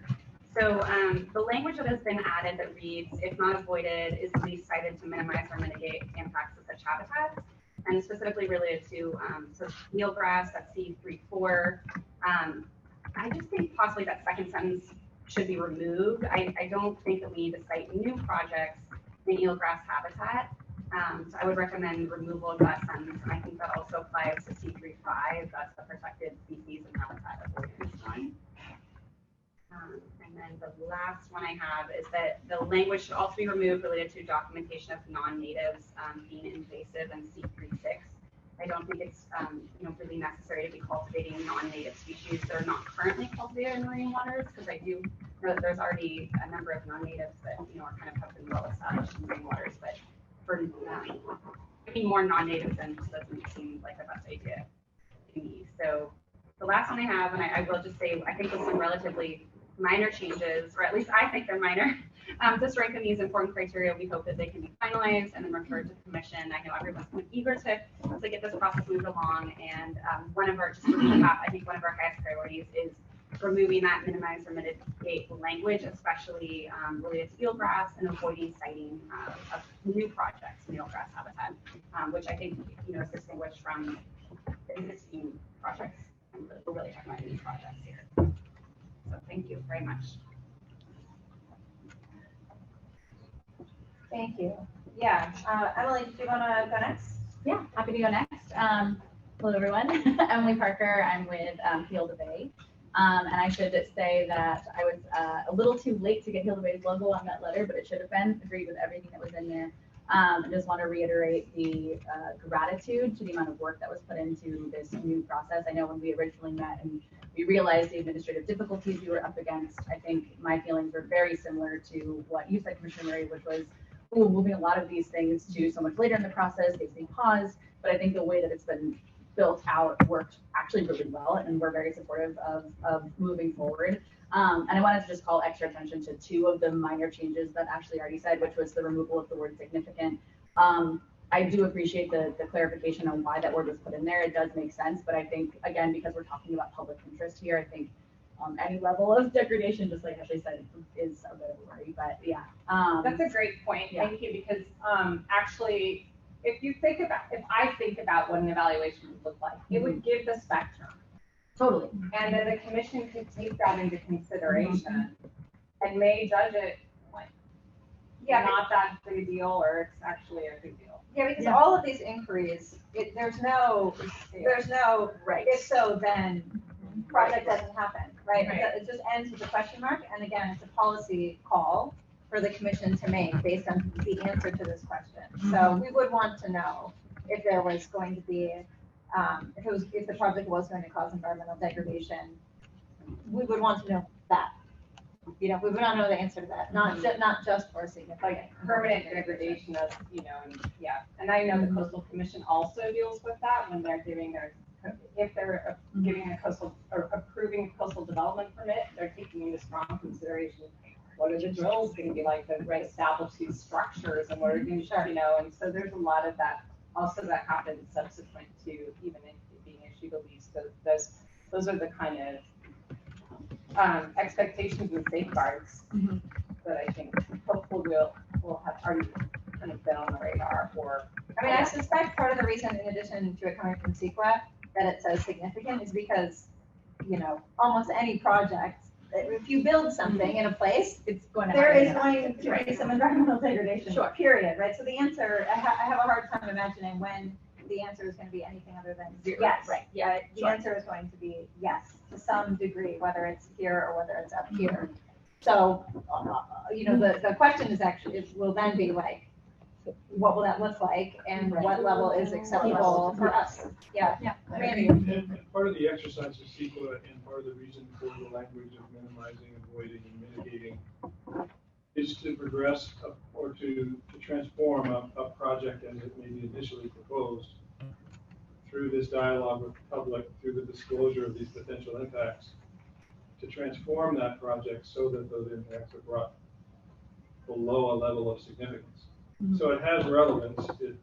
It really is, I think, important for us to adhere to what the state has spent decades trying to grapple with in terms of balancing human activities and development and projects with the environmental protections we all want. And so for us to diverge from that very strong foundation that CEQA provides, I think would be going a little bit off the rails. Sure. What if we start from the general question? What's the environmental degradation that's been identified as potentially occurring with this project? Well, it actually just does it. It's presence or absence. Well, then let's change it. And it would throw something like What level? level? What is that level? And if so, two parts. Right.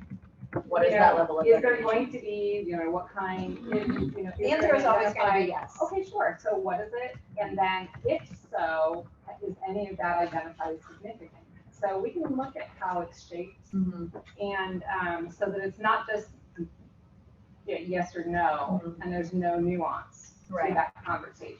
Or I think also, and I'm speaking a bit off the cuff here, but if there is, and then if so, then what levels of mitigation are in place? And so, I know that there is, of course, always going to be those levels of environmental degradation, but kind of like how you're saying that, the Coastal Commission uses things like special conditions, like what are the special conditions that need to be met to mitigate that degradation to a point where it is insignificant, may not be the right word, but less than. Less than. Yeah. It's just historically, it was the lease, and then all the other agencies, especially as public trust agent, any public trust agency is going to apply a different kind of level for a different discrete piece that they have the authority over. So this used to be just what, area, what methods and species, and then how you get there is done elsewhere. So we're trying to front load this more with the pre-application process, and then it's to everybody's benefit to ask these questions at the beginning. So yeah, absolutely, totally agree. I think the front loading piece in particular, I agree with. That pretty much covers what I was going to say. So yeah. Question: to make some of these tweaks, what is that going to mean? I was so tempted to do it in real time right here. How does this sound to everybody? I think recognizing that it's 240. Recognizing that it's 240. But I think if you can give us a general sense of what you'd like us to work toward, and we can bring that to the commission in August. Yeah, is it And possible I'm to saying make that that yes, changes and bring it in August? Because like a slightly revised, draft form. Yeah, which it would be very slightly revised. Yep, I would recommend that if it's possible for us to move this beyond the committee, that would be nice. Yeah. Is there a way to yeah, like we just kind of hammered out sort of this C3-1, right? But there are a few other ones that I feel like we don't really have the time to hammer out specifically right now. Is there a way that we can give the recommendation to iron out these tweaks, whatever else we hear to the extent that we want to? And can we work on that together before August or no? Yes. Oh, okay. You and I. And whoever else. Okay. Okay. Okay. Yeah. Randy. I just wanted to recognize that we haven't hammered out anything without hearing from. 100%. 100%. Yes. Yes. Yes. Yes. Many more people to hear from. Jeff, would you like to go next? Yeah. Just representing Oceana, we wanted to speak in support of the comments that Ashley and Emily made. We're also signatories on the letter. I think we were also a little bit sort of having to readjust and come to terms with the sort of big process changes that happened, but we wanted to appreciate the work of the staff to kind of navigate that and find a solution that I think we think is a good one given the limitations, et cetera. So wanted to raise thanks for those things. We in particular wanted to support and wanted to recognize the new additions since the last draft about referring specifically to the state aquaculture plan, because that's, I think, a critical element, and we're really glad to see that in there, as well as the mention of efforts to avoid wildlife entanglements. I think that was new since the last one as well. And so we wanted to strongly recommend moving forward with a few edits so that the full commission can actually adopt a final set of criteria and process at the August meeting. So that's our hope as well. But we do hope that there is some room to make some minor edits. In addition to just those minor ones, the one issue that we wanted to raise in that same, I guess it's 3A on here is the right now the language refers to I think methods, chemicals, and materials. One of the key issues that we think is important to spell out specifically is that some aquaculture operations do use feed inputs. So they're feeding animals things, and so the source of where that feed is coming from, we would hope that would be included under that same 3A inquiry. So examples could include some of the like abalone need to be fed algae, right? And so making sure that we're taking a look at what the source of that algae is, making sure that that's not causing significant environmental degradation. So I think that was one of the main additional little minor word edits that we hope that you could consider.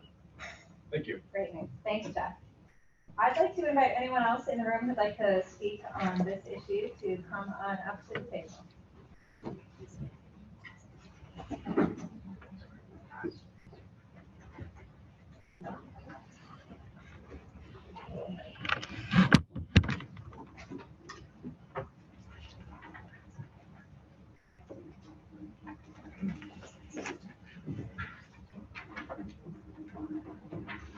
Why don't we start at that end of the table? Hi, everybody. Terry Sawyer, Hog Island Oyster Company. Got our 40th year this year. We've been in business. I'm looking at a business we've got 300 employees now. Wow. We've got a lot of responsibilities. I also want to point out that we're a benefit corporation and that we're fully cognizant of the fact that we have impacts. Just getting here today, we're all here. We have an impact. So yes, for that, we have an impact. Right. We fully recognize that, and so what we're trying to do on a regular basis is look at self-examining, introspective ways to reduce those impacts on all levels. It's a very interesting exercise to operate a business in. I want to recognize this committee has been doing a lot of work, and I really appreciate it. Incorporating public interest is a very important part of this process, and I recognize. I want to make a friendly suggestion, and that is regarding facilitating equitable and including JEDI requirements, access to leases One of the best ways to do that is to remove or reduce the costs and procedural barriers and the hurdles to leases that discourage small businesses from applying in the first place. I mean, I just want to point out that there is a graying of the industry. There's not, I spent a lot of time on climate work, on a lot of the impacts of climate on the business that we're all talking about here. And one of the things that comes through as a message to me from the students and the academics that I work with is that there's an important message here, and that's hope. And I think that what we do here is a very important part of incorporating a process that allows the production of, in our case, low trophic foods with the shellfish, the seaweed, and to have fun with it. I'm missing my culinary meeting, which is we're having the purple urchin being brought in from what used to be the urchinomics lab over at the decadal Marine Laboratory. Where they've been fed 5 different seaweeds. So the uni's going to have 5 different flavors, and my chefs are all tasting that right now, figuring out what's the best way to do that. I just want to point out that having fun is an important part of being in this business. At the same time, we've got 5 different seaweeds that we're trying in our culinary program. So part of this is trying to be resilient, trying to be adaptive, try to inform and feedback, because we're boots in the water. We have that position, and I consider that a responsibility. So it's I guess it's not as much as having potential leases, but it's really about prohibitively high cost of entry. Those are hindering access. Okay, this process in itself is basically is public interest, and I just want to point out that it's a really important goal here. The work that we do, that we're not having duplicity, that we're not having all these agencies. I'm already looking at the process taking years and hundreds of thousands of dollars. I can't imagine my kids doing this. We already are faced with, in California, restrictions on coastal access and and the ability to even make a living. So if we can figure out a way to make it where there's jobs, that we're producing food and taking care of the ecology for where we're growing it, that's my goal here, and I hope that this is a shared goal. That's it. Thanks, Gary. And did you have any specific comments on the criteria themselves? I was actually commenting on 6 on that, and I think that's really to be specific. Thank you. Perfect. Hello, my name is Margaret Colaro, and I'm with the Port of San Diego. I'm the Aquaculture and Food Technology Program. I actually have some prepared comments, but I have a couple of questions about what I heard in the presentation. Can I ask those? Yes, please. So the first one, in the presentation, there was the benefits of what we've been going through, and there was something about streamlining the process. Is that specific to this public interest process, or is there this feeling that by going through this, that the actual permitting process will somehow be streamlined? That's what we're hoping. That's what we're working toward. It's compatible with the goals, there are discussions that are happening with the action plan. Okay. So it's intended to harmonize and be part of something that would be actionable coming out of the action plan itself. So That's once fair. the action plan actually is approved, then we can really think about a world where this is a bit more streamlined as opposed to this process here has resulted in that. Okay, so there was a reference to the role of the action plan previously, and so when I heard it today, I wanted to make sure that was so connected. And then the other thing that I'm not sure if I heard, in terms of the requirements of the initial review, is there a public input opportunity for that one as well, or is that no longer the case? Because I think I heard maybe something that indicated that there might be, but when I read it, it doesn't read that way. It's everything that the commission receives is received publicly. It's in the public record. At a meeting. It's received under what's that? Not everything's received at the public. Not everything, but would this be? So the idea behind the first set of criteria is that those are statutory requirements, essentially. They're yes or no questions. And they should be easily answered.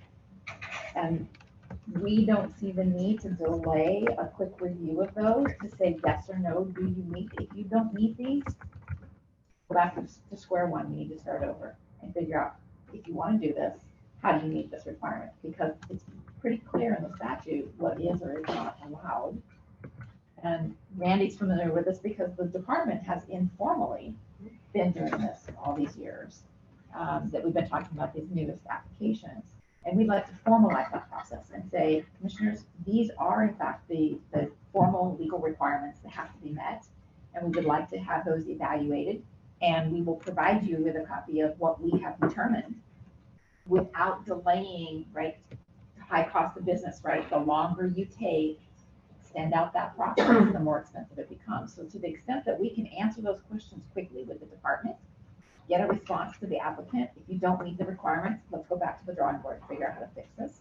If you do, great, we're going to report out to the commission in both cases so that this process can continue to move forward. But you're saying you will report out on it in either case at a commission meeting. So Yes, that is. but we're not waiting for the commission meeting. And to never the most let the Well, applicant know. we may or may not. So if it's clear cut that from staff that we've got an application is not going to meet the requirements, we tell the applicant, this goes no further. There's no, I mean, what do we? I mean, if they submitted an application formally, yes, we would report out. And inversely, if they do meet the requirements and they can proceed, does the applicant have to wait to get a nod from the commission before they can proceed through the subsequent activities? No, but they Or it still has to be reported out. Administrative record. Yes. That's so if you submitted it the last day of public comment deadline before the commission meeting, staff wouldn't hold that back just so it could do its review. It would be received by the commission and we would explain, we haven't had a chance to review this. We're asking, and this is, the proposal here is to say that the commission would set it up so that staff would have the delegated consent, the direction of the commission to move it forward. Once that's received, and then at the next meeting would report what the outcomes are. And the addition of phase 0, I think, also allows for Randy and his team to say, hey, we're going to make this assessment for this first stage, the initial review, and the next MRC meeting is such, so we're, align it that way. I mean, that's what I would also imagine. That, that it would be timely. But I appreciate That's the idea. That's the goal, right? Because it depends on what time, when that application comes in. But to the extent that we can streamline and get these things moving without any formal approvals, that has to come from the commission, right? Yeah, well, most of it, probably the majority of it can already be known by the time it's submitted. The one piece that, usually the commission confers with the State Lands Commission. And they don't just say, yes, it's encumbered, no, it's not. They do an analysis with their lands staff. And so that's the one piece that, usually, unless we work out something else through this governance enhancement, as it stands now, that's something that we would formally request because they have to formally, they formally respond. But we're talking with them about how to build that out as well in a effective way. Okay, well, I really appreciate those questions. I just wonder if I can add on to that because I'm curious about the fact that if there were. Could you come up to the table just because we've got the. Sorry, yes. Heidi Gregory got from the Smallest Bay Oyster Company. Hi, everybody. Hi. Well, he had to come in. It's too hot out, so I had a question along the lines of that because imagine being a new farmer and trying to find a piece of land. Do you have like in Smallest Bay, there used to be 900 acres or something of leasable land. Do you have portions that you're like, this is leasable land that you as a person could lease? Here's the area.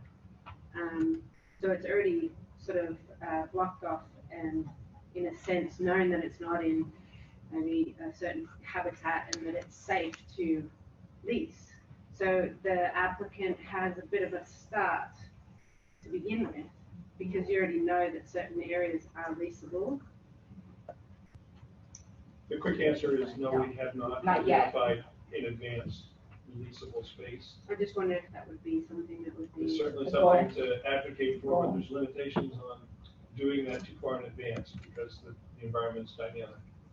So you can't make that assessment today and then 10 years ago, or 10 years from now, expect that that still holds, right? So there's a certain temporal nature to figuring out whether a site is appropriate or not.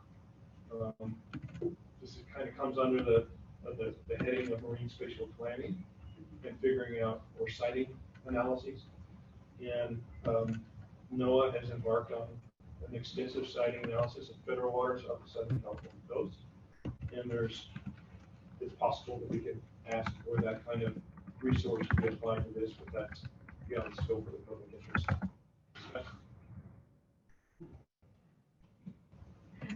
Okay, if it's okay, I'll just continue with what I Sure, shared. please. Okay, so the Port of San Diego strongly supports fair, timely, transparent, and balanced permitting processes for shellfish and seaweed aquaculture. The Port appreciates the effort of commission staff and committee members to consider options, collate comments, and offer opportunities for us to engage in this process to develop criteria for public interest determination for new state water bottom leases. Consistent with our previous comments, our input today is based on our experience as a landlord, operator, regulator, and environmental steward of state tidelands and submerged lands. Third version of the proposed criterion framework is significantly improved from previous versions. However, we have a few remaining comments that we hope can be addressed and incorporated before the language is presented to the full commission in time for its August meeting. So we agree with the updates in the initial review, giving staff the responsibility to apply the requirements criteria. Whether a lease is consistent with existing law is, as the text states, binary. It is therefore appropriate for staff to make that determination and share their findings with marine resources and tribal committees when that assessment is complete. In general, we appreciate the changes to the inquiries within the considerations criteria. As written in this draft, they better reflect CEQA and the Appendix G and include specific references to that language. This information, particularly the explanation of how these criteria relate to CEQA, is very helpful to lease applicants. The Port requests that consideration number 1, inquiry A, be changed to read, are proposed lease activities, culture methods, and species compatible with the state aquaculture action plan once adopted, striking the word completed. Conducting analysis on a draft plan is premature and may not be productive. Only the approved plan should be considered when evaluating lease activities. The changes to consideration number 3, specifically sections C and D, are significantly improved and reflect the intent of CEQA. Related to these sections and external comments requesting eelgrass beds be excluded from lease activities, the Port would offer that recent scientific research demonstrates eelgrass benefits from the presence of shellfish, and that eelgrass beds actually expand when shellfish is present. The new language regarding how the considerations are to be applied and the recommended actions that follow this process provide clarity and should remain.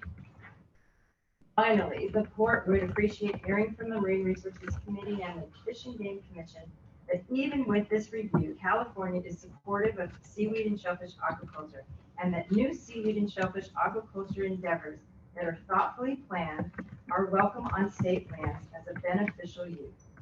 Additionally, we implore the MRC and the Commission to provide time and resources to proactively help applicants through the public interest determination and entitlement process and continue to remove barriers to entry for diverse, inclusive, sustainable seaweed and aquaculture farming in California.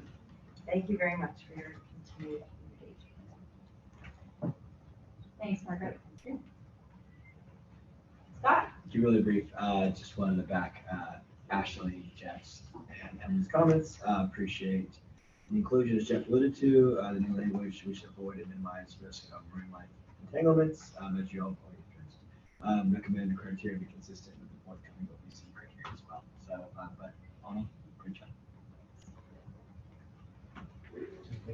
Yes, please. Sorry. Heidi Gregory from Small Aquatic Company again. Smallest Could you- oyster company. Heidi, Yes, could you sorry. make sure to speak toward the mic? The mic is actually right here, so Sorry. just speak toward the mic. Talking to everybody. I so I'm know, gonna- I know, it's hard. But when you turn your head that way, it doesn't get caught by the Copy that. microphone. Thank you. Tomales Bay Oyster Company is the oldest oyster company in California. This year it's 114 years old. When I took over 6 years ago, which is almost to the day, TBOC came across a lot of permit issues. We didn't have a CDP on TBOC lease. We didn't have an Army Corps. We didn't have a regional water board. We didn't have NOAA. We're in the middle of CEQA right now because we wanted to add Kumamotos to our species to allow Kumamotos on our lease. And Kumamotos are allowed right next door. Just as a clarification. What I wanted to share is how difficult it is to go through all this paperwork. It's time consuming, costly, and redundant. The permits are debilitating to farmers. And I'm not talking just the Fish and Wildlife, I'm talking about all those agencies I'm talking about, because each agency wants something similar, but if they want it in their own way, or they want a condition that's similar to what they have, but in their own words. So as a new farmer coming into wanting to take a lease and to apply for something, I find that it's going to be extremely overwhelming. It's going to be too costly, and it's going to be deflating for the hope of wanting to create a sustainable shellfish or seaweed farm. Oyster farming is meant to be about being out on the water and being a part of Mother Nature and dealing with your animals. It's not about sitting in an office and writing permits for 6 years so that you can have the ability to do that. It takes 2 years to get a permit from one agency. It takes a long time, and I think that we were talking about timing of things and having things go really quickly. That would have to be more employees for the different agencies that we work with, more time spent for these leases, and the people that are there, they're spending their livelihoods trying to create something for themselves, their family, and for the environment. Even though a lot of people don't think that oyster farmers or farmers are environmentally friendly, we're actually very conscious of everything that we do. We're out on the water every day. We see what's happening. Our animals tell us that the ocean is not happy. So we are very important. So I feel like the paperwork is going to be overwhelming. The public is very negative on us, and that's deterring, and that can be hard. Let's see.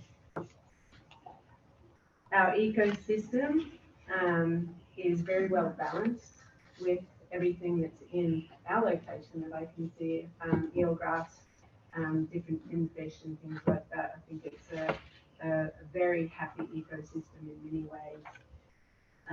We're under another sort of added to this, we are under the umbrella of aquaculture, when actually shellfish farmers and seaweed farmers are different, because we don't feed our animals, we don't give probiotics or antibiotics, and we are the most sustainable farming process in the world. And I just want to clarify that we don't necessarily fit under aquaculture completely, because people don't understand. I serve people every weekend at my oyster company, and people always ask me what I feed them. And it's an educational thing that we need to say, that we don't feed our animals. They naturally filter the bay. They actually keep our bay and our ecosystem vibrant and clean and thriving and happy. I worry for the new leaseholders, as this process is expensive, daunting, feels unattainable, and negative voices. Shellfish farms are sustainable. We are aware of the environmental ecosystem. We are held accountable by 7 different agencies and everybody else around us. If people want to have more education, we'd be happy to have more education about oyster farms. Hog Island offers amazing education for people. We do it by voice, and there's lots of opportunities to learn more out there. A dream, a dream would be to have one application that covers all questions, concerns, and conditions. Thank you. Thank you for that. And actually, that's one of the exciting things is in our recent discussions about the aquaculture action plan, we're talking about that. Yeah, we'll have that update later on in the program, but I think it's not premature to say that that's something that we're proposing in the plans to have consolidated. Essentially, what we're talking about here is it's an existential situation for us as a business, as a way of life. And what's really interesting is that it feels like, as Heidi has said, there's the highlight seems to be on the negative as opposed to the benefits. And I invite anybody and everybody to come get wet with us and see what it's like out there. I would not necessarily agree with the ecosystem being in balance because I'm dealing with all the parameter changes that are coming at us and monitoring that at both locations in Marshall and in Humboldt. And it's disturbing, to say the least. The fact is that we're looking at a trend, as everybody has been hearing, that there's climate changes are coming at us at a rate that's faster than anything that is here has evolved to adapt to. So that being said, resiliency is what we're talking about here. What Heidi said, I can't reinforce this, simplifying this in some way, reducing the costs, making it so that CEQA is used as the guiding document and the analysis get through the preliminary stages, rely on CEQA, have other agencies rely on CEQA as well. So duplicity is not being part of the problem. I think we do have a tendency to want to put everything in a nice tidy box, and we're dealing with natural systems, which is not tidy. I just want to make sure I understand something. So the negativity and the too much focus on, the negative, are you talking about with these proposed criteria in this inquiry? Are you talking about something broader? Go ahead. I'm talking about public. For public perception broadly, not about this process that we're here to I would say both. Yeah, sure. There is also a whole section on potential benefits. There wasn't in the first draft, right? So that's. But there is now. Which is but great. It's 1 to 5, right? So. I mean, I would add one in here just from what you're talking about. I mean, related to some kind of way that we can build out kind of the eyes and ears that you have out there, the monitoring that you're doing. That is monitoring information that's valuable as far as whether it's temperature, water quality, or turbidity, whatever it is that you guys track. We could explore how that could become a contributor to best available information about what the trends are that are happening out there. It's something I've explored in my so far for me, but. So that's a great point, and we're happy to share that. Actually, the model of collaboration with academia and private sector is what I'm alluding to when I'm talking about the monitoring that's going on, because we're out there, we have the infrastructure, we have electricity, we have internet and all that. So we provide that in boat access. At the same time, the academic can provide the instruments, the data collection, and the interpretation, QCing, and getting it out so that policy can be developed. And that's a collaboration, that's a win. And so this is ongoing. We've been doing this probably for going on 14 years now, just on the getting the aragonite saturation state study. And that's how hard it is for those organisms that we grow, shellfish, to build, for them to build a shell. So happy to talk about that.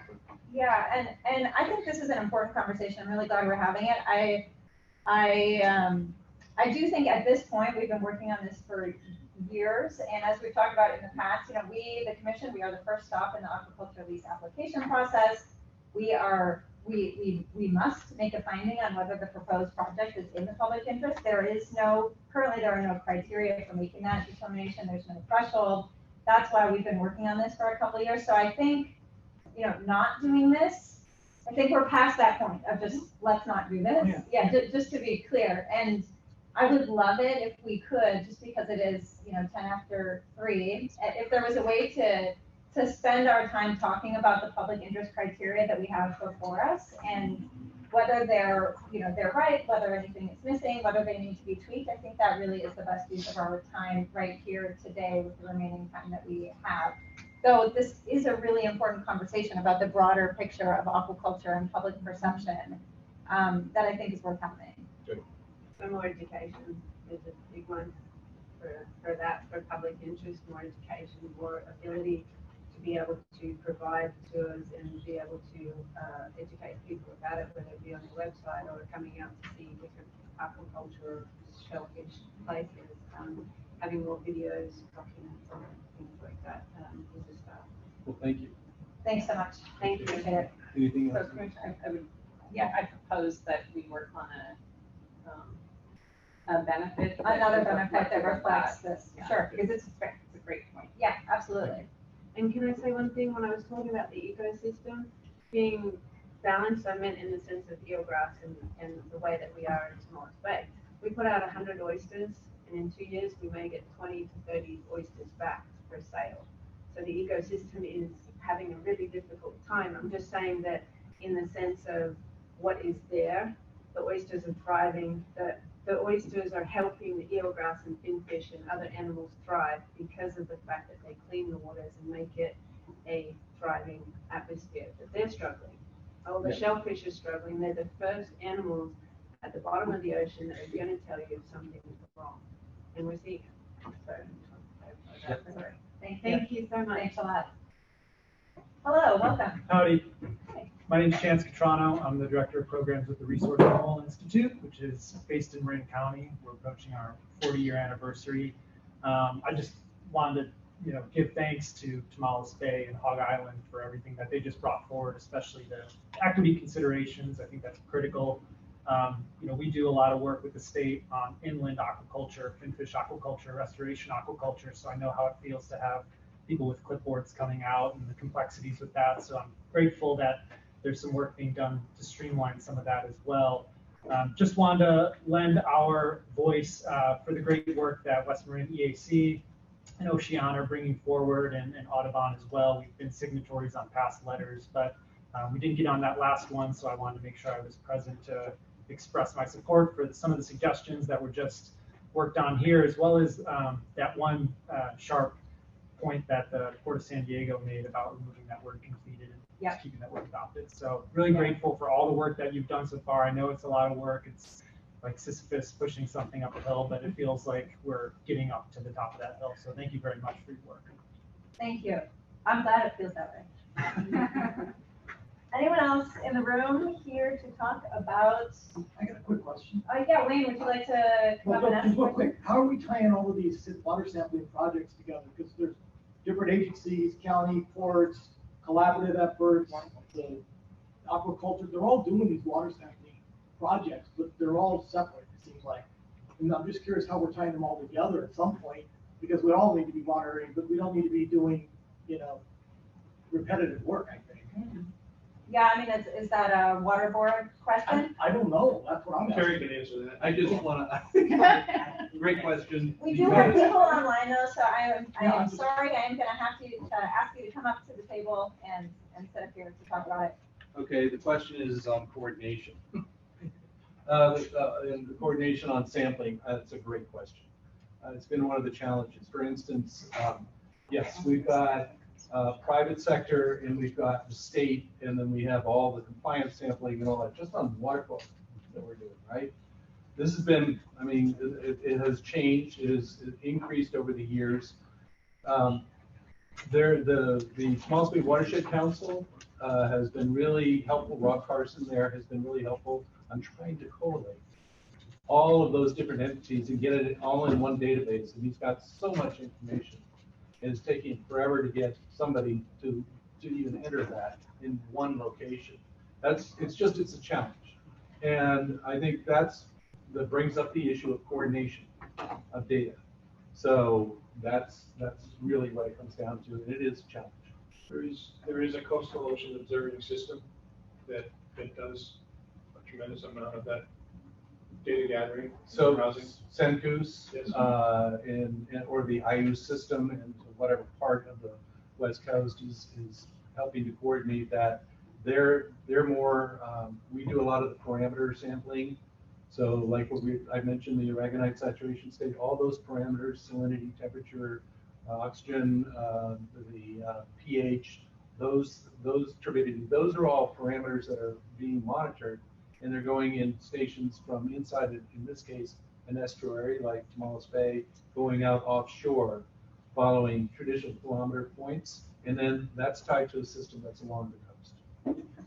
So, I can just add one additional point. So there's a new program, California Department of Public Health, called One Health.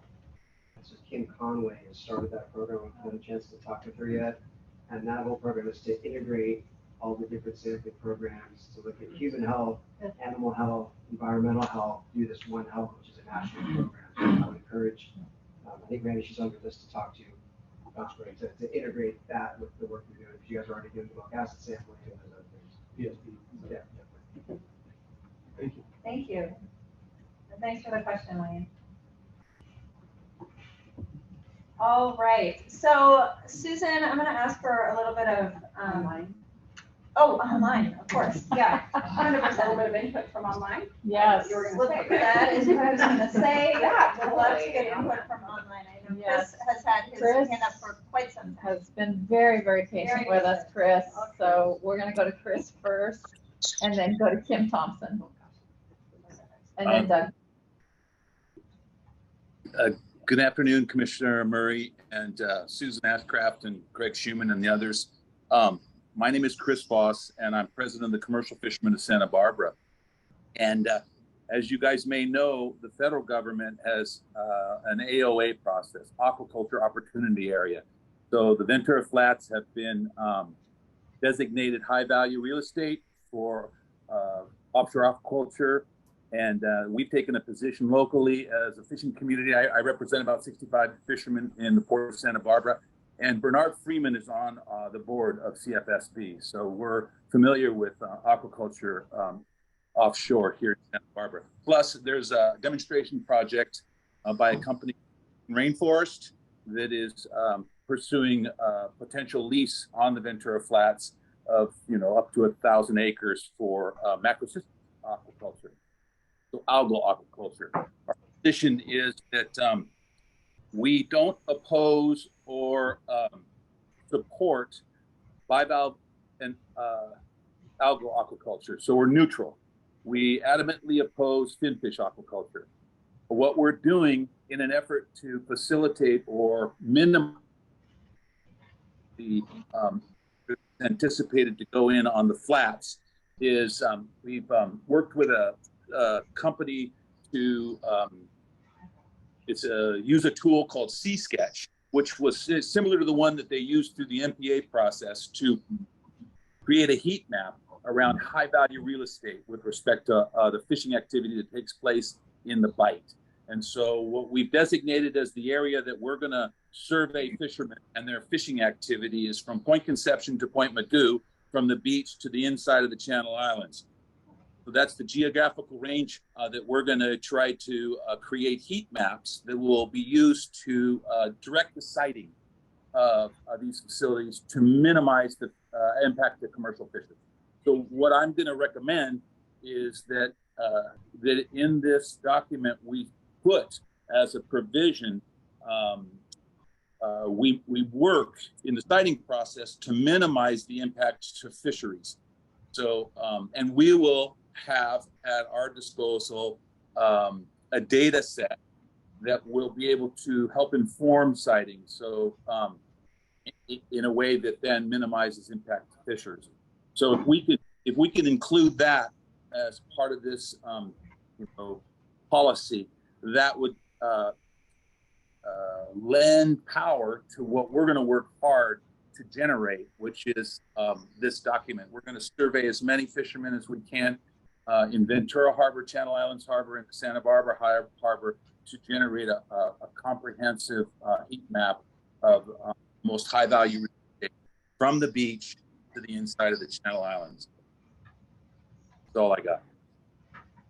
Yep, thanks for that, Chris. And just wanted to know that there is a criterion inquiry in proposed inquiry within each criteria, one that is about fishing. But your point about sea sketch and data visualization, it's an interesting one. So I appreciate you raising it. Oh, Samantha, I would hope that our work would be accepted. What the feds are doing is they've guaranteed us that what we generate, they're going to consider in the process. So my hope is that there might be a willingness to accept the work that we've done, recognizing that it has temporal, it'll get old and less valuable over time, but at least for a certain period of time, it'll have some significant value. Yeah, we'd love to have that conversation. We are always looking for more information and more data. And of course, if you're going to be putting the work into that, we would love to see it. And I'm sure OPC, as they continue to craft the aquaculture action plan, they also would love to see that too. So thanks so much, Chris. All right, then moving on to Kim Thompson, followed by Doug Bush. Hi, everyone. Thank you for the opportunity to comment. My name is Kim Thompson, and I'm the Executive Director for the Pacific Coast Shellfish Growers Association. Before I dive into my statement, I just wanted to comment, and I don't want to derail anything, but just throwing it out there as a future flag for the monitoring, which is super important. You heard Hog Island talk about all the great work that they are doing. Just a reminder that trust is a two-way street. And so if we're asking growers to be transparent and provide the data from their farms, there also needs to be some protection to ensure that that data is not used maliciously and cherry-picked to help further the opposition, right? We're all in this together. We want to understand what the impacts are so that we can move forward in a productive way to address those impacts. So just wanted to flag that play. We, PCSGA, the Pacific Coast Shellfish Growers Association, we represent oyster, clam, mussel, and other filter feeding bivalve shellfish growers in California, Washington, Oregon, Alaska, and Hawaii. You've already heard from a few of them today, Tamales Bay, Hog Island, and the Port of San Diego. Our growers are highly dependent on healthy ecosystems and healthy water quality to support their livelihoods. Our members support the concept of public interest, and they strive to operate in a manner that results in the best outcomes for society and the environment. And we greatly appreciate the efforts of the commission and staff. And I know, Susan has been really engaged in trying to improve this process to the best that she can. And we're particularly keen on the separation between the legal requirements and the considerations. That was a great change. And we do greatly appreciate that, it's very clear that you made changes that have recognized the weight and importance of CEQA. So thank you for that. But there are some areas that we're still concerned about, largely in that there are still some uncertainties and potential redundancies that might come as a cost to growers and agencies. This process still isn't clear, and while some of it has been clarified in the diagram, it needs to be incorporated into the guidelines. For example, the diagram shows it's the CEQA determination, public interest determination, and the lease determination will occur at one Fish and Game Commission meeting, which is great, but they should be reflected in the guidelines. How the commission will weigh the considerations of public input after CEQA is completed, or how the department will make a recommendation and determine areas of uncertainty, for example, is also unclear. So we'd really like some clarification on that. And while we appreciate the efforts to acknowledge the CEQA process, we do remain concerned that this public interest process as drafted and with possible edits suggested earlier may duplicate or even negate CEQA. There needs to be justification and accountability if the commission is going to make a decision that is contrary to the outcome of CEQA. Specific to the best management practices requirements, it's typical that they would develop them after the CEQA assessment is done.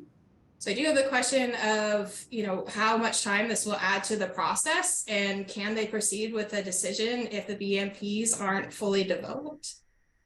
And I also want to echo what Terry had mentioned on equitable access to leases. Again, we agree and support this concept. In fact, in order for the aquaculture sector to be successful, they need a diversity of farm types and sizes to thrive. But the current language in the proposed process is actually the antithesis of the solution for that. Every step or duplicative effort in the process costs time and money. That makes it difficult for all growers, but it's going to be particularly harmful and prohibitive to small growers and those who are new to farming. It is important that public interest is also put into context as the Commission considers how to weigh these decisions in the future. First, the public who are at this meeting, who provide comments in these forums, they're not necessarily reflective or representative of the public at large. We all stakeholders and we all have vested interests. And for many of us, it's actually our job to follow these issues and engage. Public surveys show that the broader public is actually generally supportive of shellfish aquaculture, and other low trophic aquaculture for that matter. Also, research shows that shellfish farming can provide many benefits to local communities and society at large, including a source of nutritious food that uses almost no land or fresh water, and will support a more resilient food future in the changing climate, a source of jobs, particularly in rural coastal communities where other opportunities might be more scarce, and an ally in the fight for clean water and healthy ecosystems. There's no such thing as zero impact food production, but shellfish farming comes close as one of the most benign methods of food production on the planet. And it's important to remember when we're talking about the applicants, we're talking about people. California citizens and community members who grow oysters, mussels, clams, and seaweed for food, and in some cases support conservation efforts like native Olympia oyster restoration. We greatly, again, appreciate and understand that the Commission is taking on a huge task here. And again, we are not opposed to this concept. Our growers are also members of these communities, and they want to support and contribute to these communities in which they live and farm, not harm them. We strongly encourage you to evaluate this process and make sure what you put into practice is adding value, not duplicating efforts at the expense of agencies and grower applicants' time and resources. Thank you for your time. Thank you, Kim. Doug? Hey, are you able to hear me? We can.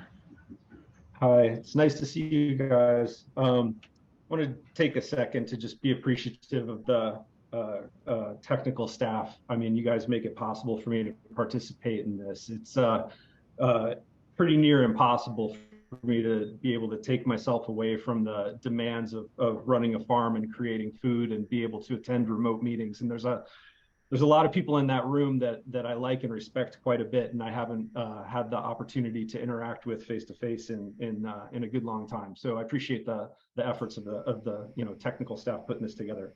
I also want to say that this is a move that I've been tracking since the beginning and have been admittedly quite skeptical of for a long time. Some of my skepticism is still there. I'll get to that in a sec, but it's better, and I want to believe, I don't have any project proposals in front of the Commission right now. I am not currently proposing a lease for my own business's growth and development. My motivation to engage with the Commission on this topic is because I believe in what we do. I believe that shellfish and seaweed culture strengthens the resilience of our coastal communities and our food systems. I believe in the value of looking face to face with the impacts of the food systems that you're a part of. Nothing's for free, but you do the best you can. And it's always better to do it in your own yard than to rely on the carbon footprint associated with imports. And that's what I fundamentally believe is the core of my motivation for trying to work in the low trophic shellfish and seaweed system. So those comments sort of contextualizing here. What the track and the movement that this kind of creates for an application and a project to move through this evaluation system is linear, and there are still some elements that I'm kind of concerned about with respect to duplicity. So my primary comments on what's been presented in the current draft kind of center on consideration number 3, and they're kind of the reciprocal comments to what East Marin and Oceana sort of have made about those. And I'd like to kind of submit to you that the considerations and the subheadings under number 3 are sort of inherently subjective, right? They are, you know, what is the degree of potential interruption to environmental protection? What is the potential for disruption to ecosystem sustainability? It's very hard to put and then the comments that were made in this session, what significant degradation versus, you know, should we use significant, or what is a chemical component? How do we draw a threshold? And there was even a comment that was made that was encouraging the commission to have a kick out rejection clause. If you see a degradation component, then that should kick the project out and be a disqualifier. I want to contrast that against item number 5. Item number 5 being like possible potential benefits of a project, right? There you see an opportunity for a project applicant to be quantitative, for a project applicant to say, okay, I'm going to produce 10 tons of shell weight seafood product. And that 10 tons of shell weight has a CO2 fixed removal equivalent of 4.4 tons of CO2 that is no longer in the atmosphere. Sort of like fundamentally quantitative things, dollars of coastal economic activity, jobs created, economic multipliers, you know, sort of thing. So I don't really feel like item number 3 and item number 5 are sort of on an equal footing with respect to the way that they enter in and inform the forward progress. So I have a suggestion or a critique, if you will, about what to do with item 3. And the logic for it comes from these comments, and then also my concerns about duplicity of effort and the sort of like inherent wastefulness of duplicated effort. Most of what I see in item number 3, and I'm not a CEQA expert, and I defer to somebody who is, but I'd really like to see a Venn diagram of item number 3. What in item number 3 is not covered in CEQA? Like, it seems like item number 3 is largely all CEQA items, as I said, with the caveat that I'm not a CEQA expert. So my suggestion would be that, you know, and every project is different. So I'm against sort of these global suggestions by Ottoman and East Marin to say we need to put eelgrass in as a line item criteria. I don't agree with that. I think that item 3 should be actually reduced and streamlined, and item 3 should say CEQA compliance, right? Like, if you achieve CEQA, we are trying to parallel task these things. So item 3 can be reduced to say, is the project proposed CEQA compliant? And as Randy commented, the CEQA process is designed to be adaptive, to use wet, to make the project wet clay, to improve it, to make it better. So if the project achieves CEQA compliance, it kind of satisfies degree of environmental protection, ecosystem sustainability concepts. So that's my suggestion. The only other sort of like concrete critique I would add is there's this line item that kind of bothers me that says about incorporating OPC findings into on the aquaculture action plan. I don't know how you can advance something to the commission when the OPC aquaculture action plan, unless I'm wrong, I haven't seen anything from that. I'm speaking as someone who contributed my time to the whole first run of trying to create the aquaculture action plan, and did the work groups and did the small groups and the breakout sections. I have yet to see any work product from the OPC aquaculture action plan. So how can we be either for or against the incorporation of the OPC aquaculture action plan when, to my knowledge, there isn't one yet?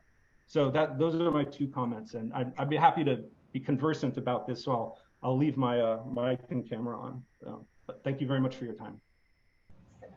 Thanks, Doug. You know, the aquaculture action plan has come up a few times. Mike is right here at the table from OPC. So I want to start by saying, you know, the fact that the commission is supposed to make a public interest determination long predates the contemplation of OPC's aquaculture action plan. So we have had that responsibility for many years. We just haven't had a clear guideline on how to carry out that responsibility, right? So these things are linked, but I wouldn't go quite so far as to say we can't create this until we have the aquaculture action plan. But Mike is here. This has come up a few times. So would you like to give a status update on the aquaculture action plan? Yeah. Did you have something you wanted to start off with? Just what we had. Hey, Noah, if you're online and want to chime in, go for it. Otherwise, I'm happy to. Online. Noah's our fisheries and aquaculture program manager, but I'm not sure if he's dialed into He this. may not be able to accept it. Yeah, that's fine. I actually am here. Yes. Sorry, I was having some trouble unmuting. But yeah, thanks, Doug, for the comments. Might keep my video off because I've been having some connection issues today, just so hopefully it stays. I stay heard. But the action plan is ongoing. We have been sort of through a multitude of different iterations. We have a small working group comprised of agency staff, including Fish and Game Commission, OPC, California Department of Fish and Wildlife, State Lands Commission, Coastal Commission, and we are currently in the middle of drafting the plan. So with a hope of having something complete in the next coming months. I know that's probably not super satisfactory to hear, but it has been a interesting and continually evolving process that hopefully we are nearing completion of. Yeah, please, Randy. You might want to speak up a little. You're pretty quiet. I think that your point about this public interest determination being something that's existed in code for quite a long, long time, and the ambiguity that it carries, and the question you had originally asked, based on what criteria am I as a commissioner supposed to make this determination, is very important and very valid. So I think there's cross-reference between anything that comes up in the action plan. I'm helping Noah much more now with the other folks that are contributing. But I don't think that this is meant to wait for the action plan, but rather to highlight that we want the two to be harmonized with each other. Yeah, that's really all it's meant to do. And I would just add that, Noah and I have been talking about this. The action plan is much higher level, right? And so the idea is that this process would get sort of referenced, it would be nested in the OPC Aquaculture Action Plan as part of, I think it's goal 1 about improving governance, improving transparency.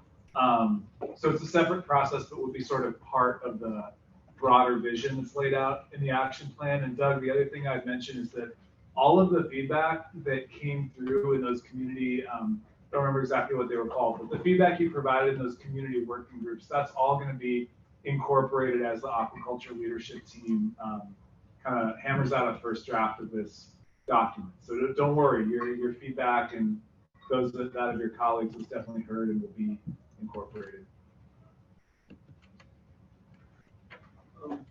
Yeah, Randy. Also, Doug's comment on CEQA compliance, I think, was important.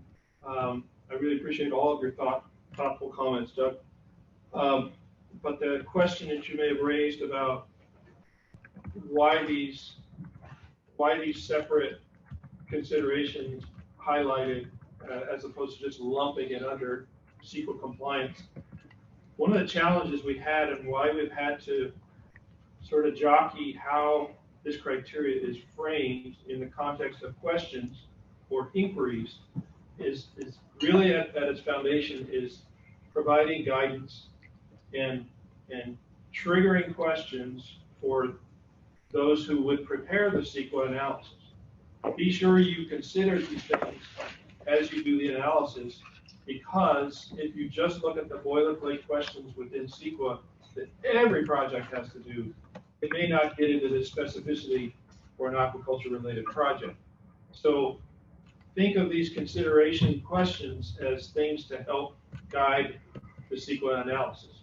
And it also gives a heads up to a potential applicant, and it gives the commissioner something to review the adequacy of the analysis in the document to see if those concerns have been addressed. That's very helpful, Randy. Thank you for emphasizing that. Yeah, please. So all right, is this on the agenda, we have a action plan update. Did that just happen because if it did, Randy was going to make a comment, if he did make a comment that said something about a consolidated permit, and I wanted to hear more, or consolidated, or whatever, yeah, application, and I wanted to hear more about that. But if that update is still coming, I'll wait. I don't know, there's a whole lot more that can be shared other than it's been heard that that is desired, and it's being considered for incorporation into the plan. Yes. That's about all I can, I'm not in a position to. As far as there was agreement amongst everyone that that's a good goal, and that's huge. Yeah. Okay, thank you. Terrific. I don't think, Melissa, we have anybody else online, is that right? Correct. Correct. Okay. Anyone else here in the room who would like to speak on this?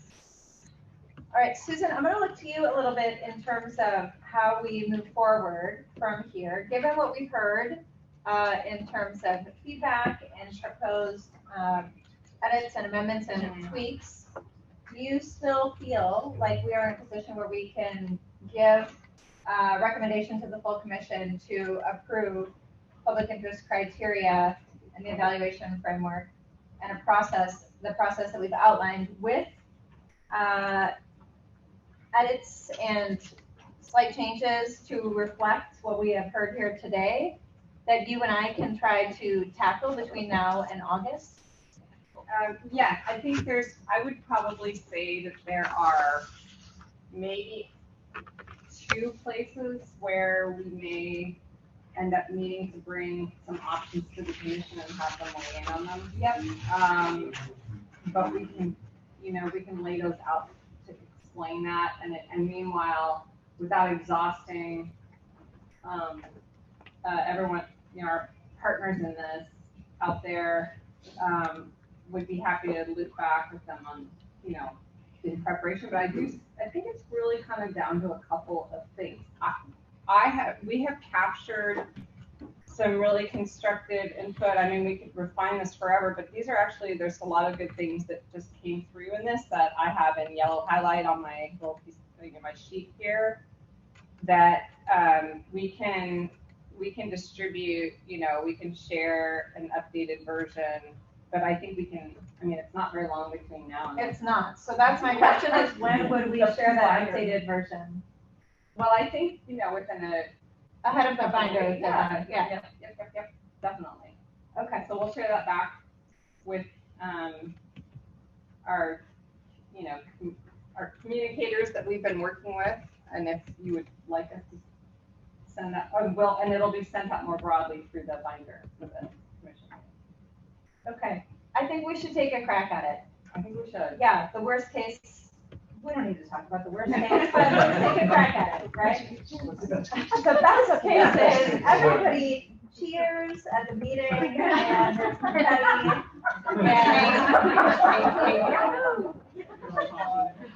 That is the best case. Okay, so with that, do you have the guidance that you need? Yes. Or do I need to give a further direction or recommendation? It wouldn't hurt to see it. Yeah. All right. The Marine Resources Committee recommends that the Commission approve the proposed public interest criteria, evaluation framework, and process outlined with changes and amendments that reflect the feedback that we have heard today that could result in some edits and or proposed options for adoption by the commission. To determine if a new application for a state water bottom lease for aquaculture purposes is in the public interest. Yes, Melissa? Is here? Terrific. I did not, I thought it was not announced. I did not know that. I did not see him. Co-chair Sklar, are you there? Yes, I am. Well, what would you like to say about what we've been discussing and the committee direction and recommendation that I have just stated? I fully support it. I think that it's been a lot of work on this as well as our previous item, and I think you framed it really well. So I'm in total support. Terrific. Thank you so much. Glad that you made it home safely and that you're in a more comfortable space. And thanks for tuning in. Thank you. So with that, Susan, you take your turn, right? Thank you. That's perfect. I think we have what we need, and yeah, we are. Yeah, right. If we're done here, and I'm assuming we're going to take a break. We're taking a break. I'm just going to ask or suggest that we postpone the presentation on the Marine Fisheries Data Explorer to the next commission meeting or the next MRC meeting. That's a great idea. Todd here, who's going to present that, is back east on vacation, has been waiting to do it. It's getting quite late over there, so I just want to send you Henry, and we can do that another day. Todd, absolutely. Thank you for your flexibility. Todd, thank you for waiting for so long. We know the job. He knows the job's dangerous way too. Todd, you're free to go back to vacation. Okay. So with that, we will take a 10-minute break. We will come back right around 3:55 and pick up with item 5, marine protected areas, decadal management review. But we can put that to the action letter. That happened. Yeah, those are two messages. Cynthia, thank you so much. Yeah.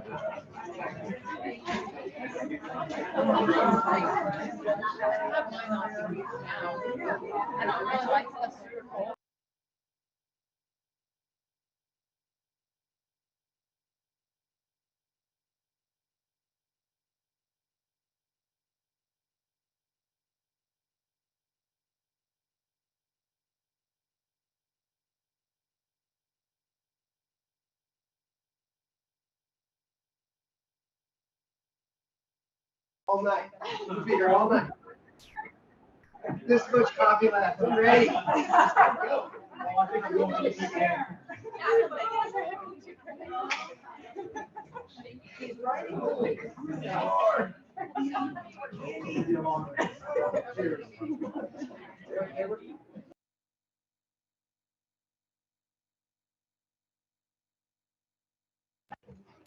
We are reconvening and beginning with item 5, which is marine protected area decadal management review. And I believe Susan is, Becky Oda, I think is going to get us started with the presentation. Welcome, Becky. Fabulous. Thank How do you. you like that? Yes, thank you for. Skipped her entirely. Yes. Thank you. Well, thank you, Commissioner Murray, and I hope President Sklar that you're feeling better. My name is Becky Oda. I am the Habitat Conservation Program Manager for the Department of Marine Region. The presentation today is to share the outcomes and the approach to the prioritization of the 28 recommendations in Table 6.1 of the Decadal Management Review Report. And the list of prioritized recommendations is in the meeting materials. I think it's Exhibit 2, I think. But it can also be accessed via the QR code on the next slide. So next slide, please. Yay, it worked. Okay. So as a reminder, at the April Fish and Game Commission meeting, the commission requested CDFW to review the recommendations and corresponding management actions in Table 6.1, along with public comments submitted verbally or in writing from March to April of this year.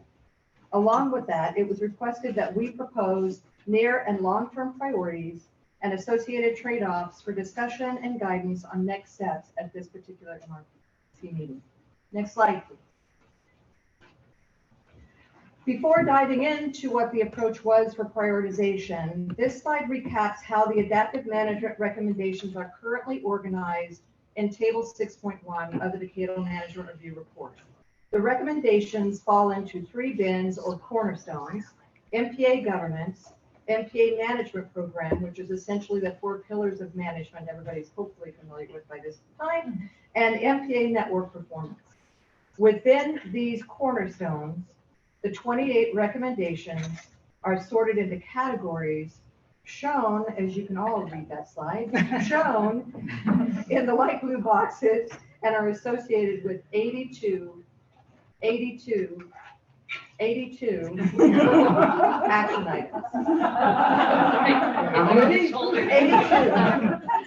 82. Next slide, please.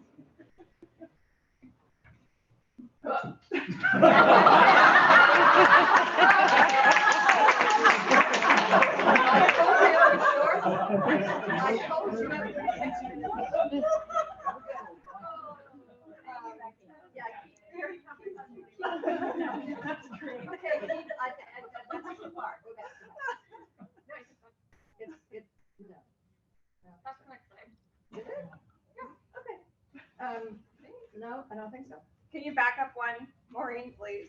Not according to me. Oh, David. David. Here we go. Okay. All right, we're good. We got it. Yeah, that thank you slide threw me off. Okay, next one. Thank you. That's it. We're good. So while all 28 recommendations in Table 6.1 are still important, we prioritize them based on guidance from the Commission, which is identified need, which means those activities that are required by the Marine Life Protection Act and or essential to current or future MPA performance or network function. Expected timeline, the time it will take to implement the activity. Input received is all the input received on the DMR recommendations from the March Public Forum and MRC meetings to the April Commission meeting. And then level of information and resources that are available to advance recommendations and link to source documents such as long-term management technical reports, MPA Decadal Evaluation Work Group or the DUG report, MPA Climate Change Report, partner reports, enforcement citations, and scientific collecting permit data. Next slide, please. This chart, which I'm sure everybody in the room can see, shows how the public comments received and reviewed related to the 3 cornerstones, shown again up in the left corner. Most of the comments were related to governance. There were 343 comments on governance, followed by management program activities with 195 comments, and network performance, there were 72 comments. Next slide, please. This slide shows the number of comments received on the x-axis for each of the recommendation categories, on the y-axis with bar color coded by the cornerstone. Note that the recommendation categories are the same ones that I pointed out in the blue boxes on slide 3. Recommendations related to JEDI, regulatory and review framework, enforcement and compliance, research and monitoring, and tribal coordination rose to the top of the comments received, demonstrating the importance of these areas of interest to our various stakeholders and groups and partners. Next slide, please. After examining all of the available information across the 4 prioritized criteria, which again was identified need, expected timeline, input received, and level of information and resources available, the 28 recommendations were broken down into 12 near-term or ongoing or 0 to 2 years, 13 mid-term, 2 to 5 years, and 3 long-term priorities, 5 to 10 years. This approach will help us focus the work for CDFW, the Commission, tribes, and partners to advance and implement the recommendations for adaptive management over the next 10 years. In addition, this approach helped us to identify data gaps that need to be addressed in order to tackle some of the more critical recommendations, especially those that are in an identified need. The following tables that you'll see will show which recommendations within those 28 recommendations fell within the time frame and are not in any priority order. Next slide, please. So the next 2 slides show the 12 recommendations in the near term, 0 to 2. For those of you back in the room that you can't see, that includes recommendation number 1, 4, 7, 9, and 10. Next slide, please. Continued with number 11, 16, 17, 18, 20, 21, and 27. Next slide, please. The next two slides are the midterms, 2 to 5, 2, 3, 6, 8, 12, 13, and 14. Recommendations fell into midterm. Next slide. Midterm continue. Recommendations 15, 22, 23, 25, 26, and 28. Next slide, please. And then lastly, this slide shows the 3 long-term 5 to 10-year recommendations. The recommendation number 5, 19, and 24, if you want to follow along on table 6.1. Next slide. So in closing, we're seeking feedback from BMRC today on the proposed approach for near-term to long-term priorities, so we can begin to implement the adaptive management recommendations. In addition, we need to discuss an approach to implement short-term priorities. For example, recommendation number 4 in table 6.1 states that we apply what is learned from the first decadal management review to support proposed changes to the MPA network and management program. We anticipate there will be many petitions to make changes to the network and the need for petition considerations, a review process, and a timeline. Should we also be requested to change any regulations around the Northern Channel Islands, we'll need to be coordinating with our federal partners on those kinds of changes and discussions. Next slide, please. I just want to thank my incredible MPA statewide management project staff for their hard work and thoughtful approach to this request, and to all the stakeholders and partners who provided comments on this exercise. We thank you guys for the time and for sticking with us all day long and waiting for this item. And we're here to answer questions, and both online, and I neglected to introduce my staff, Sarah Warden, who is an environmental scientist with the MPA statewide management program, and Sarah is here to also help answer questions. So thank you. Thank you so much, Becky and Sarah. Appreciate that very clear presentation. So we've got a couple things here, right? We've got the prioritization, which I really appreciate the way the department has sort of binned this out in terms of near-term, mid-term, and long-term priorities. I think that's really helpful. I'm curious what you'll think of this, Becky, Sarah, Craig, Susan. But what I think might make the most sense in terms of hearing from the public would be, can we first talk about the prioritization? And if we like how that looks, and if there are any changes that people want to see in terms of, oh, well, this long-term really needs to be near-term or vice versa.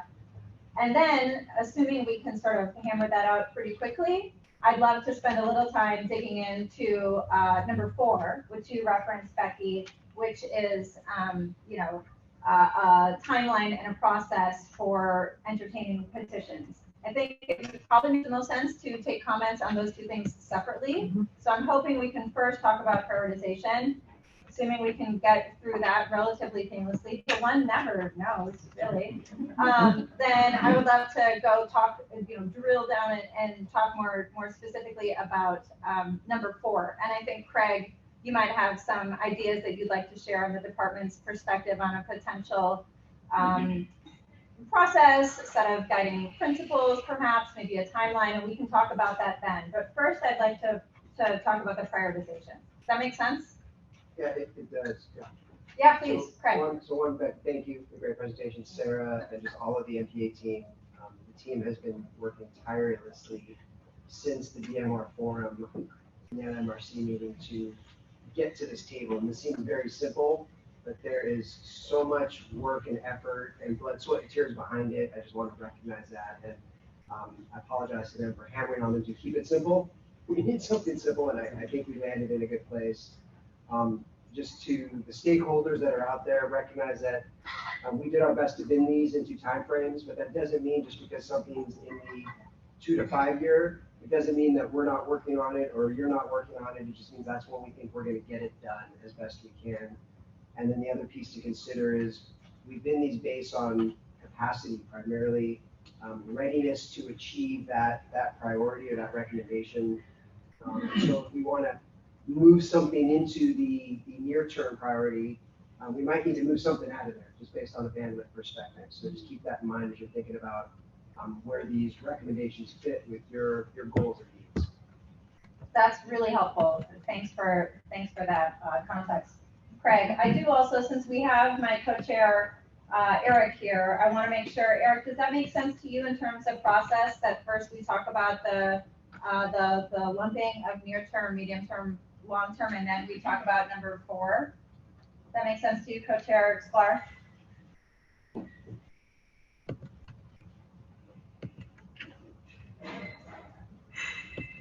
Okay, I will take that as tacit support for the idea. And so with that, if there's anyone in the room who wants to talk about the prioritization piece, feel free to come on up to the table. Did you want to move? I'm just going to kick us off with yeah. some comments from OPC. Oh, sure, wonderful. We'd love that. But Ray, you can still come up and be kind. I can be on camera. Yeah. I will keep safe seat for me. Of course you did.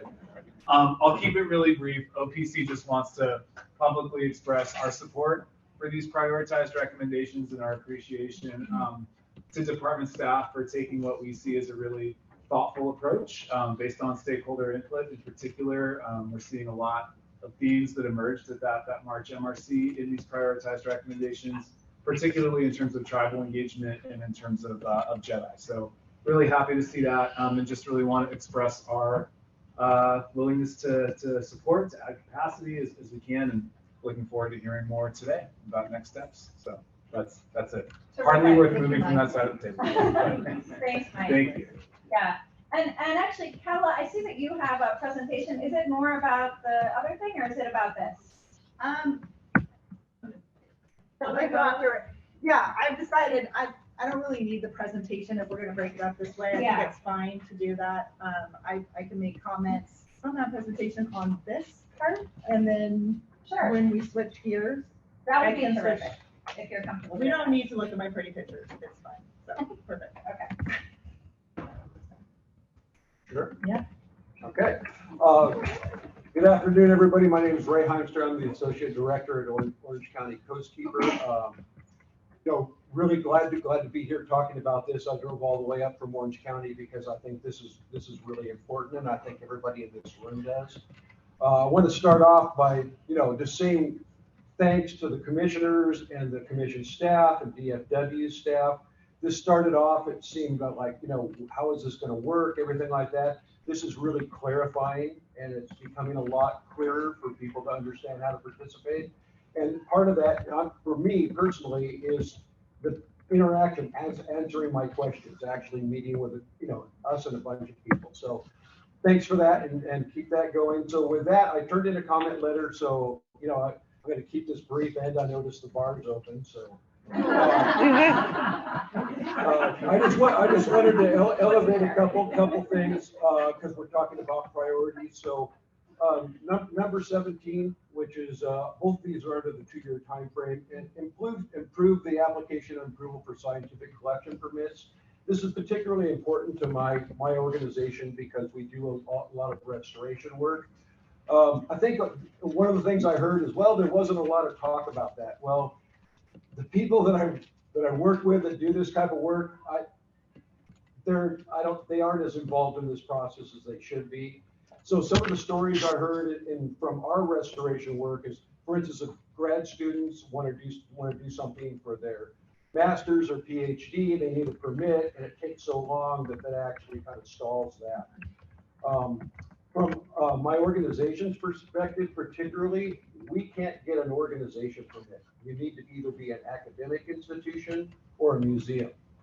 And we have been doing our restorations there long term, so that means that our restoration staff occasionally moves on. And when they move on, that permit goes with them, and then it triggers a whole nother thing. So those are just 2 things I wanted to bring up on that. And it would be nice to maybe those are things that can be easy and done fast, but they maybe not. The other thing is I wanted to elevate enforcement. Obviously, that's a big issue, and I would love to just triple the warden force, but I don't think that's going to happen really quick. So in the meantime, maybe what we can do is do more encouragement for the local agencies to pitch in. What I've seen in Orange County where we're at is where the city council and the leaders really take ownership and say, make this happen, it does. So I think maybe, I'm just using an example, if maybe a uniformed warden, a leader showed up at a city council meeting or a supervisor's meeting and said, you know what, we've got a problem in this area and we could really use your help. That might really get their attention, because us trying to, from the collaborative network side or something, we're talking to lower level staff and, you know, they're a little reluctant to go up and tell, you know, the mayor, hey, you know, you need to pay attention to this. So with that, you know, I'm looking forward to the rest of the discussion and thank you very much.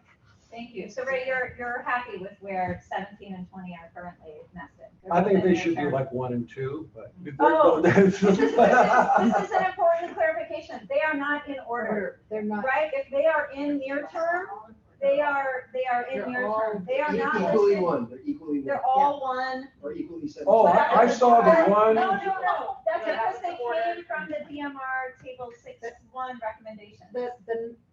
The numbers in the tables, the timeline tables, that, as Commissioner Murray has said, it is just the number of the recommendation in table 6.1. Just to track. And then it's just in numerical order from there. So the short or the near term that made the cut, we just went, okay, number 4, number 6, number 8, number 12, number 18, number 21, number 2.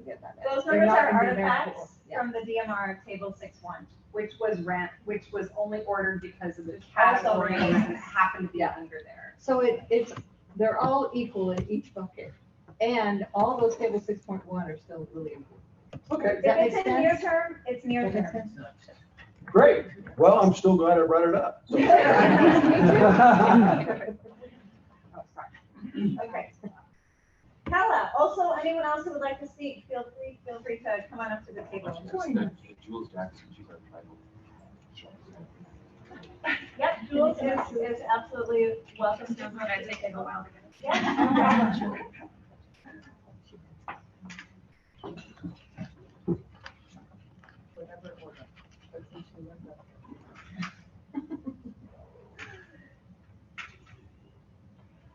Thank you, President Spar, Commissioner Murray, and the Marine Resources Committee for the opportunity to comment on the prioritized recommendations from California's MPA DMR, which I promised, and I put that in capitals, I will address in my comments today. It's just midpoint of my comments.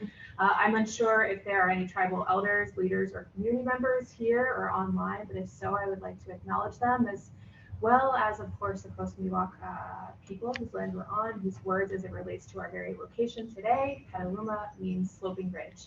Good afternoon. My name is Coach Jackson, and I am the founder of Coastal Defenders.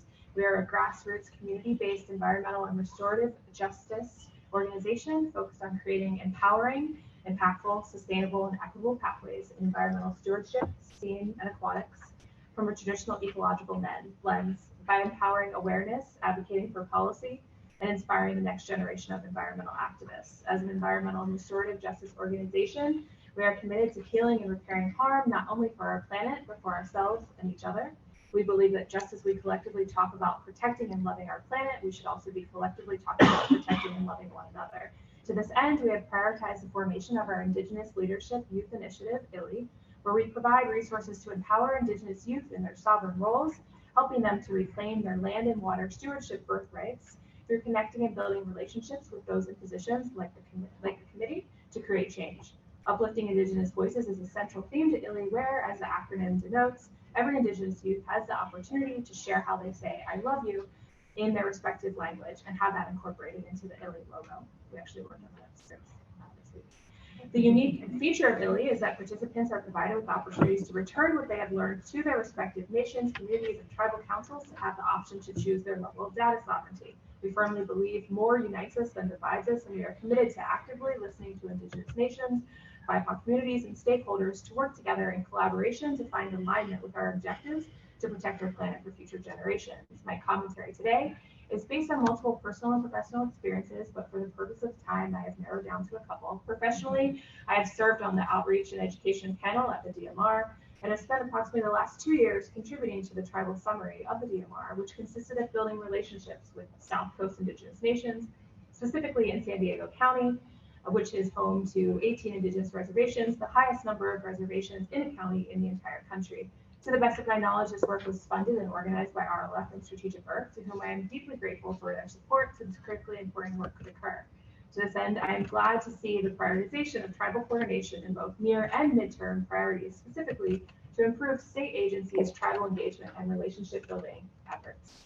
As has been repeatedly noted, Indigenous nations were not initially a part of the MLPA process.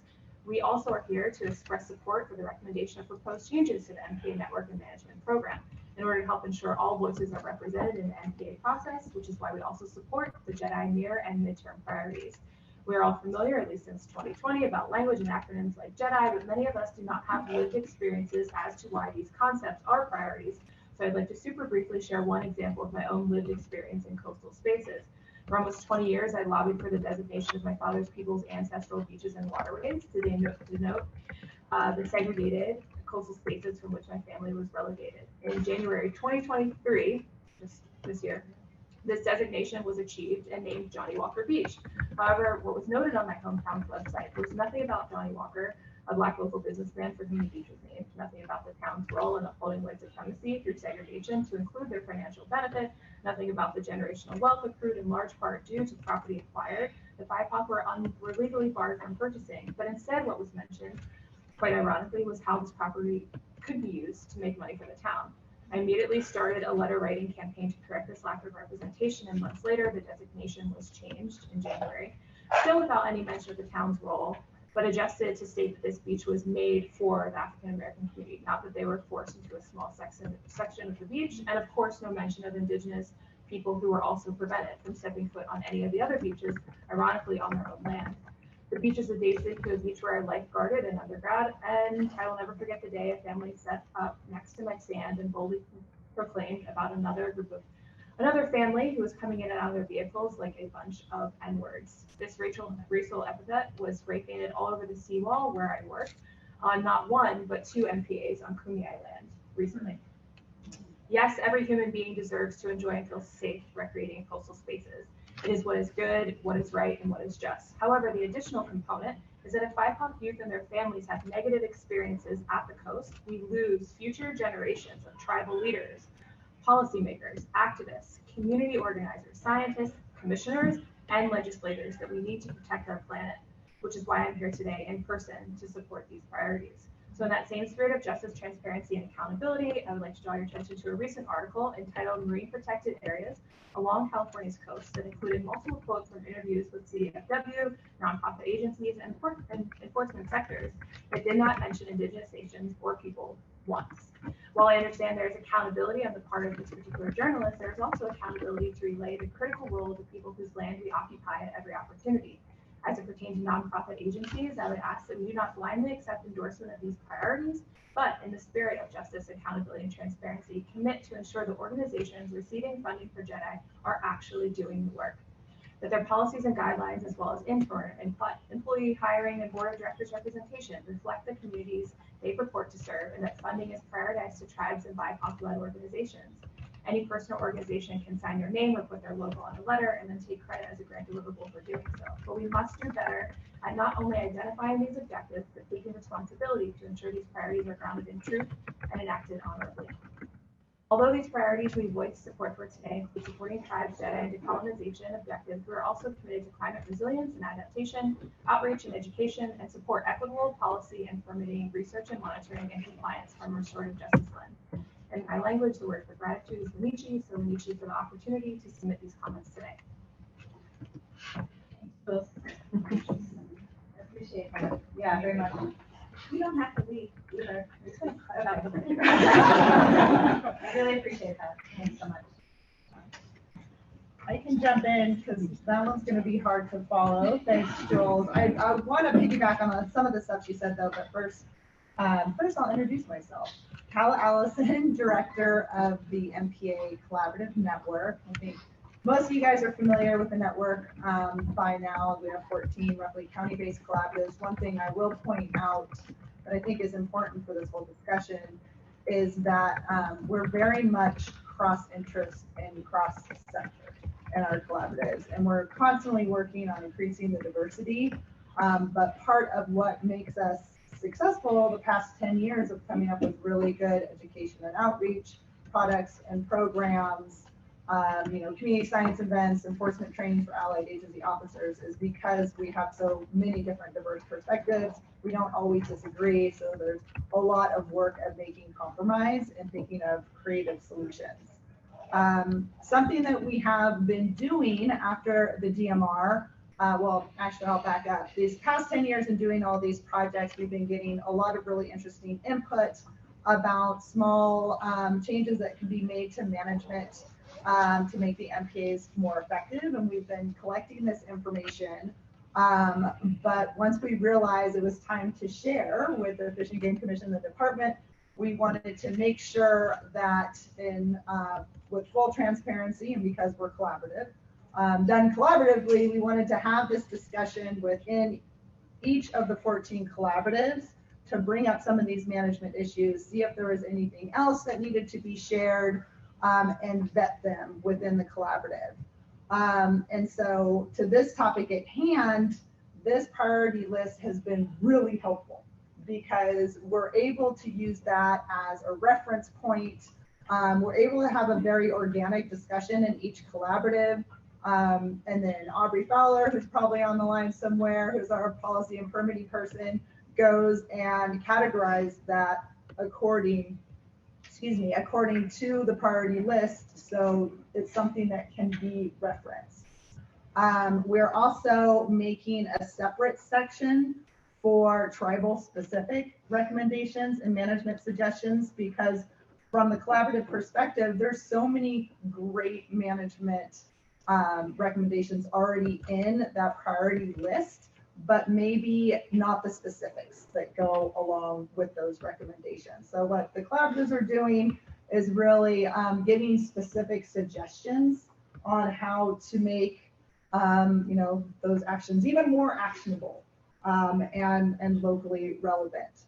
So one of the questions I had for you guys today is what would be the best process for sharing that, because it isn't just one presentation, because it's 14 collaboratives with quite a few management recommendations. So I'm really interested in how it can best, inform your next steps and how you want us to compile that for you.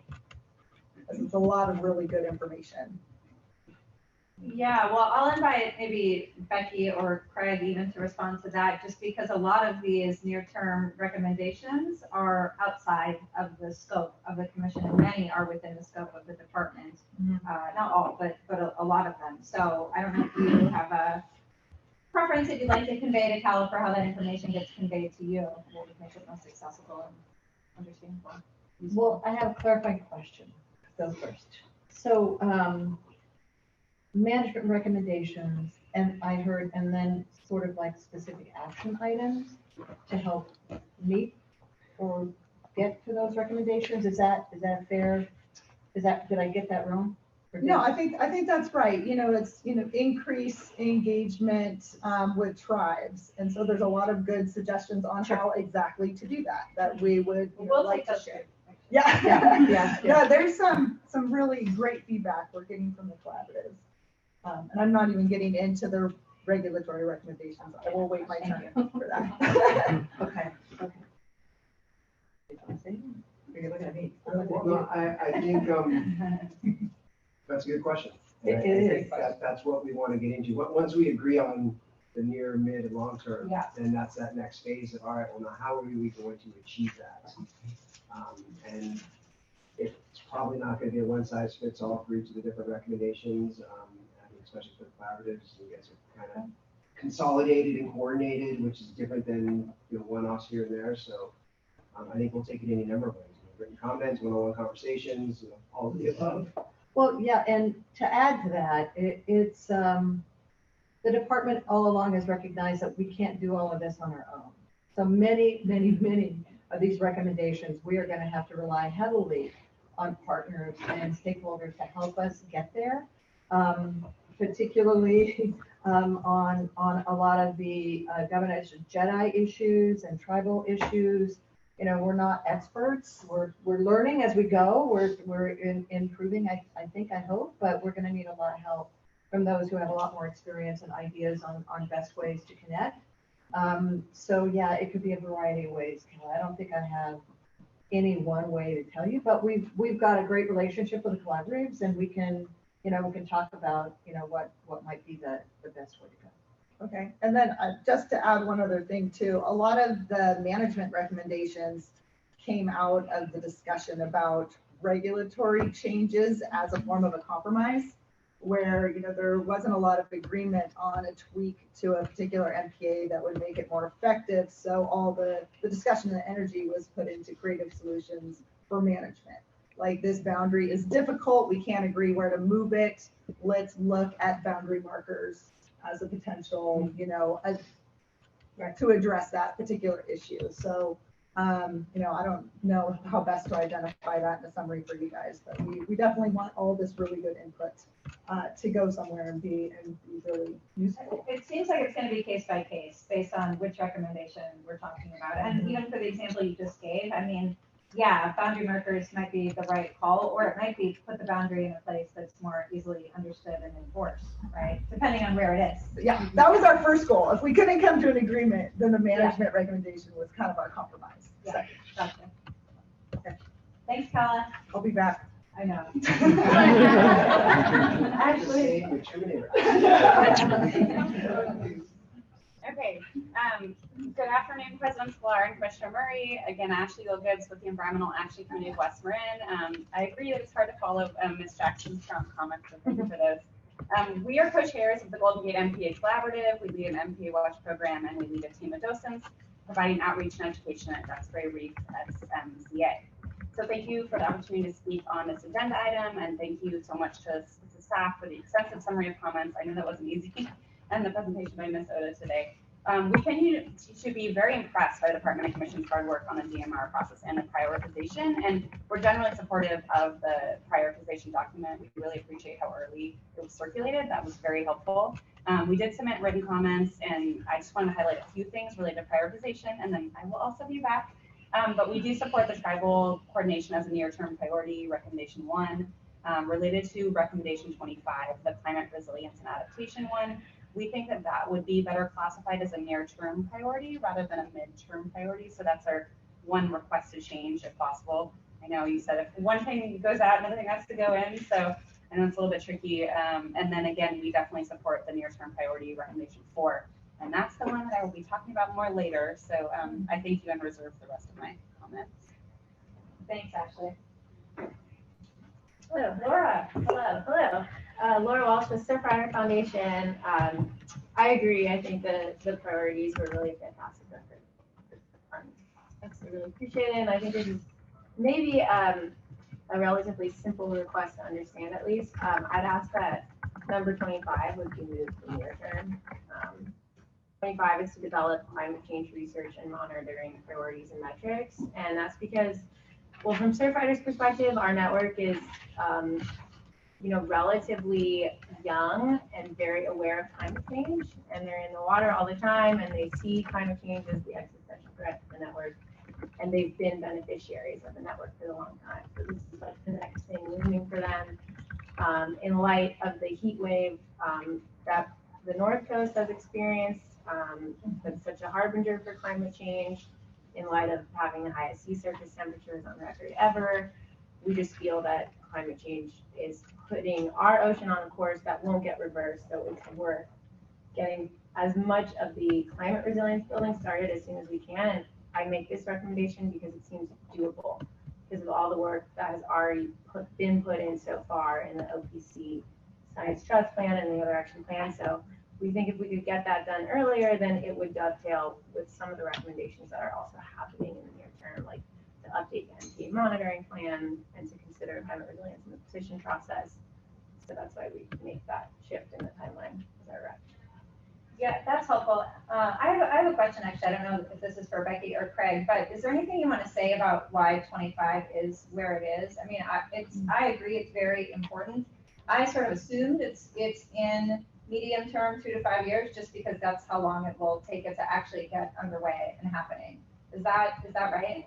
It doesn't mean you're not going to start it right until 2 years from now. Yeah, that's a good assumption. And I think it ended up that kind of top metric we use for identified need under sort of our day-to-day and the core functioning of the MK management program that is directly in the department's wheelhouse. Climate resilience is at the top of all of our minds, but right now we don't necessarily have staff or capacity to tackle it alone. So that one's going to take a lot of partnership coordination, a lot of evaluation of what's out there and what's already happening. So that's kind of why it landed in that top tier. Or bottom, or, sorry, middle tier, late in the day. Does that help? Yeah, it helps. I think the climate resilience plan that exists is an impressive document with a lot of good ideas. So it does seem like some of the sister agencies with FGC's participation have come up with a lot of ideas already. So I guess anything the NGOs then can do to support collaborative agency work or funding to get that process off the ground, I'd also like to just support. That makes sense to me. I think also we did the best we can to bin everything based on all the things I mentioned. It's also quite possible that some things in midterm we're going to be able to tackle sooner than we thought we would, right? We're still in that learning stage about where we're going to be able to get when, and boy, having partners to help with something like that is going to be helpful. And I'm glad you brought up the existing work that's going on, with the climate report, the work that OPC has been doing and many others on that climate resiliency piece. Yeah, if we can, exactly. So I get what you're saying. Well, and I think just to build on that, I think as Sarah said, it's baked into everything we do. Yeah. And it may even show up as something to think about when we look at petition evaluation, changes to the network. Right? Yes, So we might that's bake it well. into that. Yeah. And it would be an MRC if I didn't bring my wet blanket with me, right?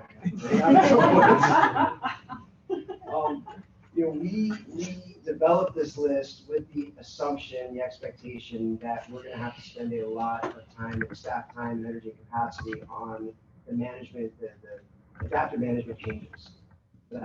If we get to that later today, if that withstands scrutiny over the course of this discussion, that is indeed a recommendation we proceed when we develop a process. We anticipate that's going to be a lot of work for stakeholders to submit those petitions, for staff to review those petitions, evaluate those petitions, come back to the commission to get guidance on those commissions, and then do this massive, potentially regulatory package to change state law to implement those petitions. So that's the other piece that's in the background. Thanks for that, Craig. And Samantha hates my work. I've come to expect it. Melissa uses it all the time, but, oh, sorry. Does that give your, yeah, you don't have to leave. I'm just, yeah, Emily. I was going to recommend the same thing, so I'll just leave it at that. But broadly, just again, Emily Parker with Field Away travels here from Gabrielino, Tonga, and Chumash land. Forgot to say that earlier. And we, similarly to some of the other folks that have come up here and chatted already, the written comments that we submitted as a coalition of NGOs focused on both, the prioritization process and recognizing how beneficial it was and thanking staff for doing it. Really was, I think, it sounds like it was a lot of work, and I think it was really well done, and we're very supportive of the order that everything is in the bins. I think it's really great. And we also wanted to provide a bunch of strategies for helping to meet a lot of those goals. And so I won't, spend a lot of time belaboring all of that right now because it's all in that written comment, but there is one that I'd like to bring up, if I may, which has to do with recommendation 20, which is increased enforcement capacity. And this is something that we've been talking about for a long time. We constantly talk about enforcement capacity and what that looks like. And so I wanted to just briefly talk about the importance of community partnerships when it comes to meeting that particular goal, especially since, if I am remembering correctly, that goal is a near-term priority. So this is something we're planning on figuring out relatively quickly. And in the nearly 5 years that I've spent co-running an MPA collaborative, running an MPA watch program, being very involved in the Los Angeles MPA community, I've come to learn that community partnerships are so crucial for all things, but I've come to learn that enforcement happens to be a really critical piece of that. And so along with a bunch of other members of the MPA collaborative in Los Angeles, Philip has been partnering with some rangers in Ranchos Palos Verdes, looking at capturing, analyzing, and sharing compliance information. So specifically looking at observances of violations, educational contacts, that kind of thing, specifically in the Abalone Cove SMCA. And I've been working for the past 6 months or so on compiling and analyzing that data. And it's been telling a really interesting story that I think complements the citation data that the enforcement team is already using to measure compliance and measure enforcement. And I think when it comes to, expanding enforcement capacity, that doesn't just mean more people. It doesn't just necessarily mean more boots on the ground. It also means really tapping into these partnerships and figuring out how we can enhance capacity by doing more with these partnerships, collecting more data, getting more boots on the ground outside of just our law enforcement division. So this is something that I've reached out to our law enforcement team about already, and I'm excited to keep having those conversations, but wanted to share that.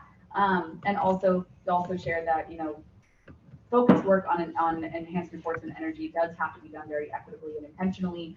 Enforcement is in and of itself a complex system with, undeniable social justice considerations that need to be taken in. So we do have to make sure that we're striking that careful balance between curbing the egregious repetitive take with also making sure we're having equitable and safe access for all of our communities. So just wanted to share that one piece, and I have lots more to share about the petition process, so I'll save that for later. Maybe not lots more, but. And if anyone else wants to speak on this prioritization aspect, please come on up. Otherwise after Laura, we'll go online. So I see we have 12 folks with their hands up on the prioritization piece. Thank you. Hello. I'm Marie, Laura Dehan. I'm the State Director for Environment California, and thank you so much for all of the work on the decadal management review and on the prioritization list. And our organization strongly, we're celebrating really, this incredible marine protected area network that we have in the state, and working to just elevate it and share it with the public and with people beyond our state as well as a model. We especially, I just wanted to underscore that we strongly support the prioritization of recommendation number 4, and especially in light of, the climate crisis, the nature crisis. We see all of our states leadership, in working to address climate change and also to protect our ocean and our marine life. We really see the Marine Protected Area Network as so fundamental to actually accomplishing all of these goals. And we think that prioritizing recommendation number 4 will really help us to, and all of the other priorities, the top priorities really, will really facilitate reaching that goal, and those big statewide, national, global goals, of protecting life on planet Earth. The one little changes we had recommended in our letter was to elevate. We also support elevating number 25, as Laura Walsh highlighted. Obviously the climate resilience is incredibly urgent with the insane temperatures we're having this week. It's a really clear reminder of how urgent that is, as well as we also thought that item number 8, to evaluate accessibility of the marine protected area to community groups, also was worth considering making a nearer term priority. And then if we have to take things off, we were suggesting that item number 27 could be moved to a later priority level, mostly because fisheries just take some time to recover. And so, of course, it's important, but maybe it isn't appropriate in that near-term priority. And so those are the changes. And we did have recommendations on how to do item number 4 that will hold for later. Thank you. Cool. Thank you. Good afternoon, commissioners and staff. My name is Camelia Cartland. I'm a rising junior at UC Irvine. I am studying environmental science and policy there, but I'm also the vice president of Conference Students, which is a statewide student organization representing 35,000 dues-paying UC student members. So I just want to start off by saying that we also support prioritizing recommendation 4 for all the reasons that Laura listed. We also stand with Environment California's request to elevate number 27A and moving item 27 to a lower priority level. But additionally, our organization believes strongly in the importance of protecting our ocean and recognizes the California Marine Protected Area Network as vital to the future of our ocean. Our 2023 priority campaign has been to gather youth support for increasing and strengthening highly and fully protected MPAs in California. Notably, we've gathered thousands of petitions from UC students in support of our campaign. But MPAs are extremely effective at increasing fish populations, protecting endangered species, and restoring ocean habitats. It's imperative that we continue to lead from California to strengthen and expand MPAs before unsustainable fishing practices, oil drilling, and climate change causes irreparable damage. As young people, we've grown up alongside rising sea levels, extreme heat waves, and devastating natural disasters. However, we remain hopeful and determined that the earth we inherit can be saved through increased conservation efforts. So myself and tens of thousands of young people across California would all love to see a strengthened and expanded MPA network. And on behalf of myself and our student members all across California, thank you for your time. Thank you. Thank you. I'm Tomas Alvarez with Azul.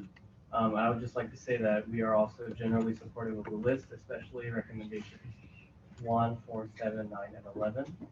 Pointing out that number 8 is also extremely important to our organization. We believe that strengthening and expanding our MPA network is one of the best opportunities we have to protect our state's coast and ocean and increase resilience to climate change impacts. Lastly, just like to urge the Commission and the Department to prioritize equity throughout the implementation of all the recommendations. Thanks, Tomas. Hi. Hi, Wayne Cotto, CCA California. Yeah, we're getting there. I like the priority list. I'm glad that we're finally here. I think there's certain things that we're just waiting to find out how we're going to implement, like you guys said. I believe that the NGO community can help a lot in outreach and education, especially in the underserved communities, especially because a lot of us are volunteer-based. So we already work in a lot of those communities. I would like to see the priority of marketing and outreach, though, out to the whole community move up into the 0 to 2 year category. I don't remember where I saw it. I think it's in 2 to 5. Only because I think the public needs to know what we're going to do now that we're having these meetings. I think we already have a marketing outreach committee that we've been using, and we just need to get the bullet points consistently to message out, and then we can deliver it, right? And then the collaborative network can do the same thing. So I think there's an opportunity that we need to be able to communicate better and more frequently with the public. So I think, I think it's in the 2 to 5 year now, but I think it should be in the 0 to 2 because we already have a network, a group in place.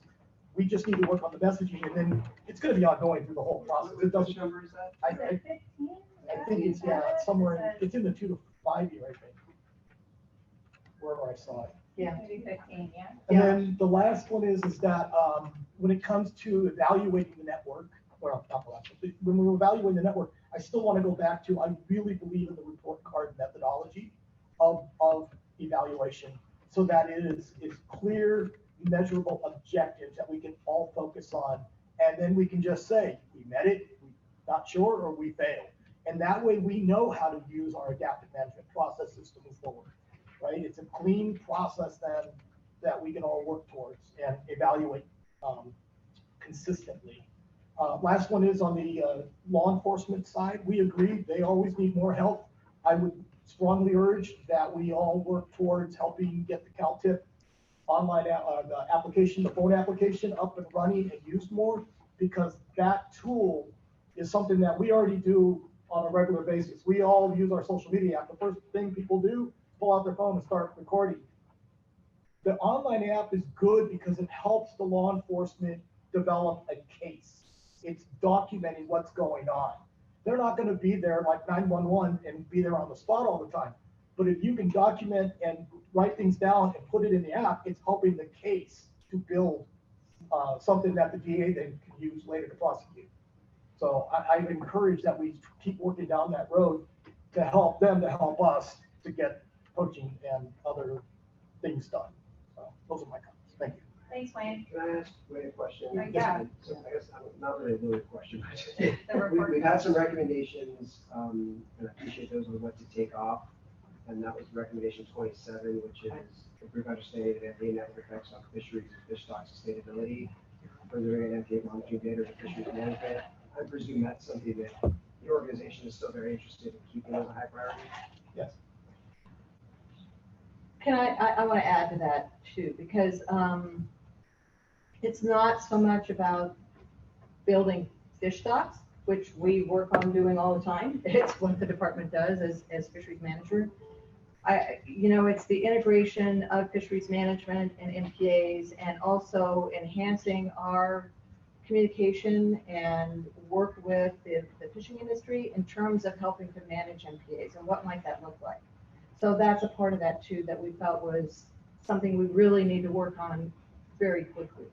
So that's what we're meaning on those. Sarah, do you want to add that? That's what we mean about that fisheries integration is a big component of working more with the fishing industry on MPA management, and therefore hopefully adding to the overall management of fish stocks throughout the state. So just wanted to make that clear too.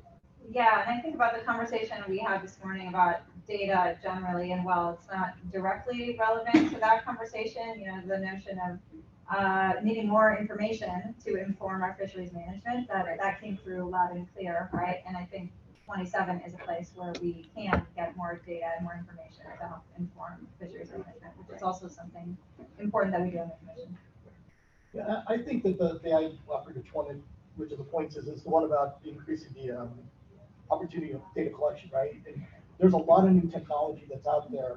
We all thought we had to use a drone to get it electronically, but there's other options now that we could pursue to try to get the data that we're looking for in the water. And some of it's being used by some of the universities right now. So we'll see how it works out. Because if we can capture the video and the measurements and stuff, they can use their intelligence network to help us measure. So. Thanks, Wayne. Yep. All right, with that, I think we will go online. And again, just a reminder to those folks online, I see you, we see you, we see there are many of you with your hands up. I count 13. Yeah, and excited. We really do want to make this about the prioritization, and you can, we want to hear from you, right? And it is nearly 5 o'clock, and I do hope that we can also, it sounds like we have agreement that number 4 is something we want to move forward with. And I think on all sides, people want to know what that process looks like. So I'm really hopeful that we can have a chance to talk about that. My flight's not till 8:30 or something, but I also want to respect the time of everyone else in the room. So want to hear from you on the line. Just wanted to clarify again, right now we're still talking about prioritization. So feel free to be like, this number is in the right place, this number isn't in the right place, and here's why. And with that, let's take it away, Melissa. Okay, Ricky Erickson's going to be our first contributor, followed by Michael Blum. Woohoo! I made it. Thank you. Great. It's a little later where I am, so thank you very much for the opportunity to comment virtually. I'm Dr. Ricky Erickson of the California Marine Sanctuary Foundation, and we've been heavily involved in MPA education and outreach, research and monitoring, and enforcement and compliance since inception. And we're thrilled, like everyone says, to see the strides we've all made together and are part of the MPA NGO community letter. We generally support, we support your hard work in crafting these impressive, thoughtful, prioritized recommendations, and offer the same modification that's been iterated before about moving up recommendation number 25 to the near term. And I have just witnessed the Arctic, fortunately, but was on a climate change expedition in the Arctic, and the scientists there are all saying, and it was hot there, that within 5 years, the Arctic as we know it will not, will cease to exist. So with that, and to Becky's wise point, in terms of how do we do that, some of the suggestions that we could build upon the great information that is contained in the DMR and a lot of the ongoing research is we could begin identifying and designating high priority areas for conservation that are currently experiencing rapid climate impacts or that act as refugia, including habitats that are highly vulnerable to climate stressors like estuaries and tidal zones. We could also be investing in a multitude of restoration activities in these high risk areas. We could be evaluating the ability to mitigate for loss of ecosystems like wetlands, area, estuaries, and tide pools, which we know will be suffering due to sea level rise.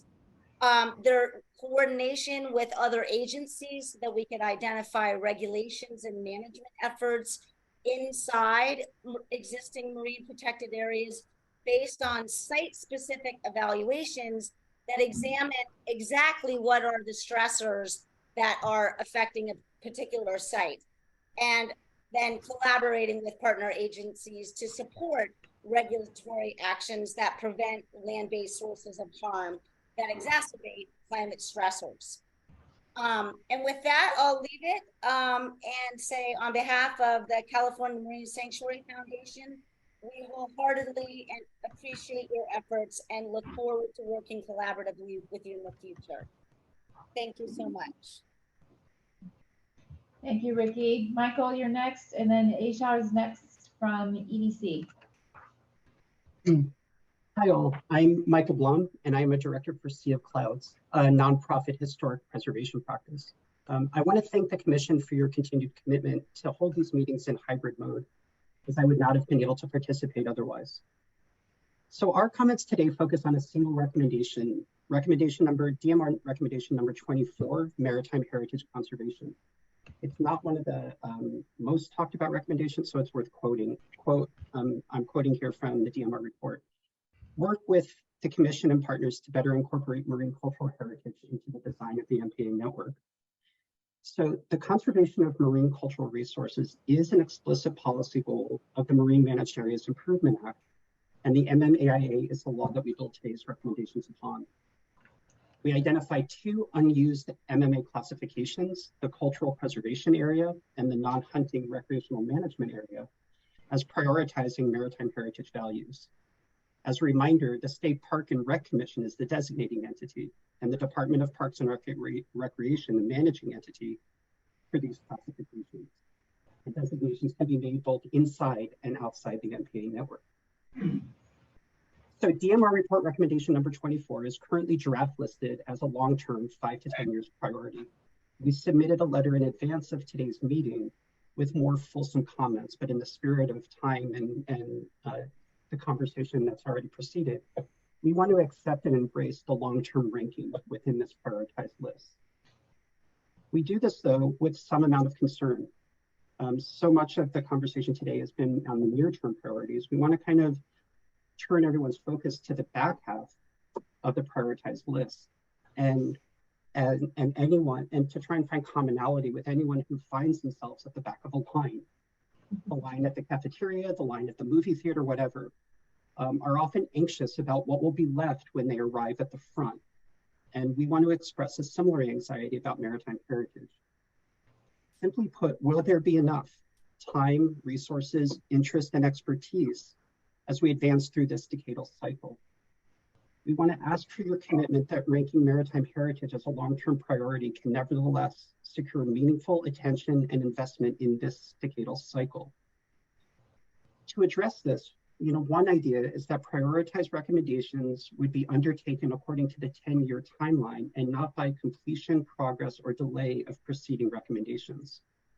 While we think this is an appropriate response, we welcome other ideas to ensure enough is left in the back half of the cycle for the 3 long-term priorities, including maritime heritage. Moving on from this, we do see some advantage in setting maritime heritage as a long-term priority. Developing this conservation tradition will require the collaborative efforts of multiple policy actors, including excluding the commission, but including others too. Now, it's possible that the necessary work outside the commission could develop in parallel with the department's work on near and medium-term activities. And if we can imagine the advantages of such a parallel work structure, we would recommend that within the next couple of years, the commission would clarify 2 policy points as direction-setting steps. This need for clarification arises from our exploratory conversations with staff, that there's just some amount of uncertainty about what would happen or how the commission would engage in non-MPA nominations like maritime heritage. We think that these clarifications are small asks with good payoff later on. So first, we'd like to ask for your help to clarify what an MPA change means. The question is this: do designations such as maritime heritage within an existing MPA constitute a change to the MPA itself? We don't think so, and should not therefore initiate the Commission's MPA modification, petition, and review process.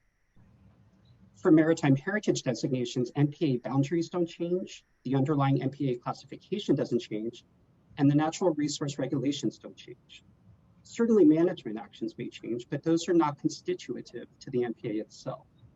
Defining what is and is not a change to an MPA would provide clarity and certainty regarding how the Commission will engage on non-MPA nominations.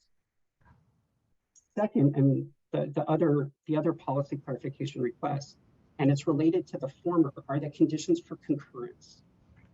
Concurrence is outlined in the MMAIA as the designation process requiring the Commission's approval for certain nominations. The question is, will concurrence be required for any designation within an existing MPA? The governing law only requires concurrence for Park and Recreation Commission designations of SMR, SMP, or SMCA classifications. So in this way, we think non-MPA designations, such as maritime heritage, are the purview of the designating entity themselves and would not require concurrence. We do, however, recommend collaboration. Collaboration between the Commission and sister agencies recognizes the centrality of the MPA network to California's marine conservation project, while respecting limits found within both the MMAIA and each agency's expertise. Thank you for the opportunity to share these ideas with you today and for the ongoing opportunity to advocate for maritime heritage conservation. Thanks, Michael. And I encourage you to, some of these, I mean, much of this is kind of in the weeds, and we're not going to be able to address it right now today, but I encourage you to reach out to Becky and her team to talk about the cultural heritage overlay for existing MPAs and whether you need to talk to the State Park and Recreation Commission, or if it's a water quality area, another body, but definitely encourage you and Becky can connect and talk about that more. Thanks so much, Michael. Yep. Thank you. Oh, okay, so we'd like to, I'm wondering if David Howe could start calling on the names, please. Hi, Susan. Yeah, no problem. I'll call over here from Zoom land. Our next speaker is Aisha EDC, followed by an unnamed participant joining from an iPhone. So Aisha, go ahead, please. All right, can you guys hear me? We can hear you. All right. Good evening, afternoon. I'm not exactly sure what to call this. Good 5 o'clock to everyone. So my name is Asia Hudson. I'm a marine analyst at the Environmental Defense Center, a public interest law firm that works to protect and enhance the local environment through education, advocacy, and legal action. We appreciate the opportunity to lend support to the committee in giving our highest priority recommendations to further the goals of the MPA network. We also submitted what's it called? A letter of a comment letter. Apologies, it's clearly late for me. Our recommendations are grouped into 3 categories. 1, evolving research and survey techniques. 2, adaptive management. And 3, improved information sharing and communication. Many of our recommendations align with CDFW's priority list, and in the chance that changes are made, we strongly recommend choosing the recommendations that fall into the aforementioned categories. To save everyone's time, I will just briefly touch on how we categorize our 3. So for evolving research and survey techniques, the research conducted under the DMR is integral to deepening our understanding of coastal and marine habitats and may lead to better management practices. In the coming decade, integrating new technology and diversifying the demographic of researchers will be integral to the continued success of the DMR. For adaptive management, we believe that creating a robust framework for adaptive management to increase benefits to species abundance and climate resilience, considering expected changes to habitats and species distribution in response to climate change, is important for the future integrity of the MPA network.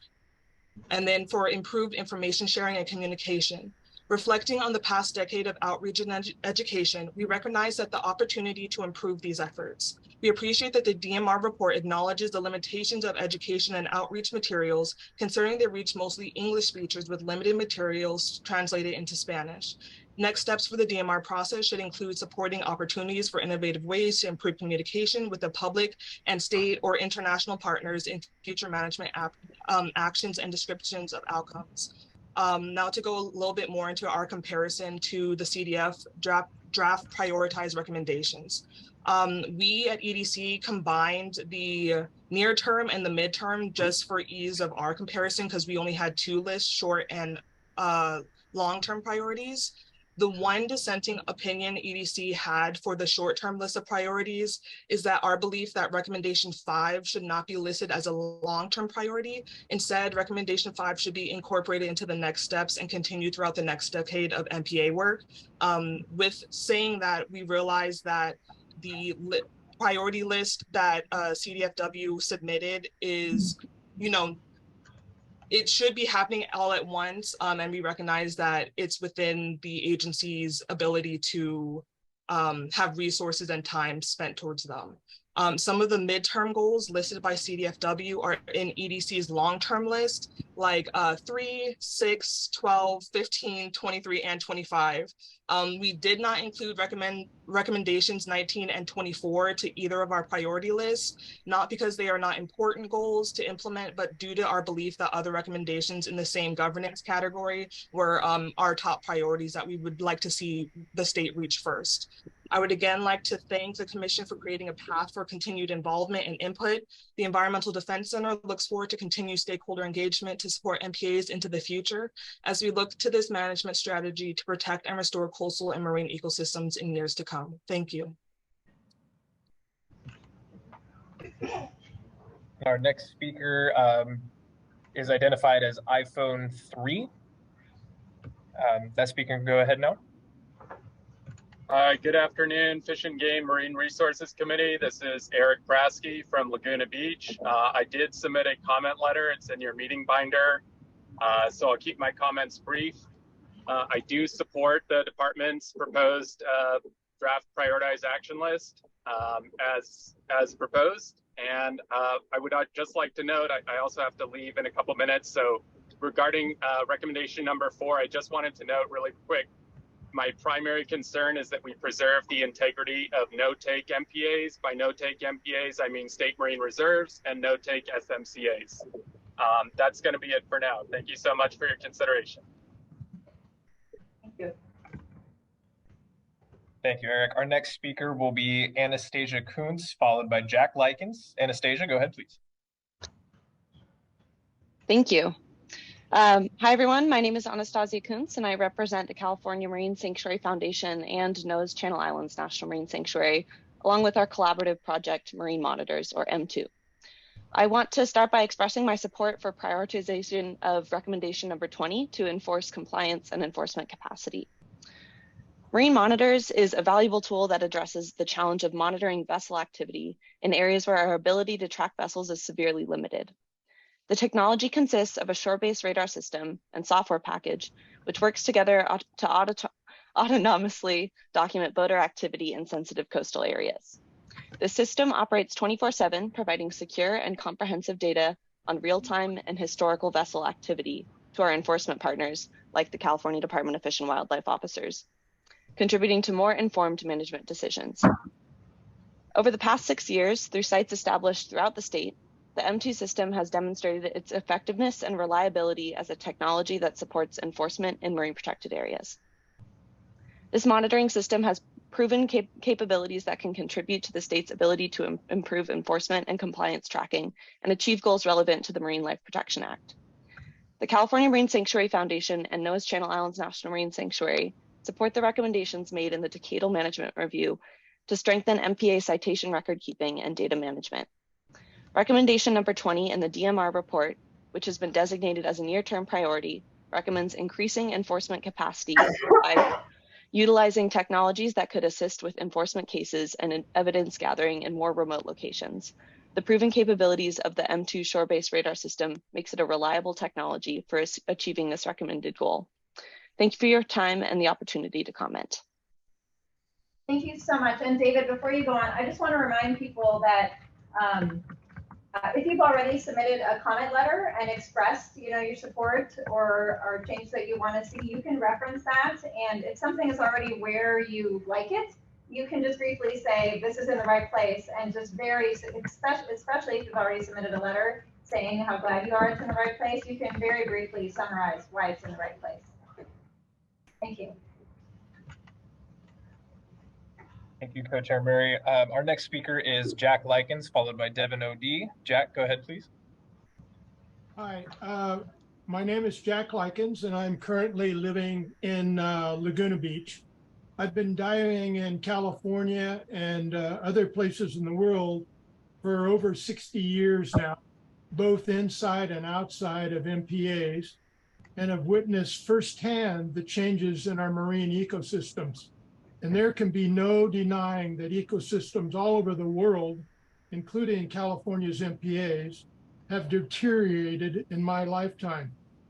And I am supportive of any and all activities to improve the marine environment.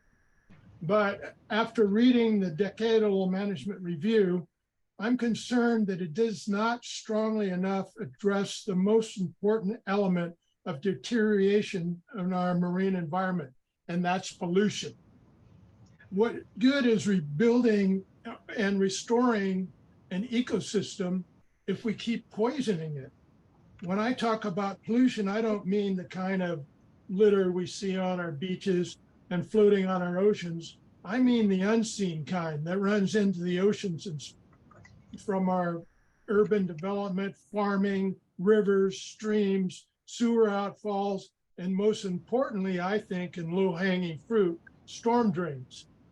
Especially after rain, we see warnings against people swimming near runoffs because they might get sick. What do we think is going to happen to the marine life in those areas? I'm sure most of you have read most recently about the effects of toxic algae bloom on marine mammals dying on the beaches of Southern California. Very easy for everybody to see.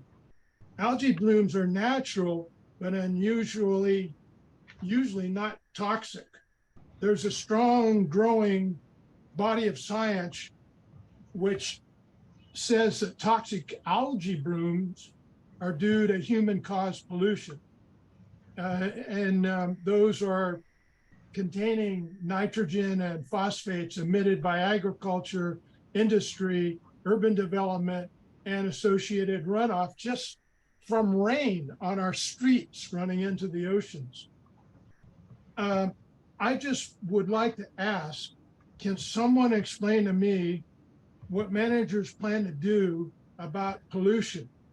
And if you don't have a plan for it, I would recommend that the Decadal Management Review include an interagency task force to specifically address the unseen pollution from our rivers, streams, and urban runoff. Without controlling pollution, we'll not be able to successfully restore our marine environment. And I think the interagency task force is important because I think there's a disconnect between the marine scientists and the terrestrial scientists, the EPA. And I think that connection needs to be made, and so that we each understand the other's concerns. Thank you. Thank you, Jack. I know that there have been several comments on water quality, and I know that the MPAs statewide leadership team has been talking about this and tackling this. Is there anything you want to say, Becky, just because we did get several comments on this? Yeah, thank you, Commissioner.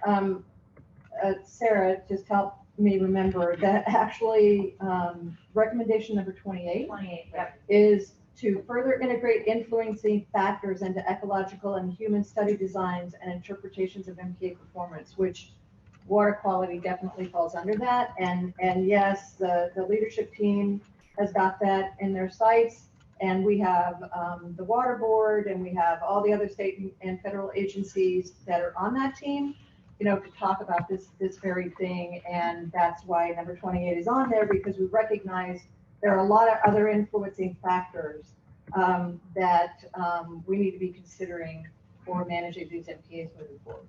Yeah, thank you for that. And you know, the version that you read of 28 right there is like the abbreviated, abridged version. But if you look at the actual table 6.1, it does say improve estimates of other anthropogenic metrics such as visitation, enforcement presence, other regulatory management actions, and water quality by name. So that is in the midterm 2 to 5 years prioritization table. Yeah, so I guess I would agree that, you know, that's good, but it should be a high priority. I mean, why waste all these resources trying to restore things if we keep, you know, poisoning them and killing them? It seems like it should be higher up on the list. That's all. So I think what I hear you saying then is your comment is number 28 should be higher, should be in your term. Yes. Thanks, Jack. Our next speaker is Devin O.D., followed by Michael Quill. Devin, go ahead, please. Hi there. Thank you so much for the long day and for hearing our comments. My name is Devin O.D. I'm the California coordinator for Backcountry Hunters and Anglers, a nonprofit organization. We've submitted multiple letters throughout the process, and so I would ask that you refer to those where we do call out, you know, the specific numbers from table 6.1 that we're, you know, excited about, that we want to see moving forward.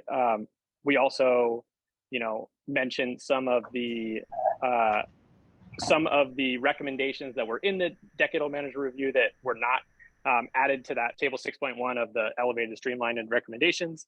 But stepping back from that, I think it's really important, and we really want to emphasize the fact that, you know, public comment was submitted or was requested to inform this table 6.1, and those 28 recommendations were there was public comment submitted, but the recommendations didn't change.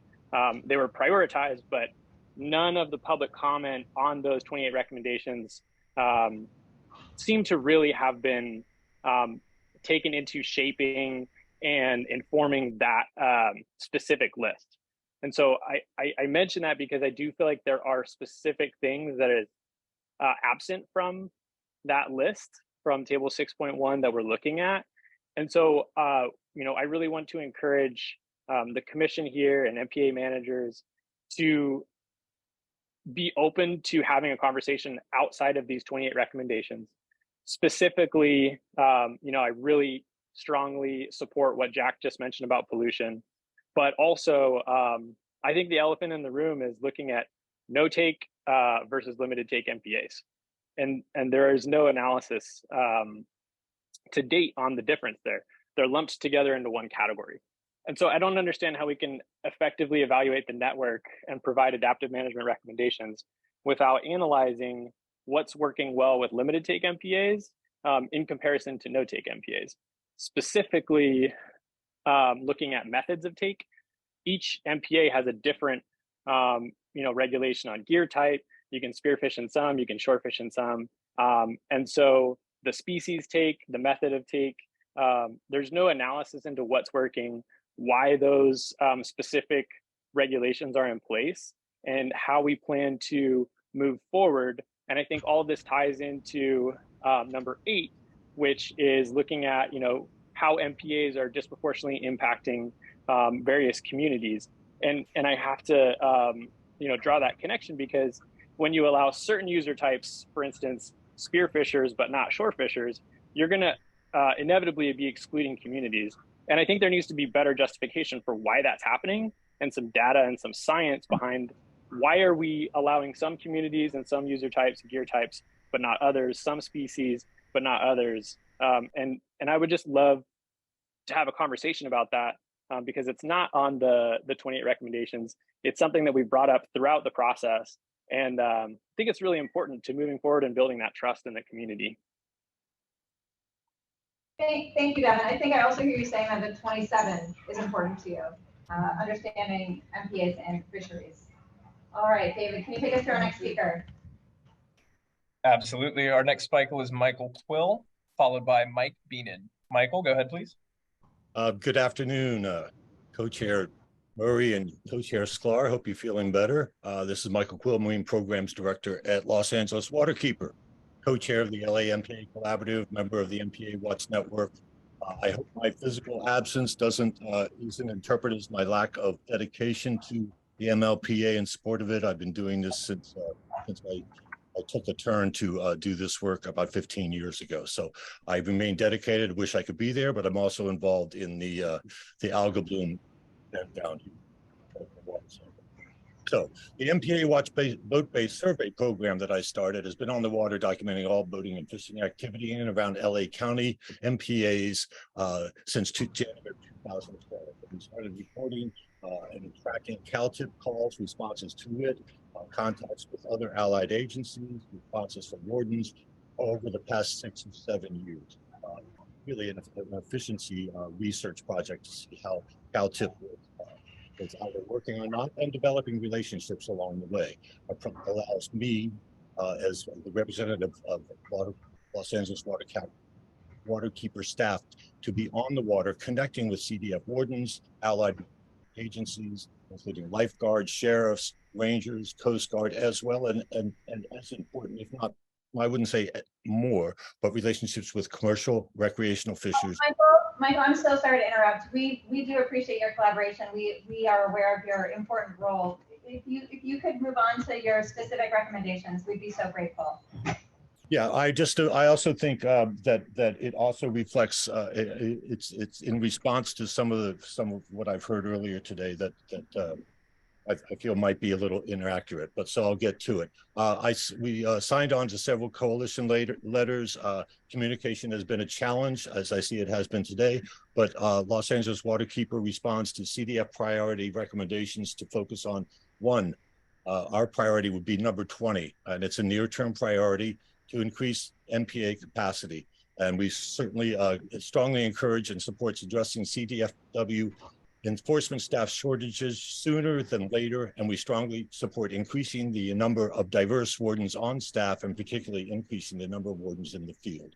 Boots on the ground, boots on the water, and in the office, supporting the upcoming priorities that will be needing enforcement eyes and hours dedicated to those priorities. So number 2021 would be our second priority, to enhance citation record keeping and data management. That's no news to anyone. That's been challenging since day one back in 2012. And the near-term foundations also support midterm priorities that we feel is our number 3 priority, number 22 on the list as a midterm, to increase information gathering regarding MPA violations and prosecutions. Those foundational steps, we support our long-term priority, which is priority number 19, to create and implement a cohesive and actionable MPA enforcement plan, and include public disclosure of egregious commercial violations, which serve as invaluable outreach and education tools. In our opinion, these midterm priority number 2 and long-term priority number 19, as well as much, if not all, of the priorities listed, are ultimately connected to and dependent on a well-staffed CDF enforcement effort. And just briefly, I'm sorry I did ramble on. It's been a long day for everyone, but I wanted to jump on what I heard Craig refer to, the non-human culling of urchins. I'm really hesitant to replace humans in the field with AI efforts and other drone capacities. I think human interaction is needed to enhance stewardship and the compliance with MPA regulations. Thank you. Thank you, Michael. Our next speaker is Mike Beenan, followed by Frank Granda. Mike, go ahead, please. Good afternoon, Mike Beenan. First of all, we support the recommendations and particularly to move up item 28. I'm with the Laguna Bluebelt Coalition dedicated to education, protection, water quality improvement, restoration, and networking. Science tells us the ocean determines the climate and we determine the health of the ocean. And I think we all agree that we need to improve the water quality and end all ocean discharges to the Gulf of Santa Catalina along the Southern California coast. A little good news is my informal swim surveys in North Laguna find recovering health and an absence of sea urchins. So I think the SMRs are having a positive impact. I don't know if you can display the map that we sent in July 7th, which relates to item 20. We want to initiate a boundary revision of the South Laguna Beach city limit. We gained support from the Three Arch Bay community. Right, but we're not talking about MPA changes right now. We just want to hear about the priorities and if you like where they are right now. So if you do, I would be so grateful if we could move on to the next speaker. Yeah, I will. I think I assumed that item 20 talked about boundary revisions. Right. Well, what we're not going to talk about boundary revisions today. We were going to try to talk after this about a process for receiving petitions for boundary revisions. But I'm starting to worry that we might run out of time to do that. I know Craig has a flight out of SFO. I have a flight out of Santa Rosa. So I'm really hopeful we can get to that process and that timeline. But I'm starting to grow concerned we won't get to that. Yeah, okay, I understand, and I'll sign off here and we'll be submitting our petition. Thanks for everything you do. Thank you. Thank you, Mike. Frank Granda, go ahead, please. Yes, thank you. So, hi, my name is Frank Granda. I'm a UCI student coming from San Diego, California. I'm a part of Fridays for Future, an international youth environmental advocacy group, and as also a representative in the UCI student government. The reason why I'm here speaking today is because I want to show support for the need to increase marine areas across the state, especially in times of intro to site. Go. What? You're saying? Oh. I think we need to mute somebody. Yeah. Travis Tanaka. Yeah, he's muted. Okay, great. Go on. Go on, Frank. Oh. And again, if you could focus your comments on which, if the priorities that you have are in the right place. Yes. Okay. So I'll just go straight to the point. I am urging you to both increase protections for marine protected areas, and also I support the prioritization of item 4 on the recommendations, fine on the decadal data management review, so that effective change can finally be made to protect our fragile ecosystem, and I hope the department will do as well. Thank you. Thank you. Our next speaker is Matthew Rowe, followed by Karina C. Matthew, go ahead, please. Hello, everyone. Good afternoon to the committee.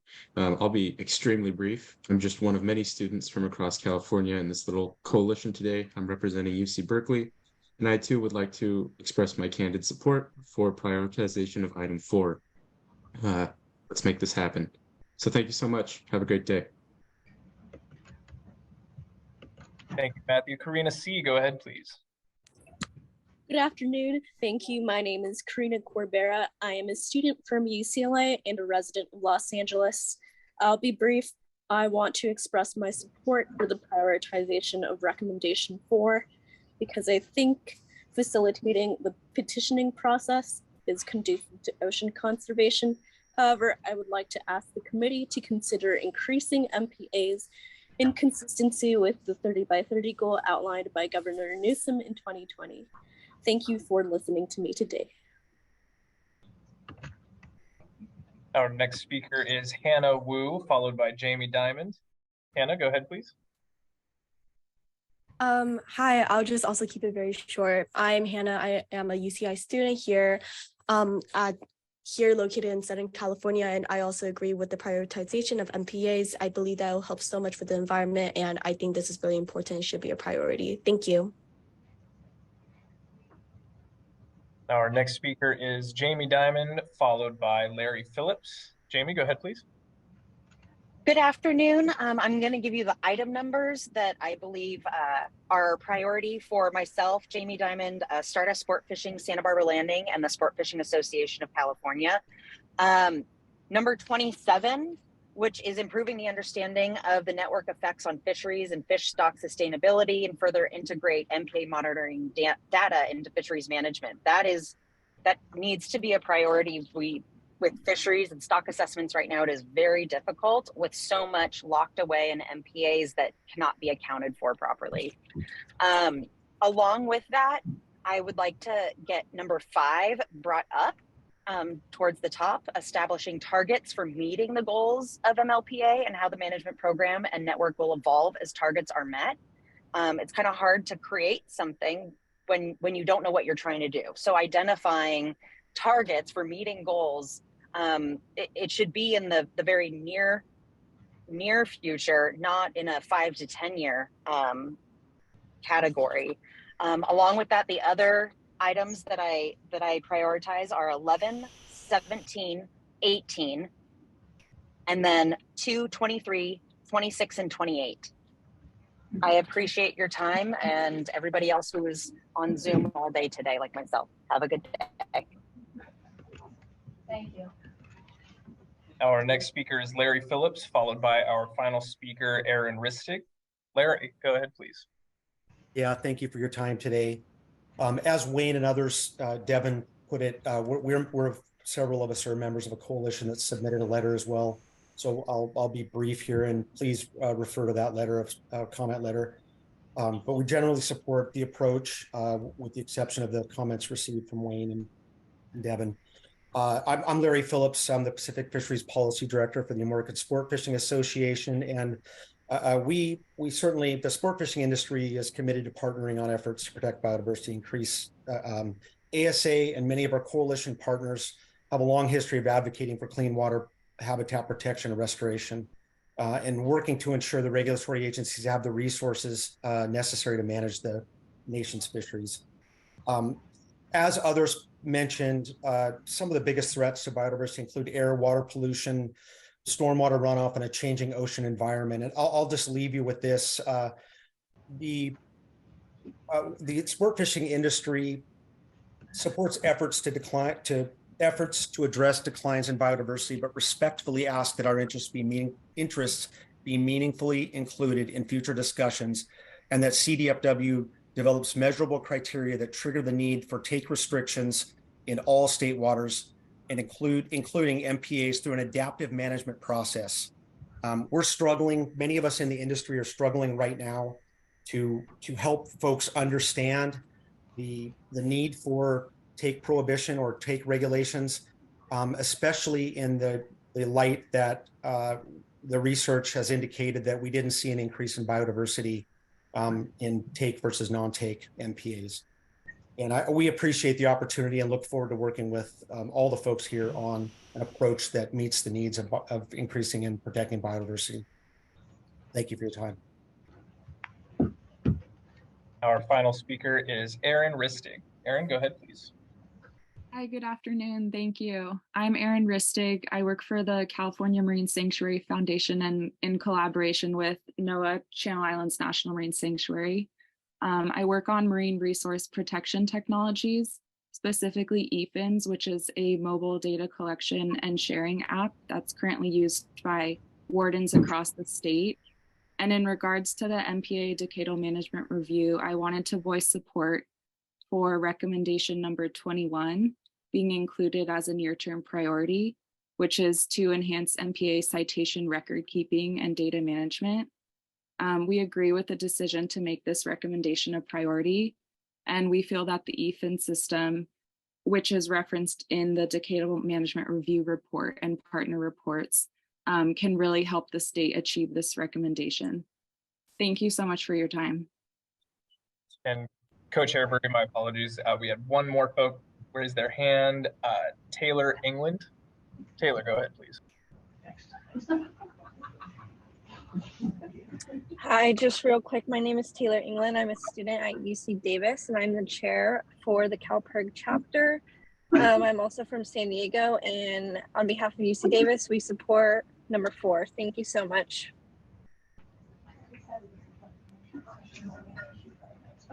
And that concludes our speakers for this topic. Terrific.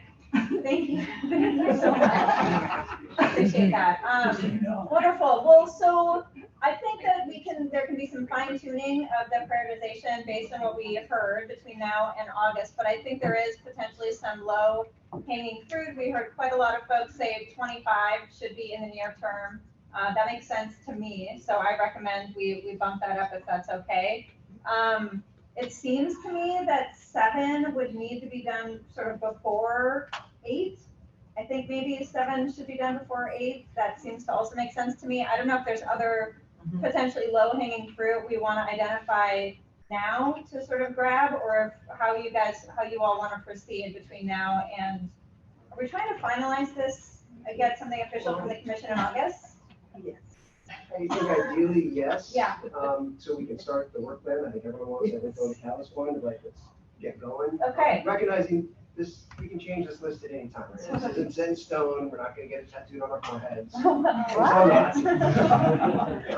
Maybe not. So I think, yeah, I agree. We're a lot about 25. I think we're already doing that. We can bump that up. I'm not going to make us take one out. So get a freebie there. You know, recommendations to move 8 up, as you said, Commissioner Maria, we agree that 7 was specific. You kind of see that sequentially, but we kind of got to do 7 before we do 8. But again, there's this kind of continuum across the lines. A lot of support for 4. Hopefully we can get to that momentarily. And then Becky and Sarah have some comments on a few of the others, just to make sure we're all talking the same language. Right. Thank you, Craig. Yeah, with respect to the speaker who commented on that there's nothing in the DMR about the differences between SMRs and SMCAs and the effectiveness. Recommendation number 23 is expand and target monitoring and research efforts to examine the design attributes of the MPA network more effectively. So that's where that would fall.